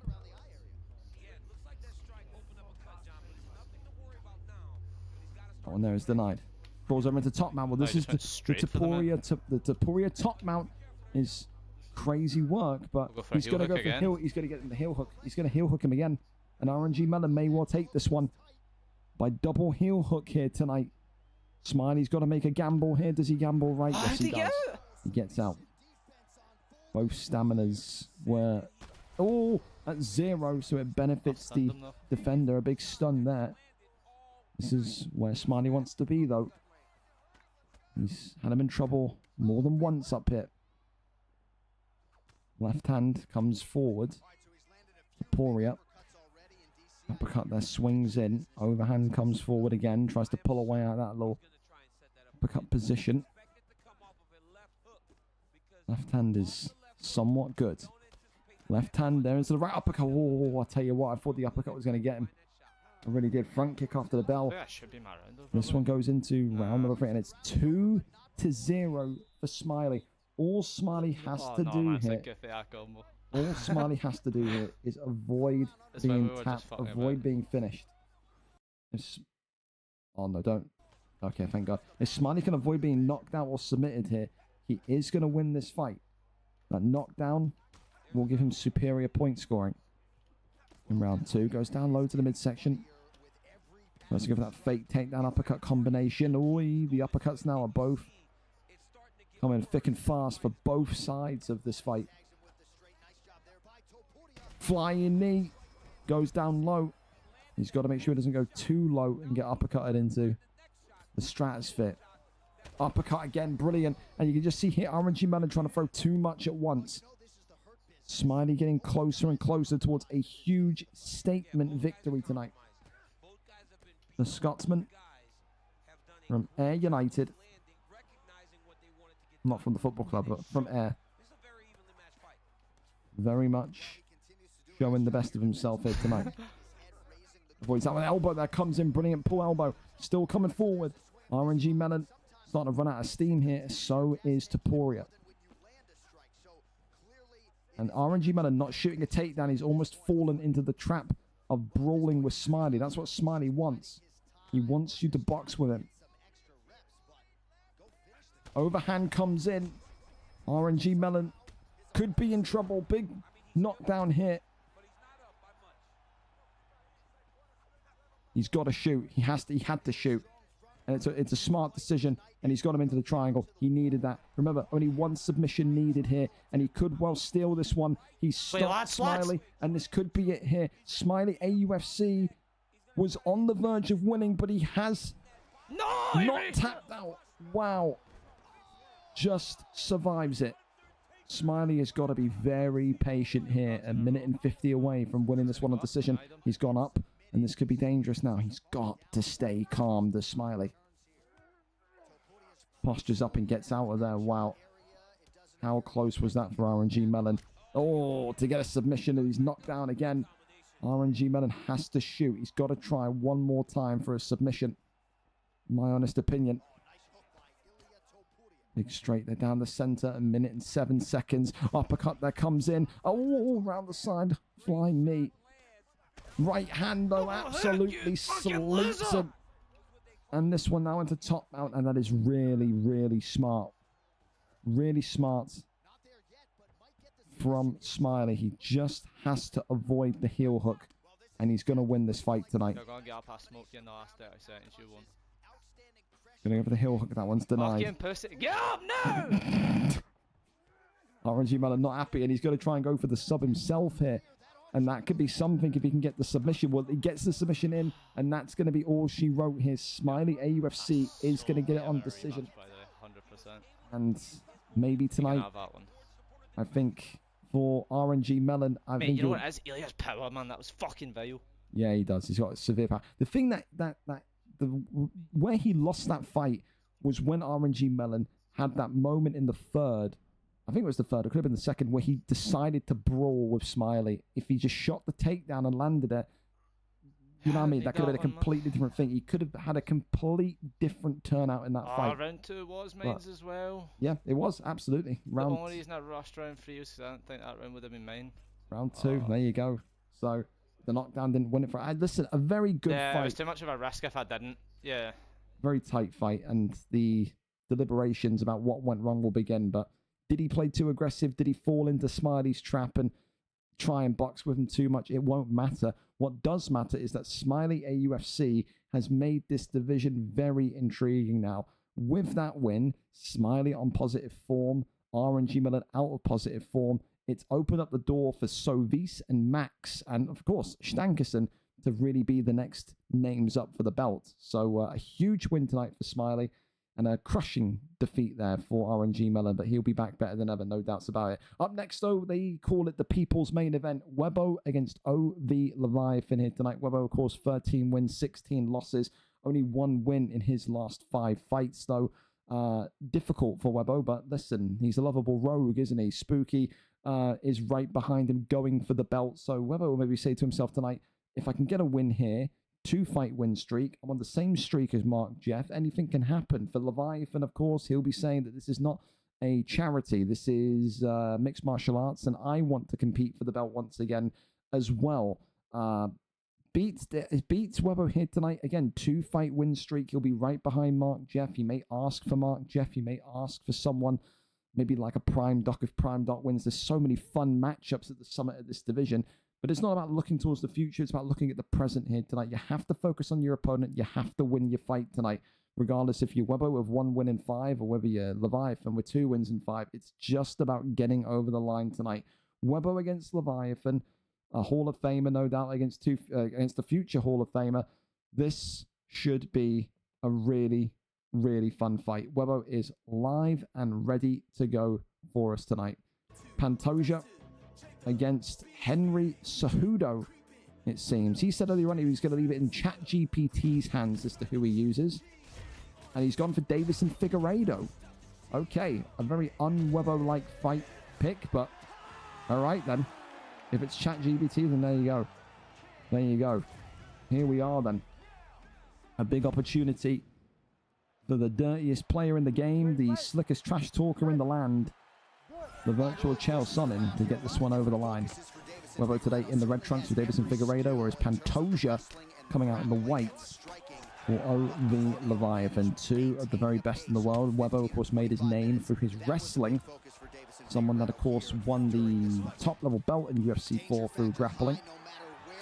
Wants to be there here tonight against Leviathan and immediately collapses into backside.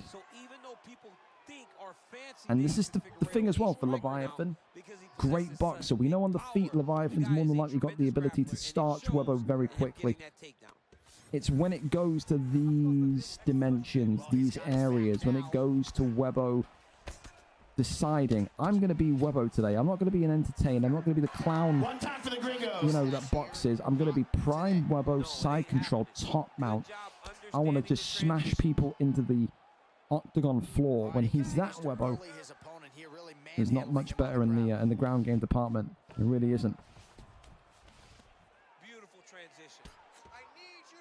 You gotta think here. He will be looking for that top mount. Absolutely. He wants to try and really wear down Leviathan's mentals here. And again, you say it all the time, you know, UFC is a game of who can frustrate who the most. And when you're down here and in Webbo's kind of clutches for 5 minutes, 10 minutes, 15 minutes, you start to have those dark thoughts. You really do. Especially, again, tell the story about Webbo in UFC 4. I was trying to practice and get better playing OWCs, matched up against one of Webbo's 19 ults at 5 o'clock in the morning in UFC 4. Didn't know it was one of Webbo's ults. Then as I knocked him down, I got a message from Webbo on Discord and it said, well, this is getting too close for comfort. And then at 5:47 a.m, proceeded to sit there and almost babysit me in side control. It was really not a fun experience. As the elbows coming in here, and Leviathan nearly conceding and letting the damage subdue. Webbo continuing to just sit on top of Leviathan here and keep him grounded.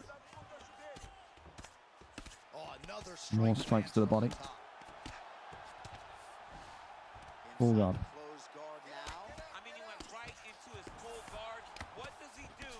Tries to cross, posture up as then gets up. Well, listen, nearly the entire first round in Webbo's control. And now he looks to box here for the kind of layover period. There's not much risk in boxing for 30 seconds. That's what Webbo will opt to do here. Good jab. There's that hook, goes down low. Body shot comes in as that's going to be the end of round one. Webbo's round. Webbo's round, not the most, well, what can you say? It's not the most entertaining round, but it's the Webbo rounds, you know? It is prime Webbo. It's fucking Kurt Angle wrestling, you know what I mean? That's what he is. One of the most incredibly difficult to shake chain grapplers that you will find is Webbo. 10-9 on points for the man in red.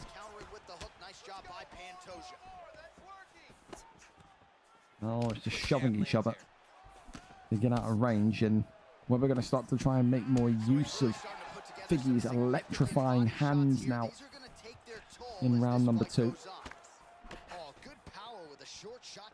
Although they're continuing just to stalk. Clinches up, whips him into tie clinch. Knees here to the dome, but avoids that one. Goes back down low to the midsection again. Big right hand. Here's the uppercut, still nothing. Spin kick. Left hand there comes in. Uppercut. Elbow, head kick.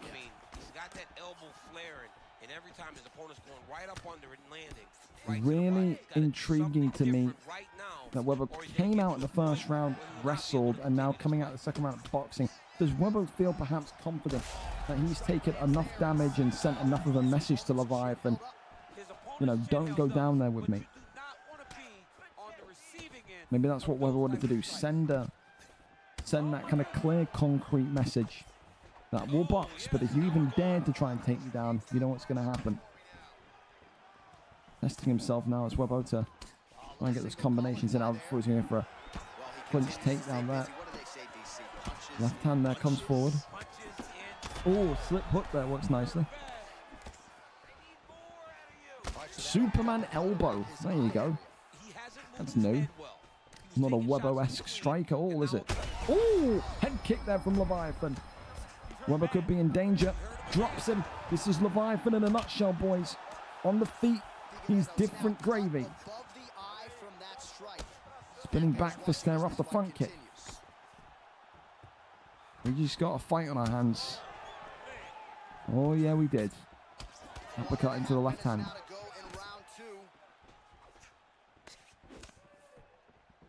Oh, is that right hand again? Webbo getting caught now more and more with those slip hooks. He really is. Right hand there now from Figueiredo. Gotta think maybe Like that, because now he will be this is going to go into round 3, and it's going to go one way or the other. Does Webbo in round 3 keep this going and make the fight almost kind of an equal fight? He didn't need to strike like this, but he wanted to prove a point. I'm just wondering if maybe he goes back to wrestling in round 3. Take away all of that potential of a comeback victory for Leviathan. Oy. Right hand there comes in, but round 3 it is. Well, there's some 1-1 on the cards. Categorically a Pantoja round 2. Categorically, no doubt in my mind.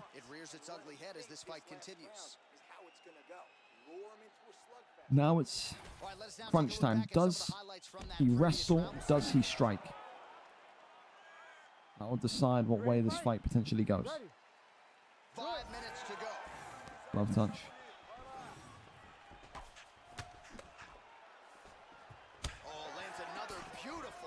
So no shot yet from Webbo. There's that slip hook now from Pantoja. Brings one to the midsection. Uppercut there coming in forward. Body shot. Headshot now.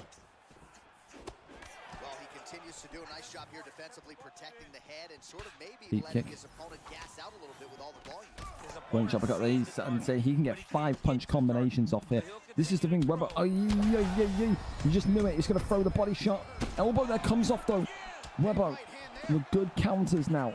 Does he shoot? He still is not shooting. He's going for the knockdown, for the knockout on the feet here. I am amazed. Webber is not shooting. Stunned again. Drops him. This could be it. Taunt in his face. Right hand. Well, that eye area is getting bloodier with every Superman elbow. It's like a target. There. Body shot from Pantoja. Webbo he's getting a lot of luck with that uppercut as well, I will say. He isn't doing bad. Uppercut that creeps on through. Looks off the jab. It's been so close. I would not want to be sitting at the judges table right now. Oh, the uppercut. Oh, dude, he's going to lose it. He's going to lose it. He's not carried on with strikes. Wow. Oh, slip hook, and now it's over. Ah, that's got him. And Webbo tonight has lost it. Great wrestling in the first. Wanted to strike one of the baddest strikers in Europe tonight. And for Leviathan, it was that uppercut. It was that beautiful slip hook. And it was the odd head kick that really caught Webbo off guard.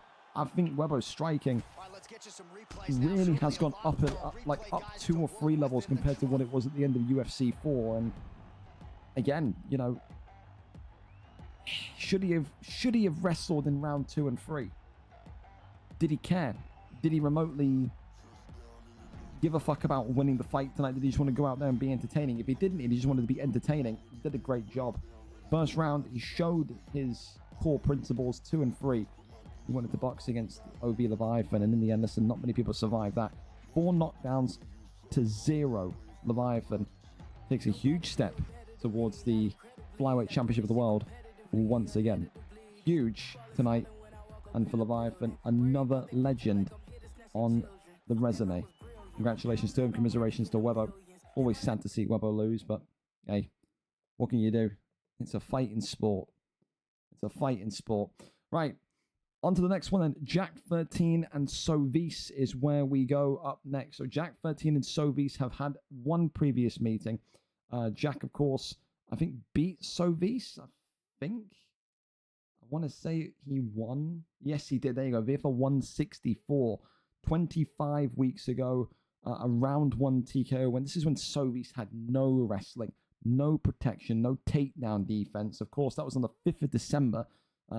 Nearly 6 months have passed. So you'd have to say this is going to be a whole different type of Sovis tonight.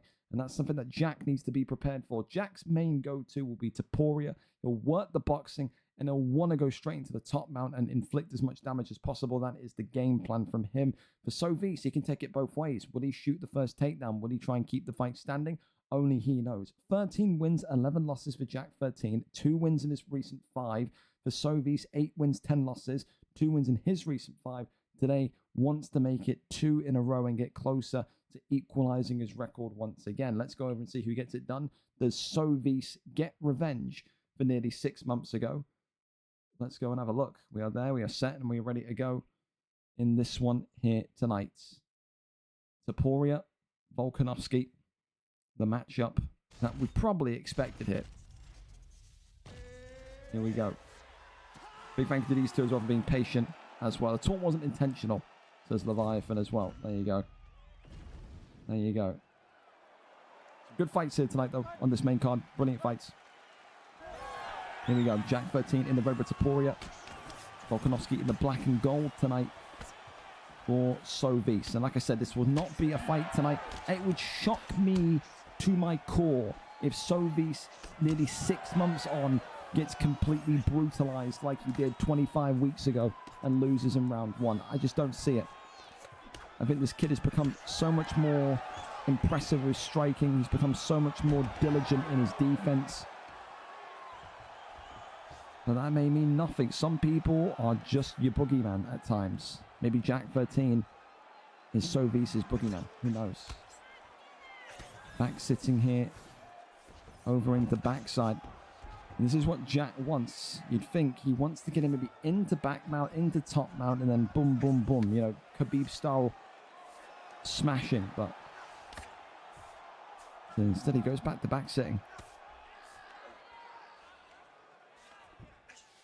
With rotation into top mounts. Right hand side, nothing there. Works shots to the midsection again, crawls over into top mount, and the get up is denied. Left hand side, nothing there.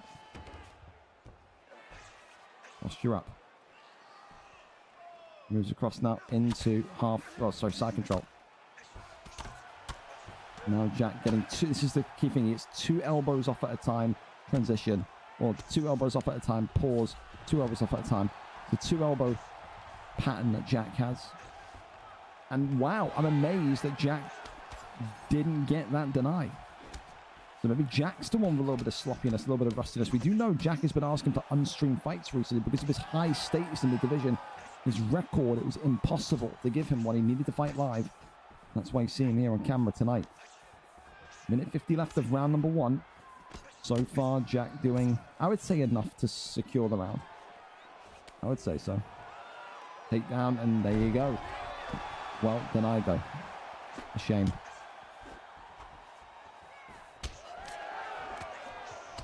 Look up there, comes forward again. Got to think, if you are Sovis, if you are Volkanovski, you got to be brave. So difficult to do in a fight of this magnitude, but you have to walk him down. You've got to get in the pocket and do what you know you can do with Volkanovski.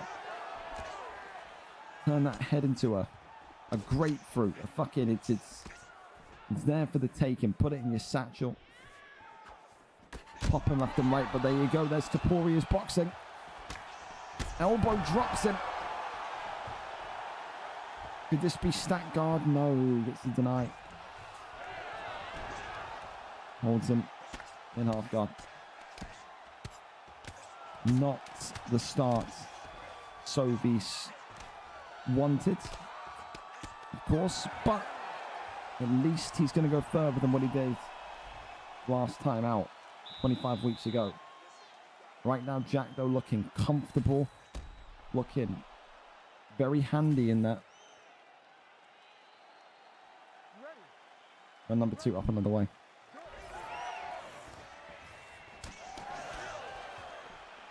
Want to see here, if you are Volkanovski, you have to expect the takedown. There it is. Takedown comes in, and he avoids it brilliantly. The bail as well.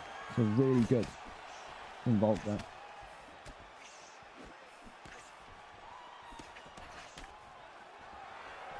Takedown shot, but nothing there. Flips him round. Now has him back in tight clinch. Look at this. The takedown now, but again denied. Jack 13's takedowns and takedown defense continues to be just up here in the featherweight division. He is one of the best groundsmen, both offensively and defensively. How he kind of controls situations.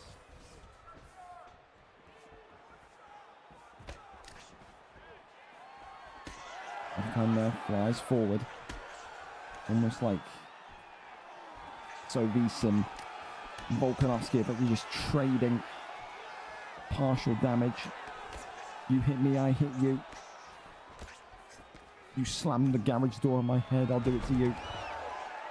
That kind of friendship right now between them both.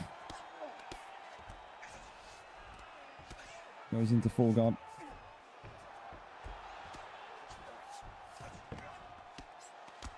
Gotta think this is not where he wants to be. Oh yeah, here it comes. It's the Jack 13 top mount. Sovis has got to survive it. Do not let him get posture up, and here it comes, raining down the strikes. Ilya Topuria. Elbow there, slings forward. Jack lets him out of that one though. Falls over, gets the deny. He's got the posture, but it just slips out the way. Gets up again. Wow. Jack's up. Transition. Oh, uppercut there. Knee, elbow. Throwback to UFC 4. Head movement's great. Jack 13 continues to run out of stamina. Left hand though. Uppercut drops him. Double drop. This could be it. Great blocking and a great reversal there by Sovis, who puts him into a submission. Now look at the two stamina bars. This could be brilliant from Sovis. It is going to be brilliant. And Jack 13 has dove in and is going to pay the consequences. 50% of Jack's submission bar gone. A huge mistake from Jack 13, and that is really handy for the Volkanovski pick. That could honestly be 1-1. That submission may have done it for him. I don't think that Sovis is going to be looking at this round 3 and going, what's the point? This is pointless. He's very much alive. So in the final round here of our second to last non-title fight of the evening. Takes the back. Left hand there, comes forward, body shot. Shoots the takedown, tries to go for the bail, and does.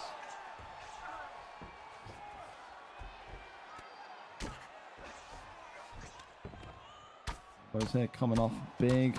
Shots ready down, and now here comes the Jack 13 side control. Oi.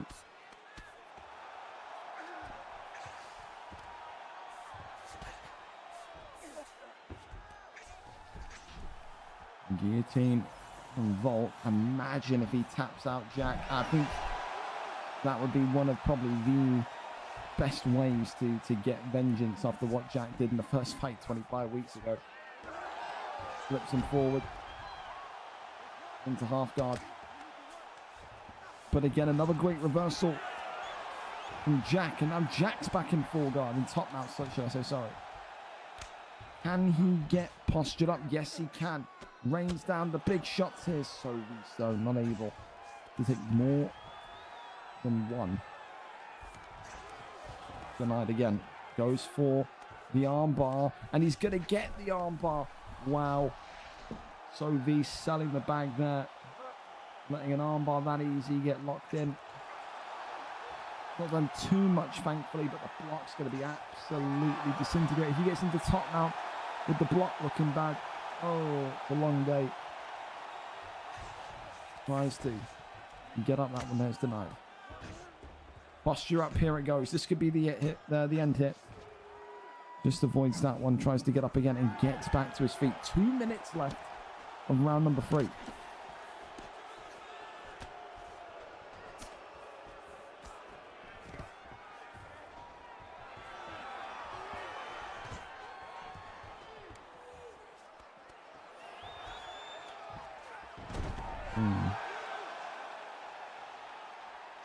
I just don't know if that does enough. Because again, some of those kind of flashes were accompanied by knocks. I don't even actually know what the knockdown counter is. Does Sovis think he's got one more in him? The answer is yes, he does. Jack 13 could be in really, really big trouble here. Starts the bar chase, and is he going to get the arm bar? No, he doesn't. Jack 13 survives it by the skin of his teeth. Tight fight, but I'm just about going to edge it to Jack 13. I think he's walked away with a decision tonight. A much better performance from Sovis than 25 weeks ago, but was it enough? The answer is no, it wasn't. Jack 13 gets it done. Taporia again, another win. He's so strong, he's so fast. And for Sovis, it's a shame because I think he did so well. I mean, compared to the last fight, the levels of improvement he's gone through, top tier. So for him tonight, not the result he wanted, granted, but Jack 13 continues his mission up the featherweight rankings and will continue to knock on the door of whoever the champion will be come the end of tonight. What are the scorecards? Can't even see in black, but 10-9, 10-9, 10-9, so 30-27 pretty much. Standard three-way scorecard there. Up next then, our final non-title fight of the evening, and it is a former champion against probably the next man up, the number one contender if he can win this fight, to be honest. And this division's just stacked for talent. You got Mark Jeff, you've got Leviathan, and then you've got Aussie Kid. Aussie, of course, former champion or interim champion, comes in tonight against a former undisputed champion. Prime Doc had one of the most meteoric rises while Aussie Kid was away that I've ever seen. 12 wins, 1 draw, 4 losses tonight. Last time out was when we saw him lose the Flyweight Championship of the World. Tonight, he has an opportunity to add a loss to Aussie's record, 11-3, end the win streak of Aussie, and then begin winning once again. The person that would win the most from an Aussie Kid victory here tonight would be Mark Jeff. I think if Mark Jeff sees Aussie lose here tonight, it has to be Mark Jeff next. So he'll be crossing his fingers perhaps. Who gets it done? Prime Doc, 12 wins, 1 draw, 4 losses. Or Aussie Kid, 11 wins, 3 losses. A former interim champion, a former undisputed champion. That's going to be a great fight. Let's go over to it for the final non-title fight this evening. We are there. We are set and we're ready to go. The created fighter against Alexandra Pantoja once again. He got a performance bonus with his calf last time out. First fight back, first performance bonus since his return. He wants to get another one here tonight. Slick boxer, probably one of the best in that flyweight division. Let's see if he can do it here tonight against Prime Doc.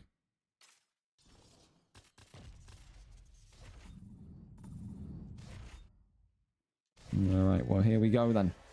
The calf and Pantoja. Here we go. Here we go. Here we go. And Prime Doc continue the streak and get even closer to an undisputed title shot.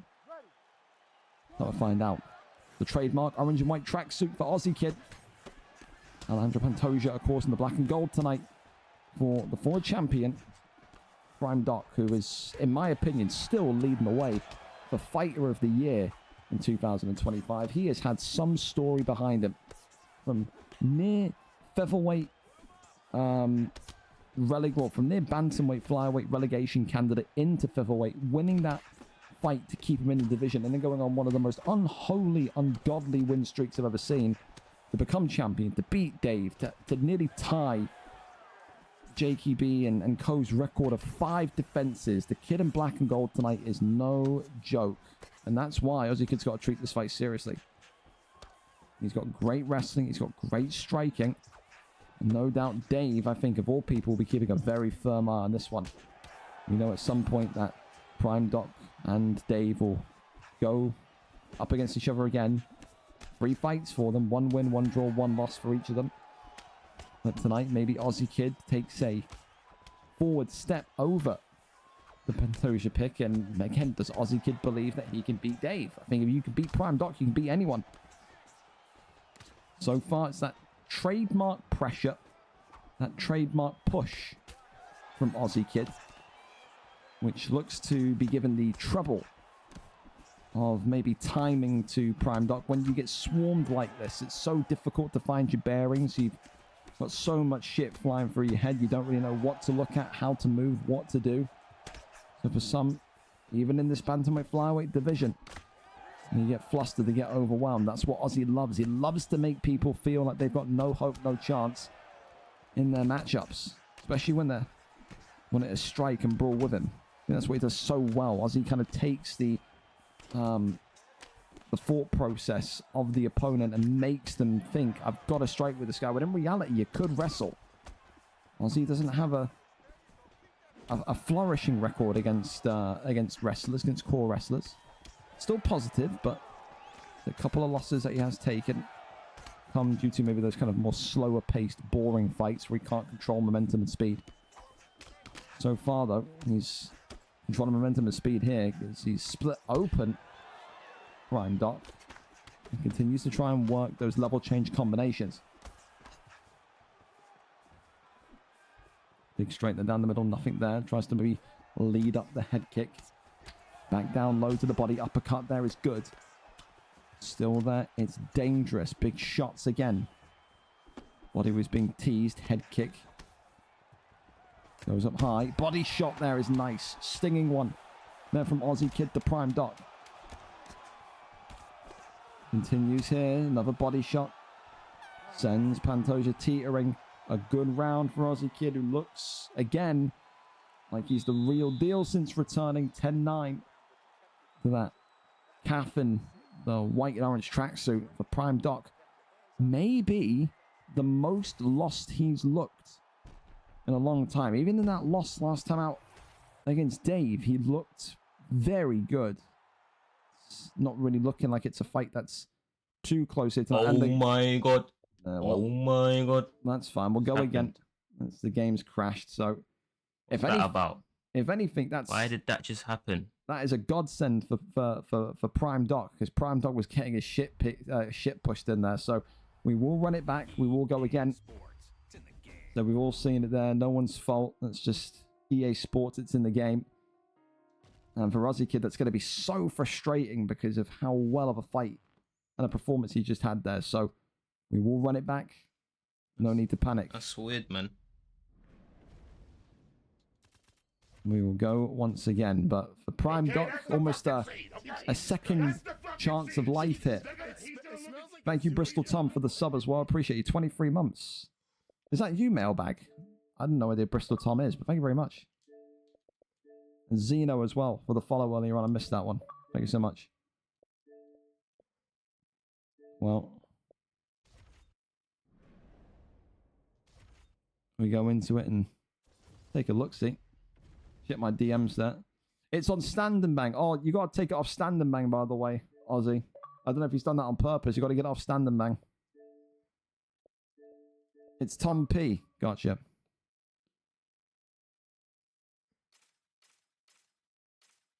Let me text him in case he didn't hear me. Really? It's on competitive. Okay, well, yeah, there you go. There was people saying it was on Stand and Bang. That. Says competitive. All right. All right, all right, all right. Everyone happy? I'll try to go for a clinch attempt. If I can go for a clinch attempt, that means that it's not on Stand and Bang. There you go. Well, we'll do that and then we'll back up and go from there. So we're all good. You can go in whatever, but I'm just reading DMs in the background. So go nuts.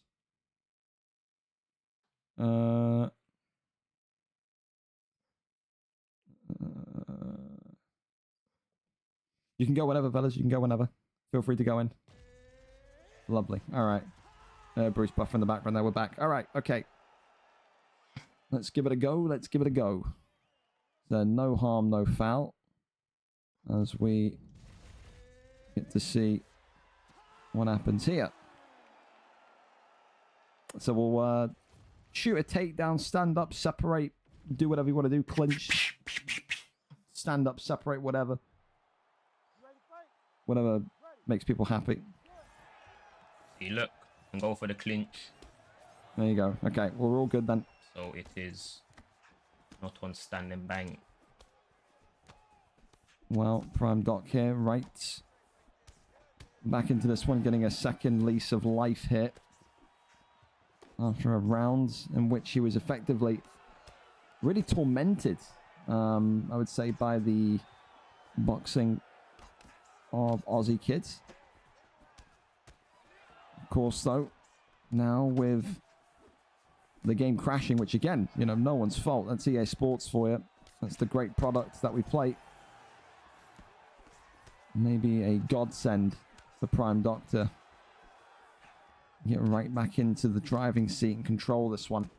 So I did find it weird that Prime Doc didn't shoot a takedown. We saw Prime Doc shoot that takedown so often against Dave, you know. One of those ones where realistically he gave Dave such trouble on the ground as well. Pantoja, aka Prime Doc, trying to get in range here against Aussie, who then is taken down and goes into side control. Although taps it, as there are the denies. So this is exactly now what I think Prime Doc is more renowned for. I do like Prime Doc striking. Of course, I think the superior striker is Aussie Kid on the feet. Saw that with the boxing. But the reality is, when it comes to this ground game, a guy that gave Dave trouble on the ground in their 3 fights, and all 3 of them, wasn't scared to go down there with him, now very much has the possibility of making this fight his own. These bantamweight, flyweight fights, always such yin-yang fights. You know, you talk about the stand-up of Aussie Kid against the ground game of Prime Doc, and Aussie here now looking like he's in a little bit of trouble as Aussie Kid being locked in, taking the arm hit, and that arm is going to come. Aussie Kid with the first submission down now, as this one starts to swing more in Prime Doc's favor. Prime Doc going to be patient as they come. We saw in the fight with Dave would sit here for 2, 3, 4 minutes at a time and really just be calm. Such a skill, such a talent to study the animations and just know the movements. Big posture up is there, rains down the strikes.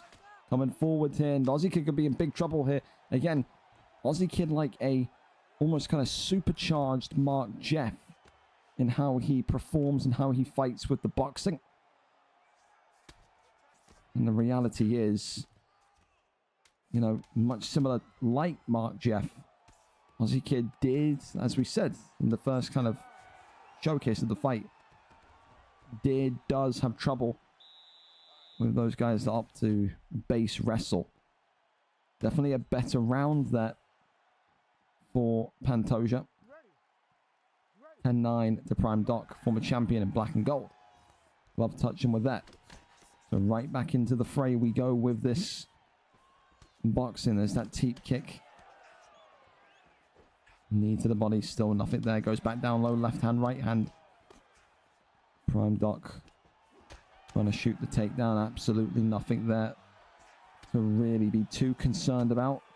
Good control of the situation here from Aussie. Eating a couple of hits, but nothing significant that he will worry about. He's just going to be concerned about when that first takedown in this round comes forward. Head kick there, though, timed brilliantly. Big shots coming forward again. Let's go back down low to the body. There's that 3-piece combination that he loves so much. The Aussie classic, the Aussie special.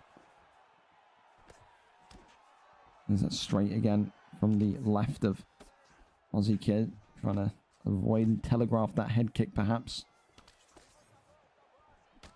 There's that left hand, right hand. Beautiful work. Once more. Body shot. Oh, clips him. No stun, but opens up the damage on Aussie. And that orange and white tracksuit will begin to get specks of red on it. Aussie Kid is busted open. Prime Doc continuing to just shuffle backwards and around to the side. Keeps his lights on. Beautiful 3-piece combination again there from Aussie. Shoots the takedown. There's Prime Doc. You can feel that pressure from Aussie building. The biggest compliment against the striker when you start to see those takedowns come in indicates that the opponent may be starting to feel a little bit kind of flummoxed with what they can do. Minute 55 remaining, and of course Aussie with the compromised block and head health continuing to try and find a way to earn that first stun, that first knockdown. Goes back down low to the body. Works off the double jab. Left hand there comes in again. Timing and patience. Studying of angles and when to shoot. From Prime Doc perhaps. Body shot again. Right hand goes with the uppercut, but still nothing. So left and right. Shoots the takedown and lands. Side control. Prime Doc. Elbows there flying on in.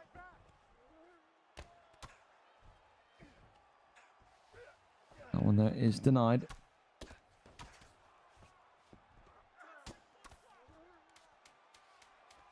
This will be a better round for Aussie. Does he win that round? Perhaps. I think he could do. I think because of the significant strikes landed, I think I wouldn't be surprised if that one's 1-1 after 2. Aussie kid in it. There you go. Absolutely. Aussie's still in good spirits, feeling like he could still win this fight. Third and final round. A lot of free round fights tonight on this main card. He needs a big one here. Potential of being the next man up for someone like Dave would be huge. Especially considering their history. Grudge match writes itself.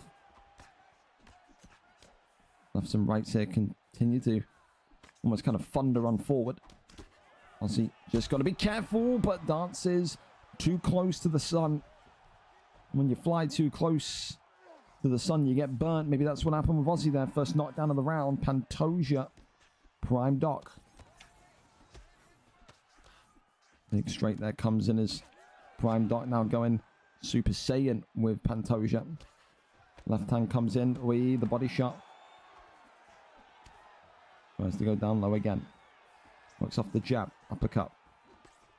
Overhand swings in. Right hand, left hand again being worked. Ooh, takedown lands. And that there is Prime Doc headquarters. Has him here, denies him. He's to try and work G8. Posture up as that. Over into top mount. Okay, this is a dangerous position. The posture up's there. Rains down the strikes here. Prime Doc could be looking for the finish. Big shots here coming in. Aussie Kid is out of there in round number 3. Not his night 1-1 right on his return, but gave Prime Doc some trouble there in round 2. A better round 2. Again, it was one of those yin-yang fights. You know that Prime Doc is going to have that superiority on the ground, but on the feet, Aussie Kid still looks as dangerous as ever. But tonight, that storyline between Prime Doc and Dave will continue. They are 1-1 against each other, and for Prime Doc, he will say, I will see you soon for fight number 4, Dave. They have still got a score to settle absolutely positively. So congratulations tonight. Prime Doc gets it done in that one. Thank you so much as well to Uwu Sigma Packet. Yeah, that's fucking brilliant. That's a fantastic name. Top tier. Well, listen, on to our title fights. We go 5 fights here tonight in order to close off the card. This is going to be a fun one. Absolutely. Let's go over and ping the Discord for this one. UFC 5 title fights are now live. So, thank you to our title fights as well for not being too angry with us because of how many fights went to decision or 3 rounds tonight. We kick off tonight with a big one between 2 heavyweights that are looking to cut their teeth and reign over the division. Kiko Sequoia against Rupert 97. Kiko, of course, a well-known name in the heavyweight division of UFC 4, comes in today, 11 wins, 8 losses, 3 wins in his last 5. Rupert, 4 wins, 2 losses, 4 wins in his last 5. The only loss he took was, of course, against a man that now is in the welterweight division. He will feel like this now is his opportunity to finally reign over the heavyweight division for the first time. Never won a belt before as Rupert. Kiko has won many. Will this tonight be an opportunity for Rupert to put his stamp and his presence on this division? We're here. We're set. We're ready to go. 5-star picks, of course, illegal 5-round fights for our title fights tonight. Cyril Gane for Rupert and Alexander Volkov for Kiko. A very interesting pick for Kiko. You don't see the Volkov pick come often, but it's not going to be Volkov. He's changed last minute. He's going Cain Velasquez. All right. Don't see Cain Velasquez often either. So a bit of a refreshing one. Here we are. Here we go. Cyril Gane, Cain Velasquez. A new heavyweight champion has to be crowned. For both of these two fighters that, of course, are still learning the basics and still playing in a casual way. An opportunity tonight, though, for one of them to hold gold. For Kiko, for the first time in what will feel like years. For Rupert, for the first time ever. Rupert, of course, in the blue trunks with Cyril Gane. Cain Velasquez for Kiko in the green trunks tonight. And Kiko will be the favorite, but Rupert will have to kind of prove otherwise. Good takedown defense there. Kiko, of course, known in UFC 4 for being very one-dimensional. No offense to him, but this is the kind of guy in UFC 4 when the takedown failed, his game plan disappeared, poofed into thin air. Kiko tonight has to show us that he has got a different way, different maneuvers to get this fight to the ground, and he does so. Gets it into side control nice and quickly. Over into sprawl we go. It's now into backside. Rupert here needs to make sure that he can find a way to keep his cool and does get the deny. Really nice from Rupert there. Gets back to his feet. Rupert then not able to be wrestled back down. Of course, for Rupert with Cyril Gane, he'll know that the takedown defense will be an issue, but he's got the length and he's got the kickboxing of Cyril Gane to really make the night difficult for Cain Velasquez. Another takedown comes in. Another takedown denied. Really good takedown defense that Rupert has been drilling here. Knees to the body. Kiko there eats a couple of sharp ones. Leg kick there checked. 1-2 leg kick combination. So using Cyril Gane's leg kicks and sharpness to maximum effect and impact tonight. Good wheel kick lands upstairs as well. Spinning back fist is attempted, but whiffs. And another one. Jab uppercut there by Cyril Gane. Leg kick that comes forward from Velasquez this time. Left hand now from Cain as the uppercut. I tell you what, Cyril Gane, such speed with how he throws the strikes. And Kiko is trying to do a spinning back fist and is not adding the back fist. He's just doing a spin. He's just spinning. He's Beyblading. He's a Mexican Beyblade in green. The leg kicks continuing to come forward. Spinning back fist now from Cyril Gane. Another big one. Big straight there. After 1-2s again. Cyril Gane. 1-2 head kick coming in there. Got to think here for Kiko. He's got to get out of the firing line, it feels like. And he is getting Rupert down with these clinch takedowns, but he's not jumping in. Kiko struggling on the feet. He's got to try and get this fight to the ground where he's more comfortable. The leg is cracked now. That's not good news. Round 1, Rupert's round. He leads the way. Kiko, he's got to land the takedown, secure the deny, and stop spinning. That's the one thing he's got to do. Like I said, he's looking out like a Mexican Beyblade in green shorts out there. He's trying to do a spinning back fist, but like I said, he's forgetting the back fist. It's just a spin. Round 2 up and underway. A well-played shouts from the other corner, so some good sportsmanship there as well. In between rounds, again, the spin with no back fist. Leg kick there, swing and a miss. What's up the jab? Oy. Nice kick there. Then he takes the head clean off of Cain Velasquez. Clinch is good. Goes for the takedown. That one that is denied. And now you can see Rupert starting to figure out those clinches also equals takedown. So just pre-denying the takedown. Looks like the double jab here. Lefts and rights. Leg kick. Left hand continues the 1-2. Shoots the take. A wonderful takedown. I keep saying shoots the takedown again to Kiko. He's going for the same takedown pattern. The takedown defense of Rupert tonight is just absolutely brilliant. Really, really good. Kiko is becoming frustrated. He's becoming annoyed. You can see it, that he can't get this man down. And that's what he needs to do more of what he just did there. Get the clinch, and rather than go for the takedown, throw a knee in there. Get a couple of clinches when you're getting in there and just throwing a knee or two. Great takedown there, though, from Kiko. Finally lands one. 2.5 minutes now left of round number 2. Now this is where the fun starts to begin for Cain Velasquez. Big shots here raining in. Rupert, though, just getting out of that one. Gives up his back. Gives him back flat. That's not good. That's really bad. Rupert here. Whoa. Shakes and shimmies and just gets out of there. You can see Rupert is panicked when the fight goes down there, though. Very quick, very sharp transitions. That's got to say something to Kiko. It's got to get him motivated to get back down there. Easier said than done, though. The takedown defense has been world-class from Rupert tonight. More knees here come inside the tight clinch. For that clinch, let's go to the right hand though. Cyril Gahn continues with the 1-2 head kick combination. Shoots the takedown, and again, Cyril Gahn says, nope, not happening, mate. Knees to the body. And now Rupert here has got to be careful. If Kiko gets a knee here in the midsection, he could flash Rupert. Rupert's got to be very careful when he's going for those knee strikes, because he can land himself in hot water. Head kicks, body shot, that comes forward again. Level changes, good from Kiko. Or from Gahn onto Kiko. Shoots the takedown, that one there is denied. 20 seconds left of round 2. And it's another round to Rupert and his Cyril Gahn pick in blue.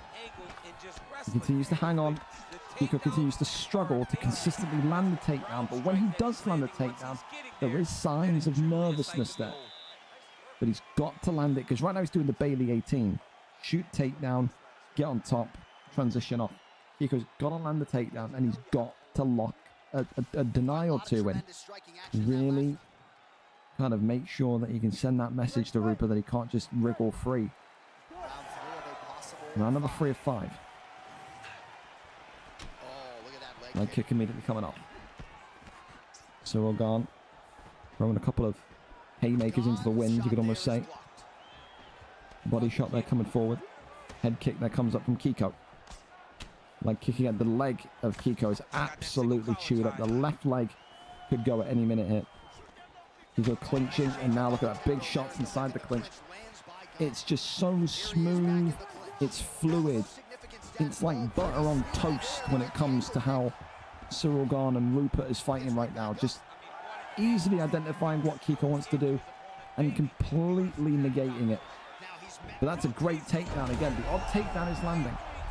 He's got to lock a transition in here. He has to. Into half guard we go. Falls over but denied. Now goes up. That's denied there from Kiko. That's more like it. He had G8, and in the end he didn't transition. Goes to that left and right, fakes and goes for a triangle choke. And this could be dangerous here. Kiko's stamina is low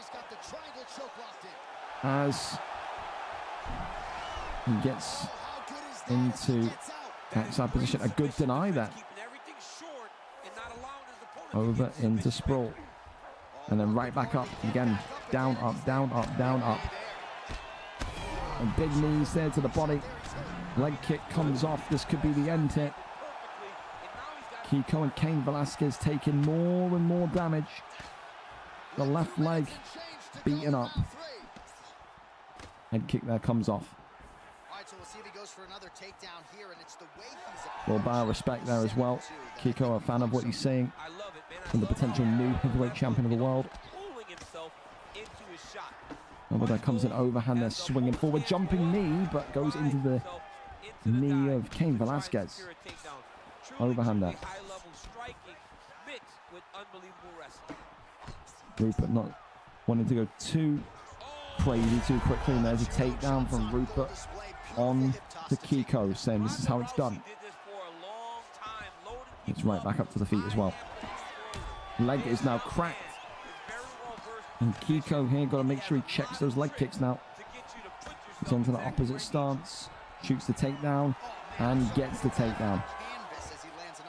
Posture up there is denied. I think he can get over to the left. The denies from Rupert as well. Wonderful. And now goes for the heel hook here. And Cyril Gane. Is he going to get this one locked in? Yes, he is. Gets the first heel hook of the night. Drags him down by 50%. And for Rupert, listen, he learned from that last title fight opportunity. He's gone away. He's gone to Boa.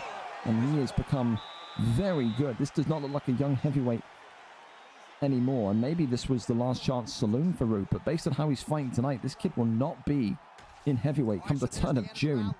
Really impressed with his takedown defense. Really impressed with his denies as well. Looks absolutely ready for the next step, and it'll be a great way to set sail from this division tonight by winning the belt. So far, all signs point towards Cyril Gane. All signs point towards Rupert. It's if there's going to be one of the huge upsets of the league's history tonight. Can Sequoia, can Kiko with Cain Velasquez come back and win this fight?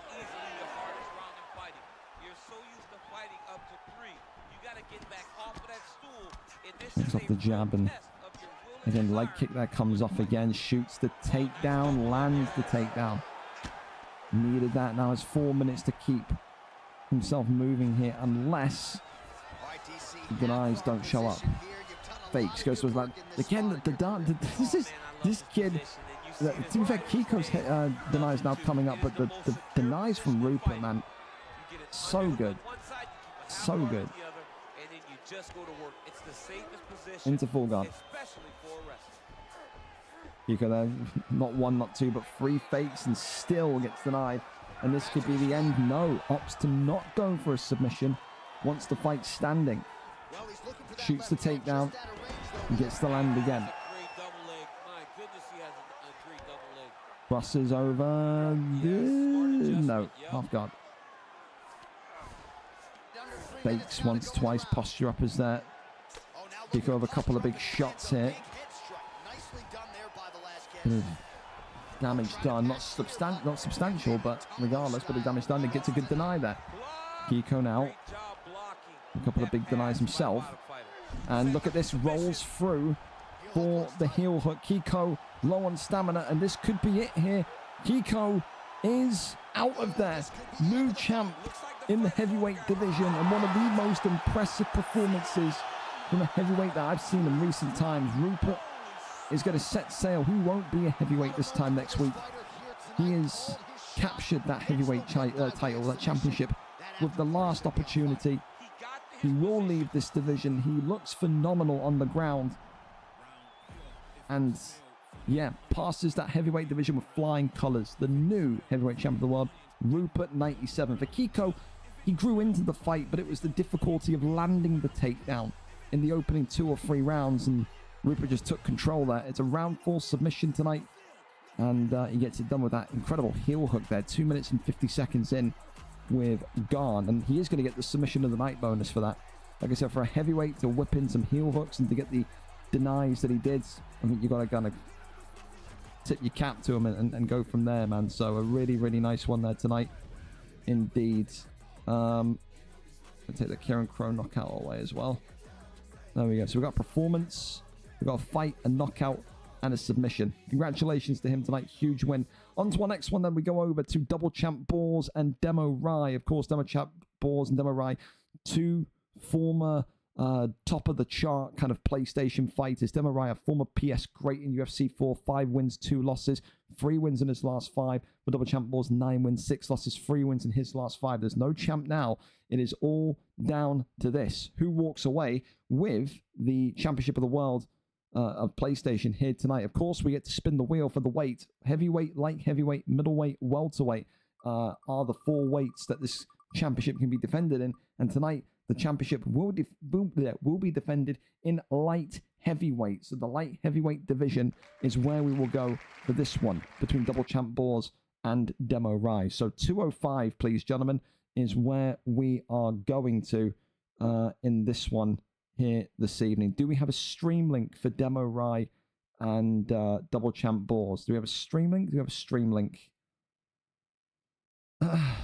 4 shots, 4 losses. Kiko, you just got to practice a little bit more. That's all, man. You absolutely do.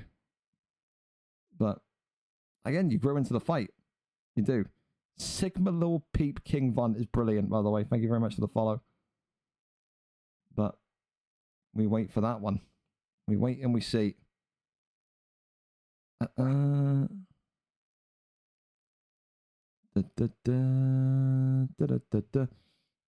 Yeah. Hit the A or X. You drop them. Do we have a link for this? What's going on? Demo Rai and... Oh, there we go. We got a link. Fantastic. Demo Rai, thank you so much. Cameraman here tonight. Double Champ Boars, Demo Rai, set to find out who is going to be the new PlayStation champion of the world here tonight. So, of course, Double Champ Boars gets the priority pick. He has the superior record. Looking like he's going to opt with Magomed Ankalaev tonight. Whereas Demo Rai opting for the greatest of all time. Not my words, Dana White's words. In John Jones. So that's what it's going to be. Ankalaev and Jones. Okay. Again, for Demo Rai was one of the top names in the PlayStation division in UFC 4. The Jamaican sensation back in the fight for gold. Once again, for Double Champ Boars, an opportunity to capture the gold, which he wasn't able to capture on Xbox, but maybe he brings a strap home tonight. Of course, black and gold trunks for Double Champ Boars, black and white trunks for Demo Rai.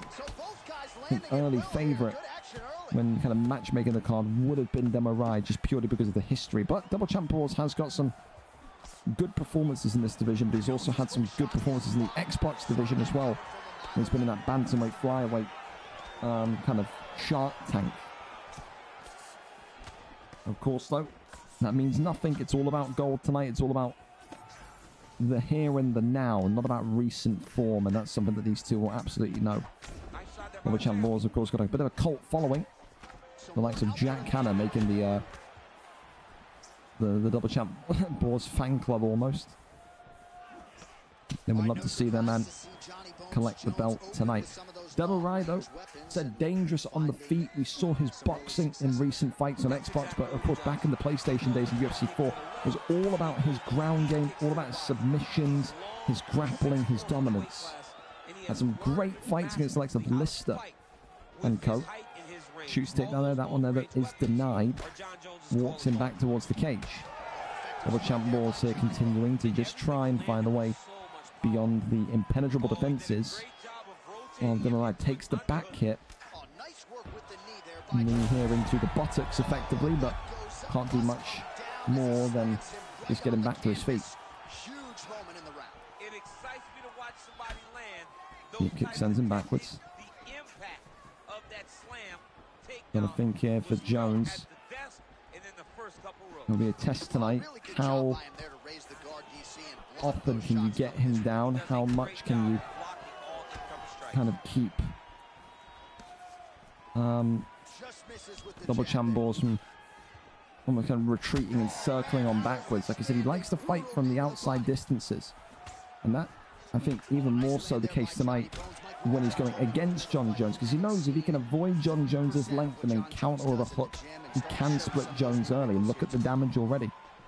Jones on slight eye damage. Under a minute now to go. Still in, walking down the center. Shoots the takedown, uppercut there comes in. Demo Rai Just still waiting for the opportunity to maybe go for that first confirmed takedown, but it will have to wait until round 2. Really smart from Double Champ Balls again, just to kind of sit on the outside and just wait and bait Demo-Rai to make mistakes. Really clean, really smooth so far, and Ankalaev leads the first round 10-9. So a good start.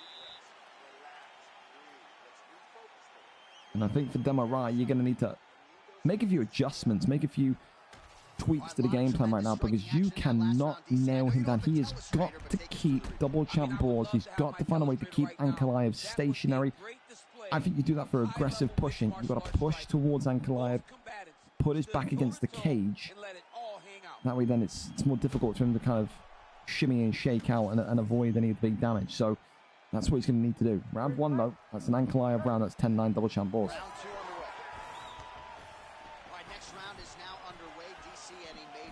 Let's see what differences Demo-Rai and John Jones opt to make here. Left hand there is good. That's a good start from Demo-Rai. Wonder as well tonight, you know, what the thought process was behind John Jones. What did he see Ankalaev and say, well, I need someone with some sort of moderate takedown defense? Think of that, you think of John Jones. But always going to be tricky, especially when your opponent has that first pick, that priority pick. 1-2 down the center again. There's that big left hand though. Ankalaev now looking for a potential knockout here. Demo-Rai Demo-Rai, I think it's the weight class more than anything at 205, but Demo-Rai has not been able to match the rhythm, the tempo, and again we're talking about rhythm and tempo of the big boys in 205, but Demo has not controlled it. He's not dictated it. It's been Double Champ Balls that has completely dictated where this fight stands, where this fight takes place, how fast or slow this fight is going. It is all him.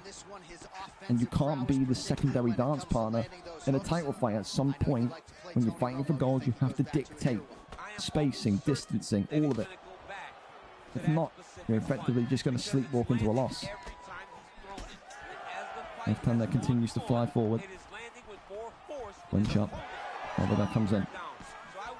Oh, it's a huge mistake. Demo-Rai. How did he not go to sleep there? Well, bow respect, I think it was there as well from Demo-Rai, sorry. Keeps on backwards. You can just see he is so, I want to say almost robotic is Ankalaev Double Champ Balls. He is just so easy with it. Drops John Jones into stack guard, and Demo-Rai could be out here. Big shots coming in, and Double Champ Balls has got the gold. 3 minutes and 41 seconds into round number 2. It was a master class tonight. Controlled tempo, controlled distance, controlled everything in such an easy fashion. Made Demo-Rai look ordinary, and that is a special talent to do. A very solid performance tonight. And for Double Champ Balls, he gets his first taste of PlayStation's success. It didn't come the last time out, it comes here tonight, and it comes through Ankalaev through effectively limited wrestling. Didn't even need to crotch sniff in order to get the win. And I just think that if he can do that in every fight, he's going to be so dominant. But he gets what he deserves, and he finally can say that he is the guy to beat in a division. Whether it be PlayStation or Xbox, he won't care. He deserves that belt tonight. He fought brilliantly with Demo-Rai. I think Demo-Rai will feel disappointed. I think that's the only way you can really word it. I think he will feel like he's let himself down, because to not control one element of the fight, the distancing, the pacing, to control none of it, it's a concern. It is a concern, especially when, you know, you want to be doing well on PlayStation, you want to be doing well on Xbox. You have to control a certain area at some point in a fight like that. Didn't happen, wasn't to be, and Double Champ Balls is your new PlayStation champion of the world. Completely deserved. Thank you as well, Oysen, for your follow as well. Well, listen, up next, we go over and head into the rematch. Delafelder and It's Rapids. It's Rapids, of course, comes into this fight after Henry the Bear pulled out of this title fight tonight due to a basketball game. The last time these two fought, it was for the light heavyweight strap back 16 weeks ago. Delafelder annihilated Rapids inside one round, but that was the 6th of February. Will Rapids feel like this is the chance to get revenge tonight? The tail of the tape looks like this. Delafelder comes in as the champion, 6 wins, 6 losses, looking to go positive, whereas Rapids, 8 wins, 15 losses, but does have the highest form out of any other fighter apart from Henry the Bear. No one else in this middleweight division has a 2-fight win streak. So the form has gotten him to this big song and dance. Can tonight he shock the world, win the rematch, and win this middleweight strap? That's the big question. Delafelder, the Irishman, the champion, is live for us tonight. Can Rapids get it done? It is Omari Akhmedov, but that's not Omari Akhmedov. That's a lie. That is okay. Is it Adesanya? Is it Akhmedov? Only time will tell. It's Kamaru Usman for the champion against Dricus. Okay, Kamaru Usman against Dricus. And you have to wonder, what has Rapids learned from that fight 16 weeks ago? He was absolutely smoked, but that was a Rapids that was low on confidence at the time. Will he be feeling like this is his night tonight? Glove touch and we're away. Black and gold for the champion Delafelder. Green trunks for the challenger in its Rapids. We saw Delafelder almost turn heel last week. Effectively wrestle fucked Dio into oblivion. I think we're going to see much the same tonight. I don't think he's going to want to try and risk this fight. I think Delafelder will say, I'm here to show that I'm the very best in the business. Rocks a shot to the body. Shoots the takedown. Gets the land. And now we have to see if Rapids here with Dricus du Plessis can find a way to bypass all of this. Going to be tricky, but you don't become champion through easy and one-sided fights. Little taps here to the body, little hammer fists here coming forward as Rapids there denies the top mount gain. But then again, Delafelder, the champion, denies the transition from Rapids. Uses that momentum transition to go into side control. Gets an immediate deny there.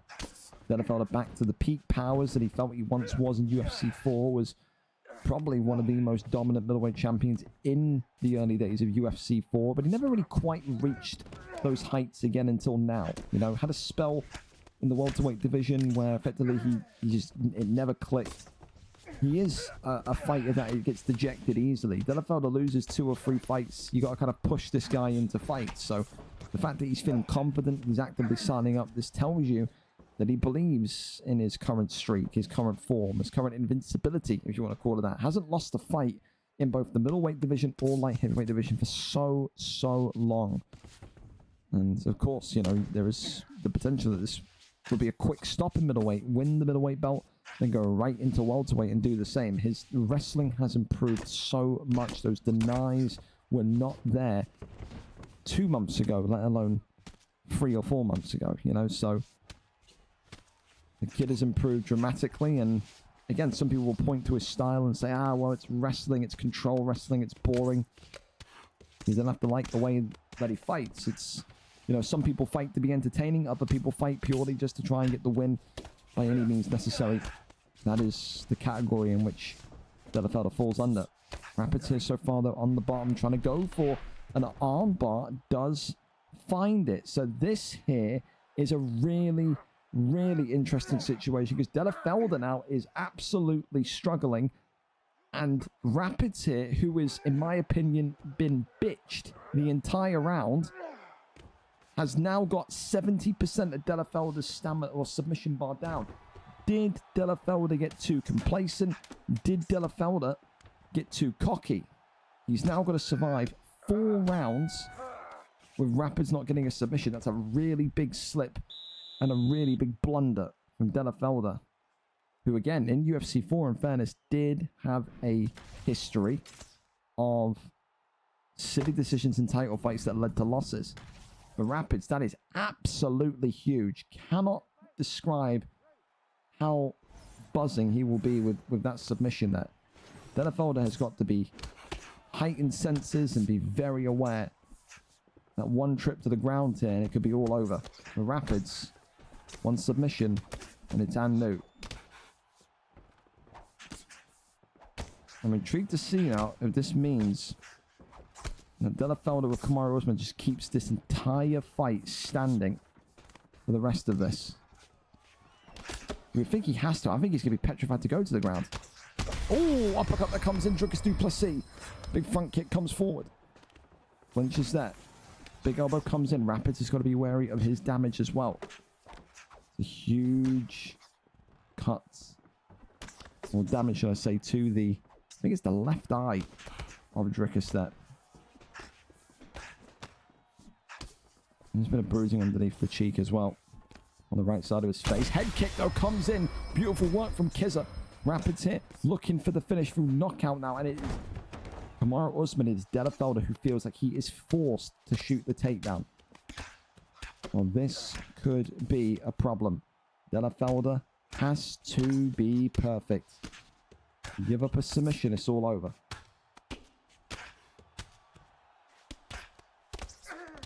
That streak of countless wins will be up in smoke. He gets up. He doesn't want to be down there. Not a surprise.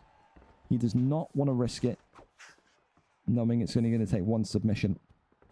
If I'm Rapids, I'm shooting takedowns fucking every 5 seconds until one lands. I really am. In fact, Delafelder now is showing you signs that he's petrified of going back down. You've got to get him down. You've got to get it down. Shoots the takedown, gets the turn. Denies well. It's the thing that Delafelder now going to have incredible heightened senses about the submission. And takes him back down. Now, can Delafelder maybe level the playing field and go with his own submission? Does he go into top mount? Well, here we go. Look at this, raining down the strikes here. Kamaru Usman looking for the finish here. Big shots, but no way near getting the relevant damage required. Delafelder, though, in top mount, getting the deny. That's what he wants. The mounts here. Big shots raining in. Kamaru Usman, Delafelder. Is this going to be another title defense? Boy, 2 or 3 strikes away. And Rapids now is on the back foot. He is struggling to get out of the clutches of the Nigerian nightmare. And Kamaru Usman, posture up there into top mount would have been dangerous and devastating. Thankfully, for Rapids, he is only 15 seconds in game now away from round number 3 and starting back up on the feet once again. Well, maybe you could say 1-1. Kamaru Usman, yeah, the submission in round 1 from Rapids, and Kamaru Usman, I think it's 1-1. I think it is. It's 1-1. Well, now they're both going to be feeling confident about the ground game. Maybe it'll be a repeat, a flip of round 1 again. Who gets that first stun? Who gets that first scent of a mistake? Big right hand that comes in. Just go for that slip straight, does Kamaru Usman. Big left hand that comes forward again. Big shots. Jab to push him backwards. Right hand is big, but Kamaru Usman here still looking for a signature strike. Time for the Gringos. Uppercut there. Little looping uppercut. Little drop of the shoulder uppercut. Beautiful shots here again. Rapids continuing onwards. So overhand. He clinched him out of pretty much thin air when he went for the overhand. It's kind of nutty. It's not really fair, but EA Sports, I guess it's in the game. Left hand overhand. Breaks open the Kinder Egg, that is Delafelder's head of Kamaru Usman. But look at this though. Rapids now back on the back foot again. Overhand being swung in. But tell you what, Rapids, almost now like Delafelder in the second round, does not want to shoot the takedown. As I say that, he does shoot the takedown, but he can't land it. The takedown defense of Delafelder absolutely superb. And Delafelder is back to taking control of this fight now. Controlling momentum, controlling direction, controlling everything. Big shot here lands. Delafelder looking for the finish. Big shots. Oh, the elbow. Big shot now. Right back to the body. Knee to the midsection. Delafelder. Maybe again tried to push too much too quickly. Takes the back hit. Spins rounds. Big straight 1-2s. Left hand comes in. Deep kick. Punches up. Right hand. Do either of these two have the ability to end this before the championship rounds? Delafelder will try. Big jabs coming forward again. Uppercut left hand avoids that one. Rapids tries to go low. Both of these two are starting to gas heavy. Kamaru Usman being the main culprit. Question mark kick comes forward. Avoids that overhand. And now you can see Rapids going for body uppercuts, body hooks to try and really zap that last remnant of stamina from Kamaru Usman. Overhand. Oh, clips and drops him. And that one will see Delafelder go into round 4. 2-1 up. So, 2-1 to the champion. Dricus du Plessis looked like he's been hit by a fucking snowmobile. And the questions go on. It's our second championship round fight of the night. Round number 4. Up and underway. How or what do you need to do to break the opponent down? Well, look, I mean, listen, the 5-star boxer Kamaru Usman is certainly an answer. Left hand there drops Dricus du Plessis. It is all about evasive maneuvers now. And you can see Rapids is still looking for that uppercut. He is. He's just got to be careful of that lightning fast hook of Kamaru Usman. Superman punch comes in. The Superman punch is so crazy. You can get knocked out in a second doing that. The jab. Leg kick comes in. Left hand. Oh, goes low again. He's looking for the body. He wants the body knockout. He does. Gotta be careful with that uppercut though. Left hand again. Oh, inside the clinch. It's beautiful. From Delafelder, drops him. Knee on belly, it's got to be. Delafelder going to retain here tonight. It was a difficult fight, but Delafelder not done it yet. What great defensive measures from Rapids again. Completely avoids, but then gets clipped down again. This has got to be it now. Herb Dean step in. This guy's wife and kids going to be screaming at the ringside here. And look at this knee on belly. It's got to be now. This one, game, set, and not matched. Delafelder continuing to sell with his inability to finish this fight. Incredible. But look at this. He's down here now. And don't forget the submission. Don't forget the submission. He needs just one. The Kimura. He's got to deny. Delafelder's in big trouble. Delafelder sold it. Delafelder sold it. Wow. Delafelder sold. Oh, God. It's like UFC 4 all over again. Rapids, the new middleweight champion of the world. Delafelder got too aggressive with the knee on belly and with the strikes to try and end it. And Dricus du Plessis, the corpse of the South African, manages to find a way to get the submission that was lingering since round 1. Round 4, 253. Delafelder has thrown it away in what you can only describe as one of the most shocking comebacks of the night, of the year, maybe of all time. Wild, ridiculous, and in true Delafelder fashion. And sadly for Rupert, that is going to take submission of the night away from him over there in that one. And I think you have to put that as a comeback of the year. He was completely down and out, finds a way to get across the line. Incredible from Rapids tonight, who will feel like that is one of the biggest comebacks of his life, of his career. Thank you to Flippia, to Joe Mama, Dog MC Steve, and also Winter Carp. Thank you so much as well. But great fight and a wonderful one. This is sorry as well to Joe Mama. That is both Xbox and PlayStation. Would be both. Dark Lord as well. Thank you so much as well.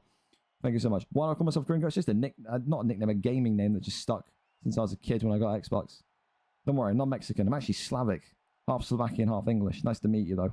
But there you go. Yeah, a great win. A great throwing away of the fight from Delafelder.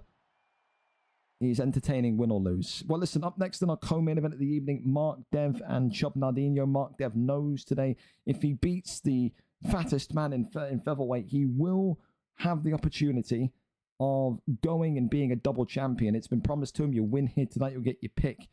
Will it be Viper? Will it be Dirty Dave? He will have the opportunity to say who he wants. 10-1 is Mark Dev. The Irishman has looked relentless since he's won the belt and now has the opportunity of going down as one of the best featherweight champions of all time. Chub Nardino, the human cheese machine, 17 wins, 6 losses, 4 wins in 5, the biggest win streak, and it is a natural champion versus #1 contender matchup in this featherweight division. Of course, with this one, it's one of those where you'd have to look at this and say, well, it's quite obvious what you need to do. You need to avoid the takedown and do exactly the core basics against Chub Nardino, but it's easier said than done. Of course, this fight couldn't happen because Mark Dev was away today, but there is a pre-record that I have not seen, that I do not know the result of, that we'll get to watch together. So let's go over and see who gets this one done tonight. All right, we're here, we're set, and we're in. Well, we're 15 seconds in. Sorry, we got to our seats late.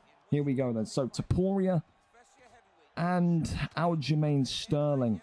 Of course, a fight tonight where if you probably put a gun to your head and said it's one fight you can guarantee is going to go to a decision, it would be this one. Mark Dev, known for ground game, known for submissions, was known as one of the greatest, if not probably the greatest PlayStation champion in terms of defenses and, I mean, activity in UFC 4 against Chub Nardino, who is a player that is just known for his ground game. No, Chub Nardino, every time he fights, is booed. No one likes this guy because of the way he fights, because it is so mundane and boring and grueling. But he says, I'm not here to entertain you, I'm here to win fights. He's been accused of cheesing to a degree where it almost violates the rules. He's been accused of exploiting here and there with certain cage grapples, but the reality is he's on a 4-fight win streak and earns that right to be able to fight Mark Dev and almost, you know, cement himself, Chub Nardino, as almost a legend killer. So Mark Dev has been in such fine form, barely losing a fight. Hasn't lost a fight in 3 months, I'm pretty sure. Said a record, like I said, of only 10 wins and 1 loss at 145 is ridiculous. You do not get that through luck. You do not get that through fluking certain victories. Of course, tonight, though, it will be a much more difficult situation. Chub Nardino has been using Aljamain Sterling, who he is using here tonight again, by the way, in green, for a couple of fights, high-profile fights, so he is familiar with him, and he believes that that is the answer to beat Mark Dev's Ilia Topuria. Mark Dev has been unstoppable with Topuria. Whether it be his boxing, whether it be his ground game control, it just feels like Mark Dev's got everything he needs in the Spanish Georgian here tonight. Knees here coming in against Chub Nardino. As the uppercut there swings on forward.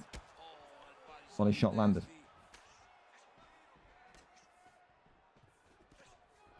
Shoots the takedown. Chub Nardino just, again though, firing a takedown in, but not able to get it through the barrier of Mark Dev's defense. And this is the thing that Chub's going to do. He's going to clinch and clinch and clinch, and he's going to try and drag you against the cage and go for those clinch takedowns or the clinch back take. That's what Chub wants to do. Said he is not a fun fighter to play against. He's like Kiss George light, people say. Good head movement there. Nice flip. 10 seconds now to go in the round. Left hand comes in again as Chub Nardino eating a couple of big shots. Nothing more than that. Round 1. Mark Dev leads the way. 10-9. For Chub, it is a case now of, you know, you gotta make a decision. What way are you gonna take this fight? Are you gonna try and outstrike Mark, or are you gonna try and, again, repeatedly grapple, repeatedly clinch and take him to the floor? Big thing is that Chubb goes with option B. Takedowns, cage clinching, all that shit. And Mark keeps escaping it. He's going to burn rounds and he's going to lose opportunity to win on points. So you got to be very, very sure if you're going to do this. That's a great takedown, by the way.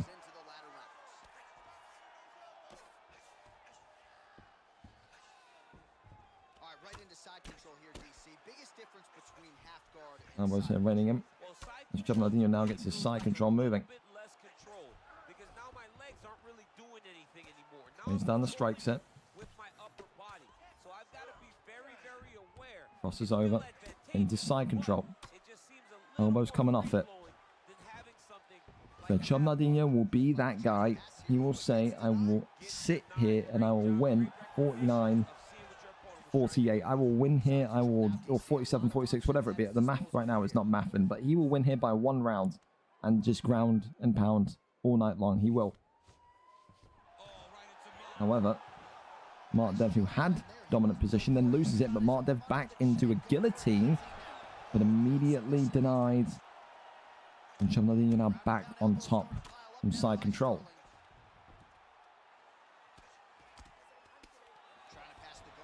Tries to cross over, nothing there. Denies that one. Rains down the strike set. Tries to cross over. Chubb Nardino still keeping Mark Dev at bay.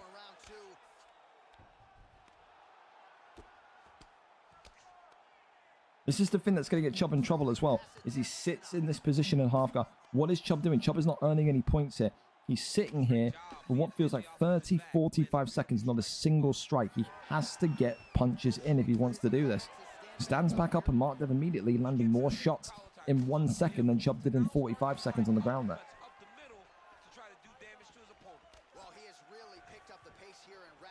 Another takedown, another toss there, and another land.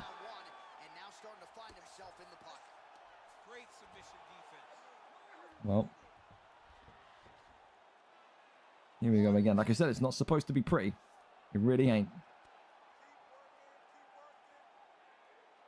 This is like going into art class when you're in high school and having one of like those hippie teachers and you just like scribble shit on a canvas. You don't know what you're doing. You're just scribbling shit. You're doing lines, different colors.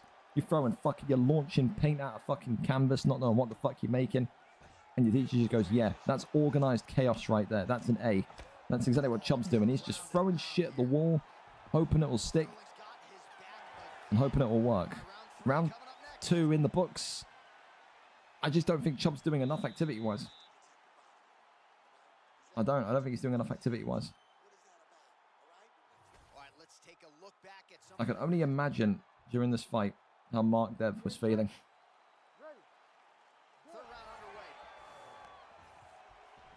Round 3 of 5. In this heavyweight, in this featherweight championship matchup. Where of course, the stakes are high for Mark Dev. Win this fight with Taporia tonight. Double title opportunity is yours. Nicely done. No surprise there as he lets his opponent stand back up. Again, Chubb Nardino gained all of his confidence back, don't forget. Was once upon a time in that bantamweight flyweight division on a 5-6 fight losing streak, was dejected, was down, was depressed, and said, I just don't want to be in this division. I'm not good enough for it. Put me into featherweight.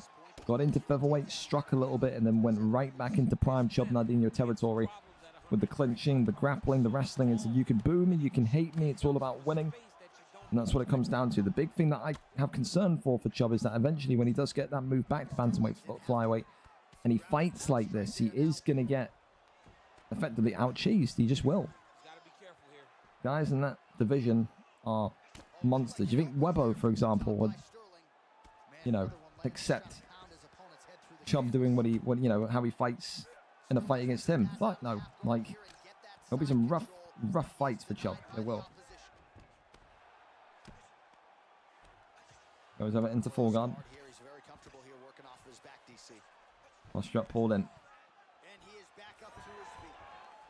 Back up, and there we go again. Back up into a takedown. Denies him there. The takedown counter at the end of this fight is going to be some fucking crazy work, boys. I don't know what we're at right now. It's got to be a lot of attempts here from Chubb. Knees hit to the back of the shin there, back of the calf, and tracks him down. Oh. Oh. It's a watch, isn't it? It's a watch. Goes into an armbar. This could be big. Chubb Nardino's stamina, though. I've only just looked at that. Absolutely fucking fried, by the way. So many takedowns. And that there could be what gives him some trouble.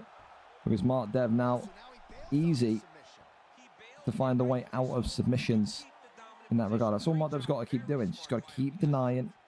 Keep working the body. Keep creating problems for Chubb.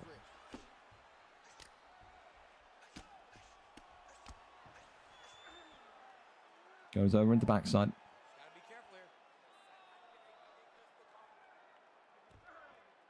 Now into backside we go as Chubb rains down a couple more strikes.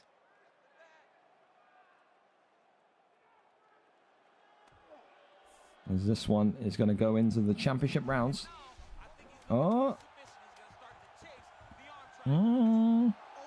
Wow. So Topuria eats a sub in the final moments of round 3. Wow. All right.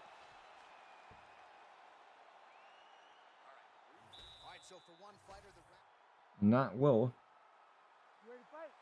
be massive for Chubb Nardino. That is advantage Chubb Nardino. Round number 4. Now, Mark Dev knows exactly how critical it will be to keep this fight standing. Just a takedown.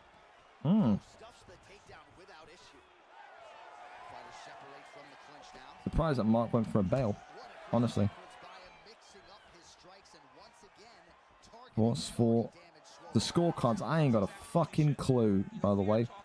I'm convinced that Chubb probably won that last one because of the submission, but I mean, takedown lands, back sitting denied. That one there is denied as well. Goes for the Darce choke, another big deny. Aljamain Sterling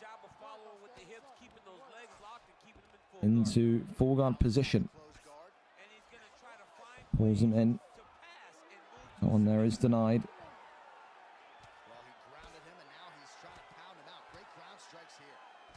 Big shots to the body again. Building the G8. One of those times where you're looking at yourself and saying, Herb, anytime today. And Herb Dean steps in and says, thank you very much. Well, again, Chubb not really doing enough of his position. Puts them back onto their feet. Mark Dev again, eating another takedown and another confirmed takedown from Chubb.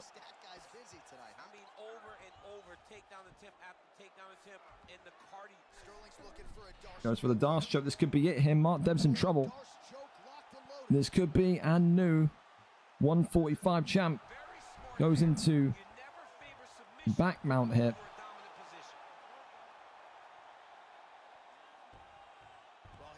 Gets up, rolls through. Mark Dev again in big trouble, but not able to lock in anything.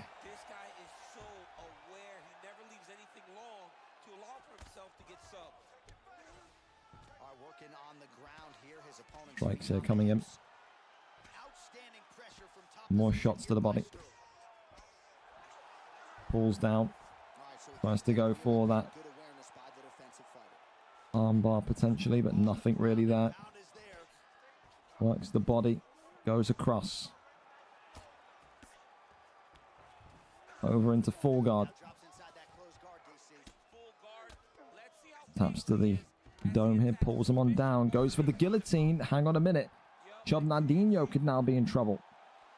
And look at that, denies, and this could be locked in. It is locked in, but nothing really done there. Look at that, only a quarter, a fifth of the bar. But it does drop Chubb Nardino's stamina going into this 5th and final round. Well, maybe it won't get there. Hang on a minute. Big ground and pound strikes here, but there you go. Into round 5 we go. Let's see what you lot are making of this fight so far in the chat, shall we? What's going on with Mark Dev? Hasn't been able to die any of these. Good fight this if you're having trouble sleeping. There you go, I agree, Rod. That 80 takedowns completed, you're not wrong. Stinker. Yeah, well, there you go. Yeah.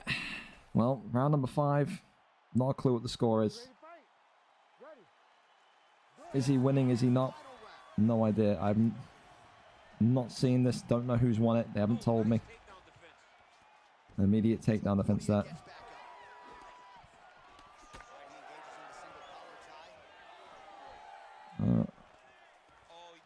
Sterling here. Trying to clinch him towards the cage. It is devolving into that. Big uppercut there. Clips Chub Nadinho. Big shot there to the right-hand side. Big knee to the dome. Left hand there comes in. Shoots the takedown. Another deny. I am absolutely enthralled to see what the takedown counter is after this one. Goes down into the bail and now flips him through. This could be the end here for Mark Dev. Oh, it could be. It looks like it could be the end for Mark Dev here. It's going to be Anu, surely, isn't it? Posture uppers there. Rains down the strikes. This has got to be it. This has got to be it. Big shots coming in. Survives it. How in the world? Gives up his back. No submission locked in just yet. Just over 3 minutes now to go in the fight. That one there denied. And another deny. Harbin saying he's going to stand it up. Look at this. Rolls it into the armbar. It's got to be. Yep, it's going to be. Surely gets denied. And Mark Dev is no longer champion of this division. 2 minutes and 25 seconds into round 5. Probably one of the worst title fights I've ever seen. But like I said, he doesn't care about it being pretty. He cares about winning. And for Mark Dev, he knew that the challenge of the fattest man on the planet was going to be a difficult one. He did not expect that. Let's see if we can get those takedown stats for you. See if there's anything there. It doesn't look like we're going to be able to get them, but God, only time will tell. Come on, there's got to be. He's got to have crossed over it, surely. Come on, show me it.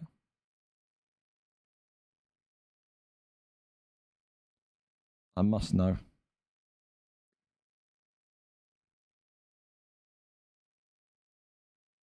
He didn't even go over the takedowns. I'm so... A terrible fight compiled with more terrible disappointment as we don't even get to see how many times we saw a takedown attempted. Round 5, 225, a submission. Chub Nardinho graduates back into bantamweight, flyweight. And I just hope he knows what he's doing, because there are going to be some fucking piranhas waiting down there for him. If he thinks he's going to be able to get away with that that style of fighting in bantamweight flyweight against certain people, he's not gonna like it, but gets it done. He'll say, cry today, cry tomorrow, cry forever. New featherweight champion of the world. There you have it. Mark Dev just couldn't cope with the 658,000 takedowns, could he? So, Mark had no complaints. I mean, the reality is, when you go against Chubb, can you really have any complaints? You know what he's going to fight like. You know what he's going to fight like. So yeah. Are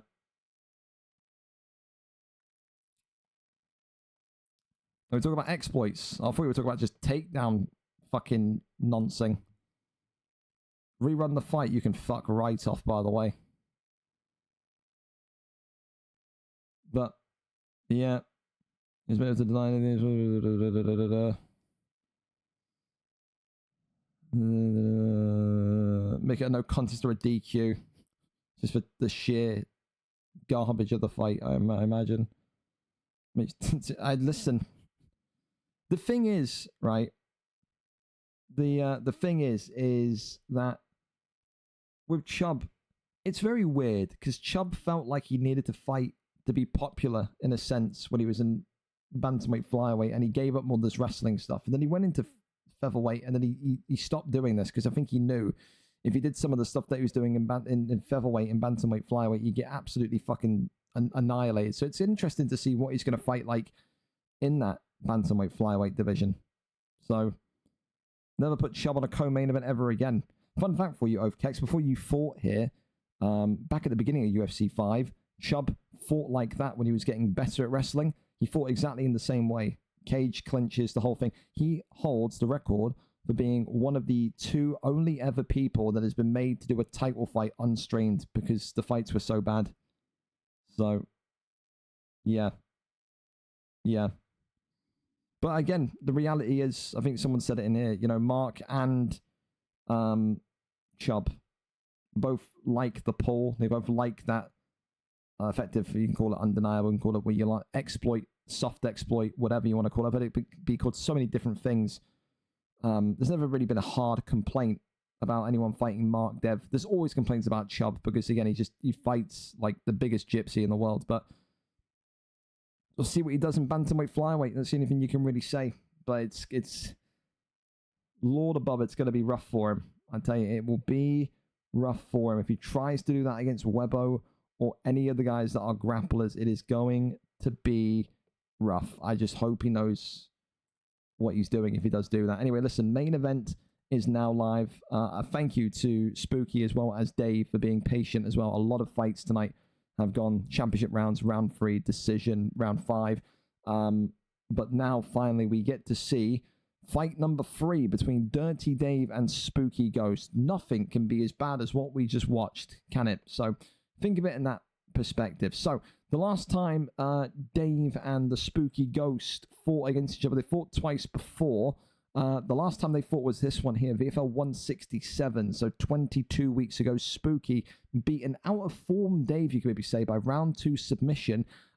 Prior to that, though, the first time they fought, Dave and SpookyGeauxst, Dave won here at VFL 160, a round 2 TKO to capture both the Flyweight and the PlayStation Championship of the World. The series is at 1-1. SpookyGeauxst will have confidence in the fact that the last time these two fought against one another, he was the better man. Tonight, only one of these two walk away with that Flyweight Championship of the World. Dave, the greatest of all time, Hall of Famer, #1 pound for pounder, 31 wins, 1 draw, 7 losses, 3 wins, 1 draw, 1 loss in his last 5.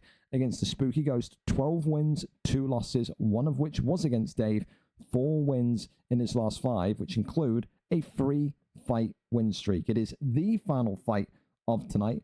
Only one of these two walk away victorious. We are there, we are set, and we are ready to go between Dirty Dave and the SpookyGeauxst. Let's see who the picks are going to be. Brandon Royval and Demetrius Johnson here this evening. Dave, of course, a multi-talented sports gamer.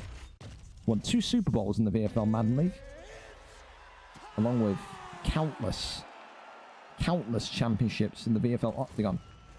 Will another be added to the collection here tonight? Ready to fight? Ready. Let's do it. Brandon Royval tonight in the black and white for the champion Dirty Dave, or is Spooky G with that incredible Demetrius Mighty Mouse Johnson pick in the plain white trunks. Challenger in the white, champion in the black. Of course, with Spooky, he is like Prime Doc. He will not be afraid to attempt to wrestle Dave here tonight. People maybe looked at Dave in recent weeks and months and said maybe he's not the same Dave that used to dominate the landscape 6 months ago. Maybe he's grown disenchanted with UFC. I don't think that's the case. I think he had a bad bit of form, which everyone goes through, even robots like himself, which saw him collect a couple of those losses. But then when he got back in there and he was motivated and he had to beat Prime Doc, he showed up and he performed to that kind of elite and expert level that we know he can. Tonight, very much the same. It is a trilogy. You never want to lose a trilogy. And no doubt Dirty Dave will say, I've got the ability to kind of put Prime Doc on his in his place with a 4th match. I only get that matchup if I win here tonight against SpookyGeauxst. He wants to settle a trilogy here tonight and then settle a 4-fight series in his next one. A lot of business here for the Kentucky native that he's sinking his teeth into. Rather he sinks his teeth into that business than that absolute monstrosity that he calls a burrito. You don't know. You got to get in the man Discord. He's got a food diary. Some of the most hideous war crimes you'll ever see. Dave's food diary. Big shots here coming in though from ThaSpookyGeauxst, who continues to be, I think, ever present in the boxing. Again, the way that this kid's striking has improved since he kind of came over to the Xbox side has been phenomenal. Not someone that has stagnated or stalled in his, I think, ability. I think definitely playing against some of those Xbox guys have even maybe raised his level a little bit. I don't think you'll mind me saying that. Not that his level was ever low, but you got to think the evolution of being a pure Habib ground and pound smash guy like he was on PlayStation to then going away, working on his boxing, coming back looking recharged and revitalized. I think a lot of that is down to maybe some of those fights on the Xbox side that he's had.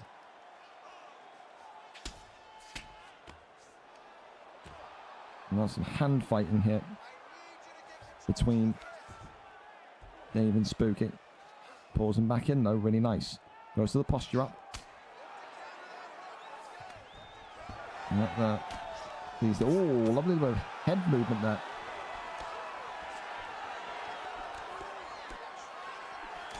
Leg kick comes in. End of round one is approaching. Little bow of respect from both of them. Good fight so far. Spooky getting his licks in. Dave getting some good kind of moments as well in that difficult round to score, to judge. No knockdowns. One significant strike settling it for ThaSpookyGeauxst. 18 out of 40, 17 out of 26. That's how razor tight this one is tonight.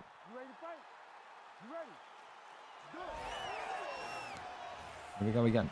Round number 2.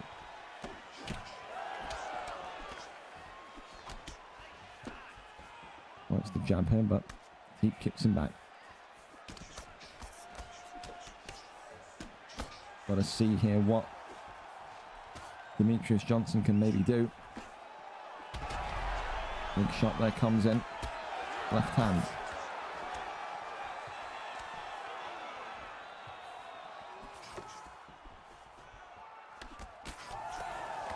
What I want to see is when Spooky decides this round to go for that takedown. That's what I'm intrigued by. Shoots the takedown, that one there avoided. Big shots again coming forward. Left hand there sticks in. Ooh, head kick from Royval out of nowhere. That's what Dave does so well. Introduces that heavy, out of nowhere, Thunderbolt-esque strike that just catches opponents off. ThaSpookyGeauxst did not see that coming. No, sir. And now the damage starting to compile and build and build and build on Demetrius Johnson. Has to shoot the takedown. It's a great pocket of space and time there. And he does get the trick. Really nice there from Spooky. Needed to get out of trouble. Found a way to get out of trouble. It's a great deny there, does Dave. So for both of these two as well, both of them fighting out of North America. Both just going to be happy tonight to be playing on probably a neutral and positive ping. Compared to maybe some of those European bastards that they often have to fight against. Goes down over into side control here. Going to go into sprawl, and does. Gets back up to his feet though. The Spooky, he's got to be careful with that head health. Demetrius Johnson, a lot of speed and power on this alter ego, but he can get cracked, dude. He can. 1-2 body shot. Beautiful work. A little kind of almost like a jolting Superman punch there. Works the body brilliantly. Of course, everyone was surprised when Dave picked up this, I think, Brandon Royval usage. No one expected that. In his last title defense, and he said, or title win, I think it was, and said, listen, you know, he just feels so smooth, feels so kind of light, nimble, and he's got everything. From the ability to control ground to the ability to kind of, you know, poke you from distance with his reach, and his striking is so sharp. This one goes into round 3. For Dave, solid round that.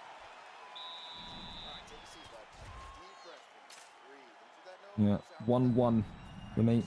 1-1.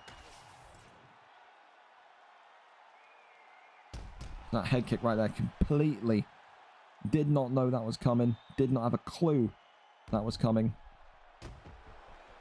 And that really gave Dave a, I think an insight or an infoot into this, a foot in, what was it, infoot, I can't even speak, a foot in into this kind of round where he just took control.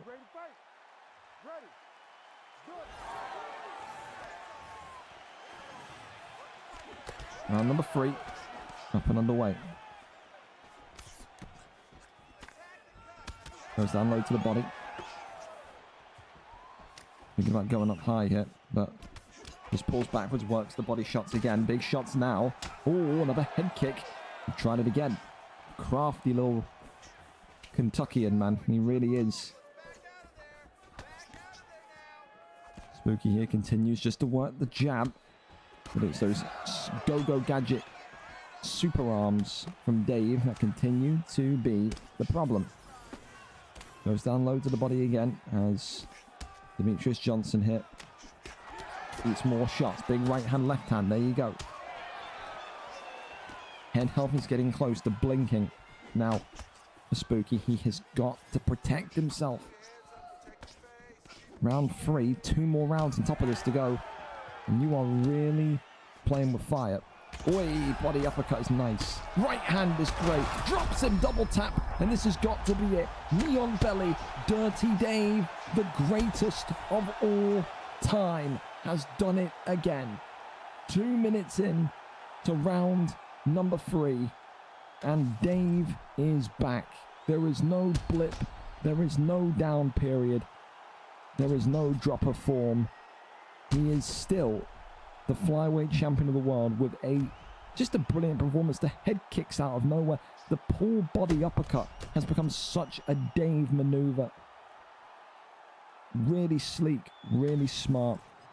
And again, just striking that you just would not attribute with a wrestling phenom like Dave. But he puts it all together.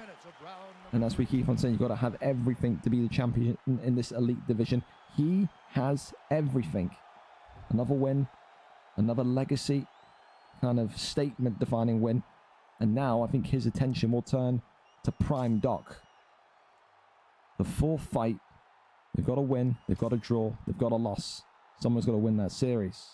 Someone has to win that series. Tonight, Dave settles this series with SpookyGeauxst. 2-1 it ends. For SpookyGeauxst, he's looked, every time he's fought Dave brings out the absolute best in him. That was, in my opinion, even though he lost, the best fight that Spooky's had. So close to getting Dave a couple of times there. And I don't think he's got anything to be disappointed about or ashamed of there. It was a really, really good effort. But Dave's just different gravy. He is a machine amongst men. And tonight, he is still your flyweight champion of the world. Other title results for you. Don't forget the new featherweight champion of the world. Insert loud booing, Chub Nardino. And new middleweight champion of the world with one of the comebacks of the year with It's Rapids. And new PlayStation champion of the world, Double Champ Bores. And new heavyweight champion of the world, Rupert 97. Performance bonuses, of course. Submission of the night, It's Rapids. Knockout of the night, Joe Goldberg against adversary. Fight of the night, Nathan NK versus Matty, which is also a Hall of Fame fight. And performance of the night went to T. Stocky with his Gilbert Burns selection. Absolutely ran riot on Aiden early on in those prelim cards, in that prelim card tonight. Listen, a long card, but we get there. Not too many issues as well. And listen, I wish it was like that every week. A couple of issues, but again, nothing too substantial. Someone's poked me in the face with a fucking pickle. Thank you, Ryan. Thank you for doing that. I hope you've enjoyed it. And thank you for rocking with me for the last kind of 6 hours. I will say that. Like I said, next week it is a mega card, VFL 190.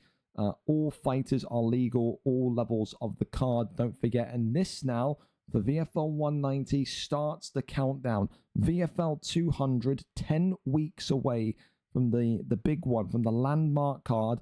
Who's going to be the main event? Who's going to be on the card? There will be so much interest, I think, from current fighters, fighters of yesteryear, old fighters. We had it with VFL 100 fighters that weren't even around for 60 cards prior. Contact me, asked to get involved on the VFL 100 card. I expect the same will happen in VFL 200.